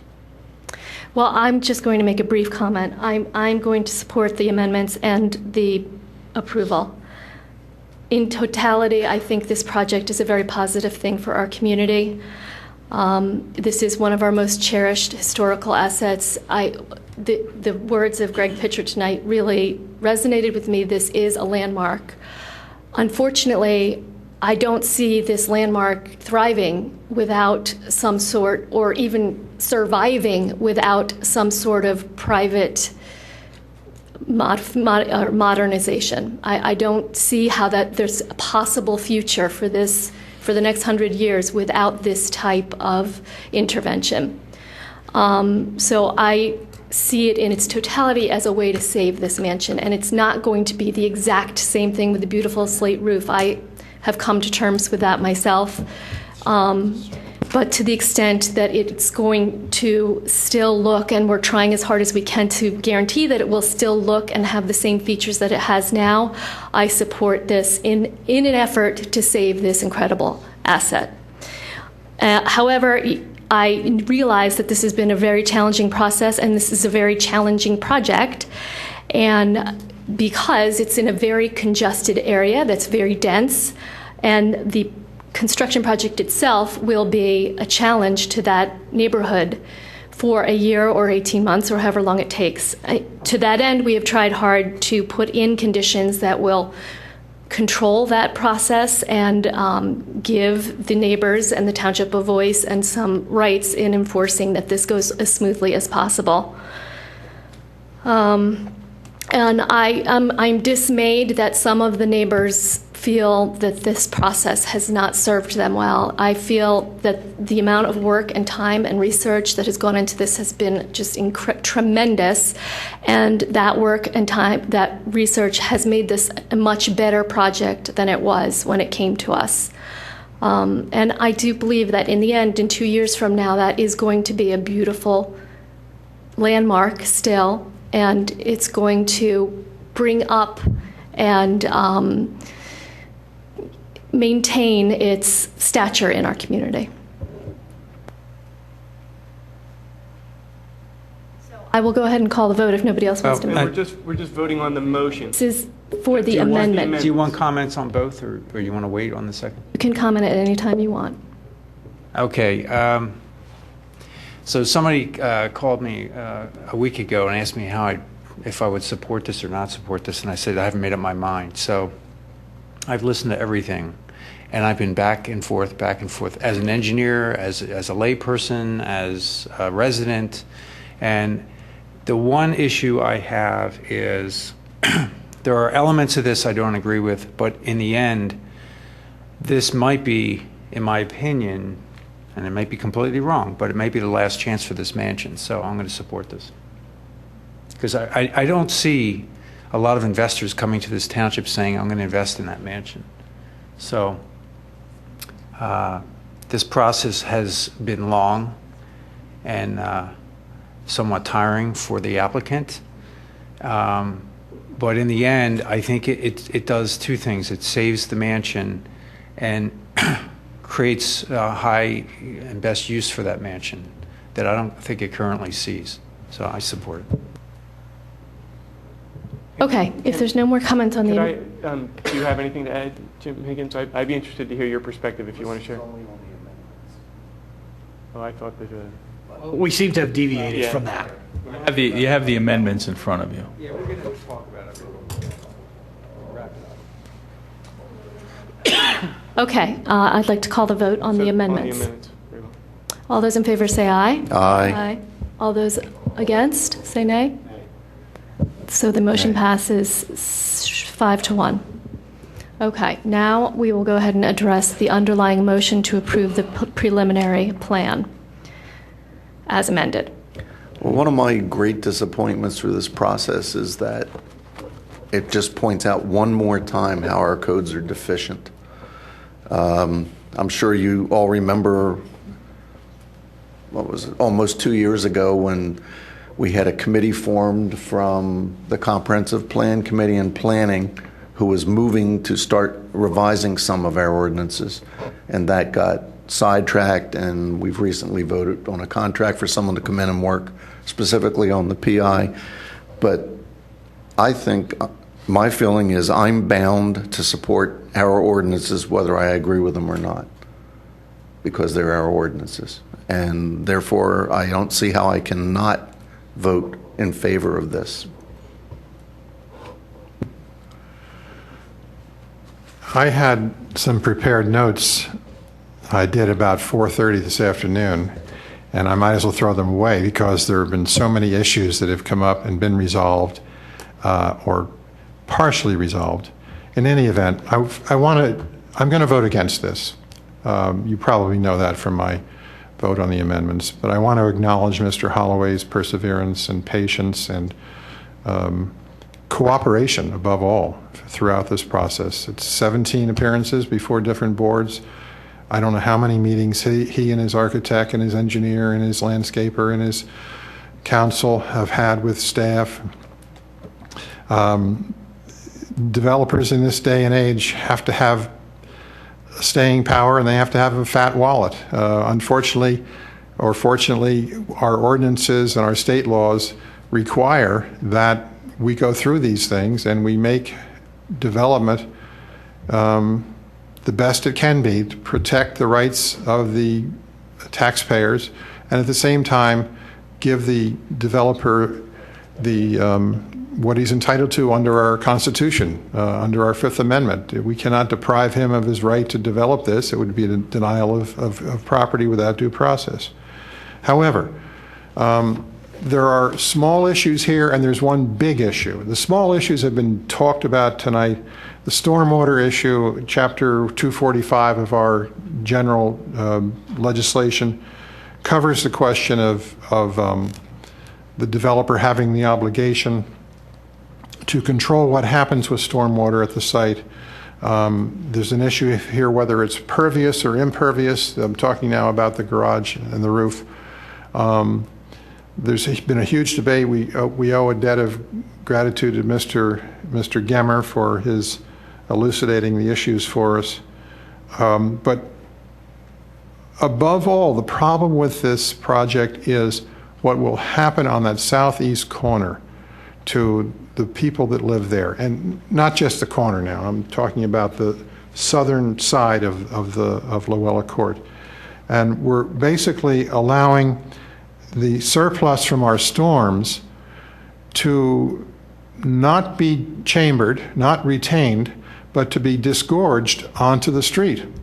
And we know that Mrs. Farrell and others have already talked about flooded yards and basements. Mrs. Engel, I think, brought it up. So that's a major problem, and I can't see how we can approve this with that hanging out there. And I mentioned earlier this evening, what time was it? That we're on the precipice now of tackling the stormwater problems in this township. And to allow this to happen right when we're on that threshold, I don't think makes sense. I won't go over my notes about the setback and the structures because I think that's been fairly well resolved by Mr. Rice and Mr. Lay and Mr. Kachansky. Am I pronouncing that correctly? All right. But let's get to the big picture now. We have an ordinance. It's Chapter 178 of the Radnor Code, general legislation. It establishes not just the general idea of preserving historic values, but it gets to specifics. It talks about this area specifically. It's written right into our ordinance. So we need to look very carefully at this development because it is a change to what's there. What is there is not just Mr. Askin's mansion, but it's also a development, I'm told, that came about in the right after World War I with the construction of the houses of Mrs. Gallagher and Mrs. Munger and Mrs. Byrne and others. That is a resource, and it was mentioned, and it's part of the declaration of this district as a historic district when it was conceived and put into our ordinance book. And I'll read to you quickly. I know we're all tired of hearing words, but this is what our ordinance says.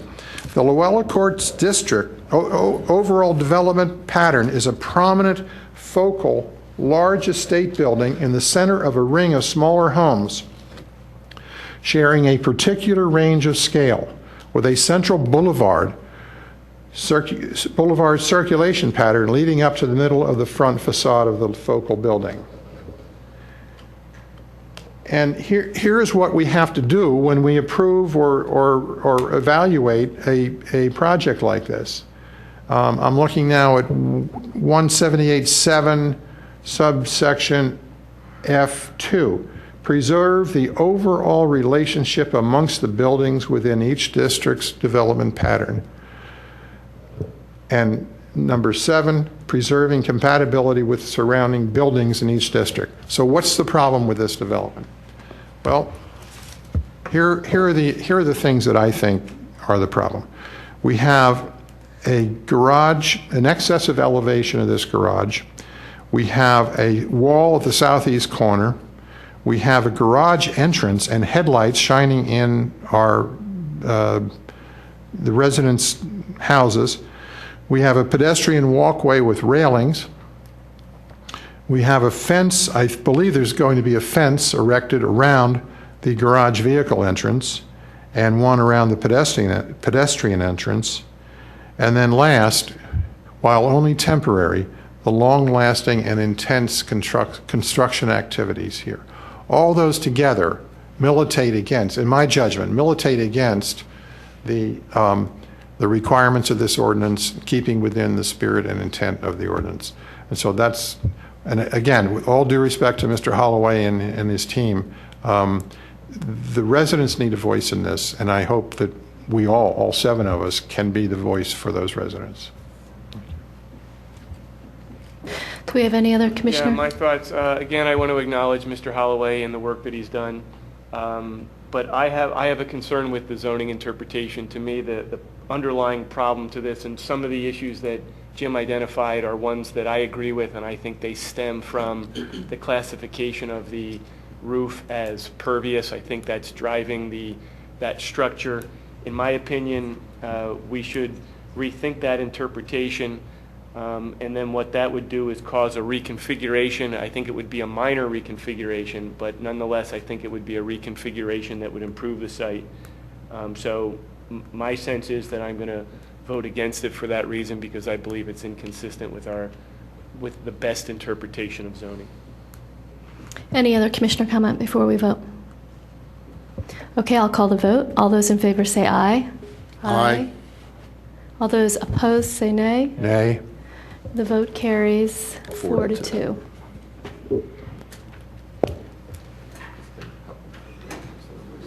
Thank you all for your time and consideration.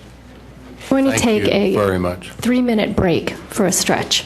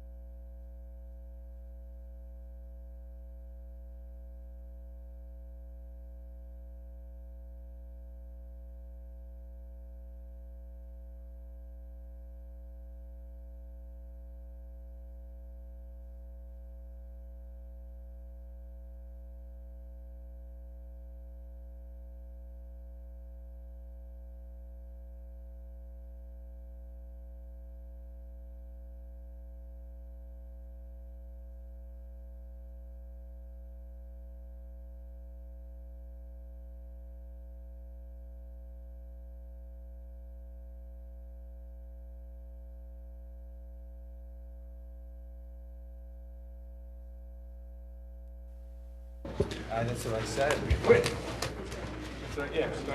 John, you ready? Yes. and John, you're on with Finance and Audit. Thank you, Commissioner Spengler. We have scheduled bills payable, disbursement authorization 2012-1B in the amount of $1,279,834.08. The proposed payments have been reviewed by the respective department heads, approved through the Township purchase order system, and then verified and processed by the Finance Department. The non-refund disbursements are within the 2012 budgetary limits by funds as set by the Board of Commissioners pursuant to the adoption of the budget in December 12, 2011 public meeting. I'll move to approve the 2012-1B. Second. Second. Any questions? Yeah, Commissioners? just Bill White, do you have any comments? Okay, No, sir. You're good. Any commissioners? Any public comment? All those in favor? Aye. Opposed? None. Ayes have it. I get to my next item. We have resolution 2012-08. This is, excuse me, I'm trying to get acclimated to my binder here. It's the bind coverage for the Township commercial crime policy. I know, yeah. I took it out already, believe me. I appreciate the binder, though. Just get the agenda. Resolution 2012-08, authorizing the Township Manager to bind coverage for the Township's commercial crime policy for the period of January 1st, 2012 to December 31st, 2014 at a premium of $14,664 payable in 3 annual installments of $4,888. I move to approve. Second? Somebody second? Second. Second. Just a quick question, Bill. I don't know if you know the answer at the top of your head. How does this compare to what we paid previously? I do not know how. If you could just shoot me an email. Will do. With that. Okay. And I assume if you don't have it for the next item, I'll ask the same question. You can do that one as well. You got comment? No question? Public comment? All those in favor? Aye. Any opposed? It passes 7-0. We have resolution 2012-09, authorizing the Township Manager to bind coverage for the Township and the Radnor Fire Company's worker compensation for the period of January 1st, 2012 to December 31st, 2012 at a pre-audited premium of $420,736. I move to approve resolution 2012-09. Second. Second. I have a question for Bob or Bill. This is in the fire department portion of this is above our cash contribution to the fire company, correct? That is correct. So when yes. we talk about contributions to organizations, you might want to just make sure that that is somehow captured in there. Yes, sir. We created a special expenditure line item within that department. Yeah, I saw that in the that's separate explanation. so that was the intention, was Okay. to try to draw that out. Thank you. Any other comment? Public comment? All those in favor? Aye. Any opposed? Passes 7-0. Next. Resolution 2012-10, authorizing the Township Manager to enter into contracted service agreement with Robert Tate, CPA. I move to approve resolution 2012-10. I'll second it. Second. Any commissioner comment? Public comment? All those in favor? Say aye. Aye.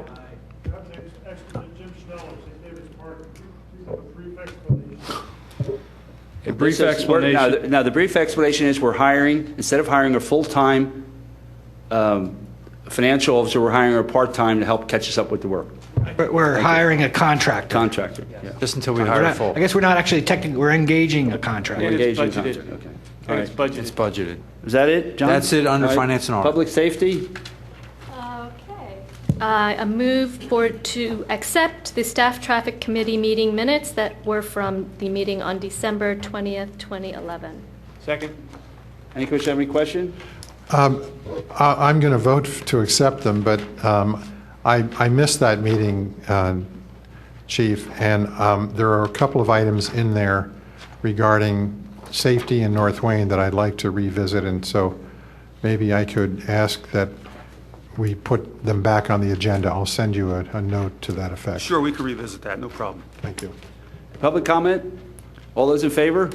Aye. Any opposed? Passes 7-0. Next, we have a resolution which I move to approve, number 2012-02, for the purchase and to partially equip 3 new 2013 Ford police vehicles. Have a second? Second. Second. Any commissioner comment? I have a question I think is probably directed at Bill. Just out of curiosity, there's 3 cars here.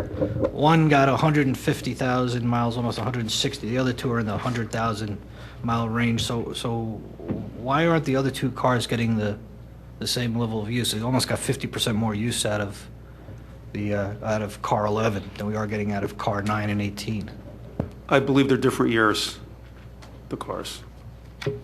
Okay, well, what does that have to do with the fact of, are they just decrepit? Yes, the condition of the cars are deteriorating to the point that they're just not practical anymore. Okay. And the ones we're going for are all-wheel drives now. I had another question. The price here, does that reflect a trade-in, or what happens to the old ones? The old ones are supposed to be sold at auction, and that's one of the things we're going to have to deal with, because right now they're sitting in the rear parking lot. There is $117,000 in the capital budget, and as you can see, we're right under. Okay. Thanks. Any other commissioner comment, public comment? All those in favor? Aye. Opposed? Passes 7-0. Thank you. All right, Personnel Administration. First item on the agenda is Resolution 2012-04, establishing the 2012 Radnor Day Camp and Summer Tot Lot hourly wage scale, which is identified as an attachment to the document, ranging, depending upon the job, from a low of $7.25 an hour to up to potentially $19 an hour for the director. So I make a motion to approve. Second? No. Second. Second. Any questions? Public comment? All those in favor? Aye. Aye. Passes 7-0. Next item on the agenda is Resolution 2012-11, providing for vacation or personnel leave pursuant to the Radnor Township Code. I don't know, Bob, if you want to talk about this, or Bill, briefly before we vote? Yes, sir, I'll take a shot at it. What we're trying to do here is, pursuant to the Administrative Code Section 5-59D, is setting forth publicly the authorization to carry forward leave time. So the exhibit identifies the employee numbers and the amount of vacation and personal leave being carried forward. The intention being... Just to be clear, this is carried forward from 2011. Carried forward, yes, from 2011 into 2012, with the caveat that all the carry forward time plus the 2012 time must be used by the end of the 2012 calendar year. And just to, again, not to beat a dead horse in semantics, the carry forward of 2011 will be used by 2012 end of the year, correct? Or all historical? No, just, well, for purposes of this legislation, the 2011 carry forward time plus the 2012 time all has to be used by the end of 2012. Motion? Motion to approve. Second. Commissioner comment? Public comment? All those in favor? Aye. Passes 7-0.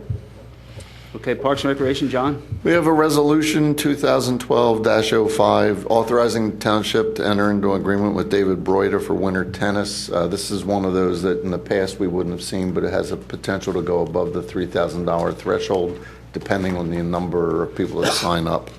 And I'll move the approval. Can I get a second? Second. Questions? Public comment? All those in favor? Aye. Passes 7-0. Public Works and Engineering, is there anything? I have no report. Library, I have anything? no report. No report. Public Health, No anything? report. Old business? New business? Public participation? Good evening, Jim Schneller. I'm sorry I wasn't here, if I could ask you for a brief comment on Community Development, Item A, KMO Realty regarding 550 East Lancaster. There has been no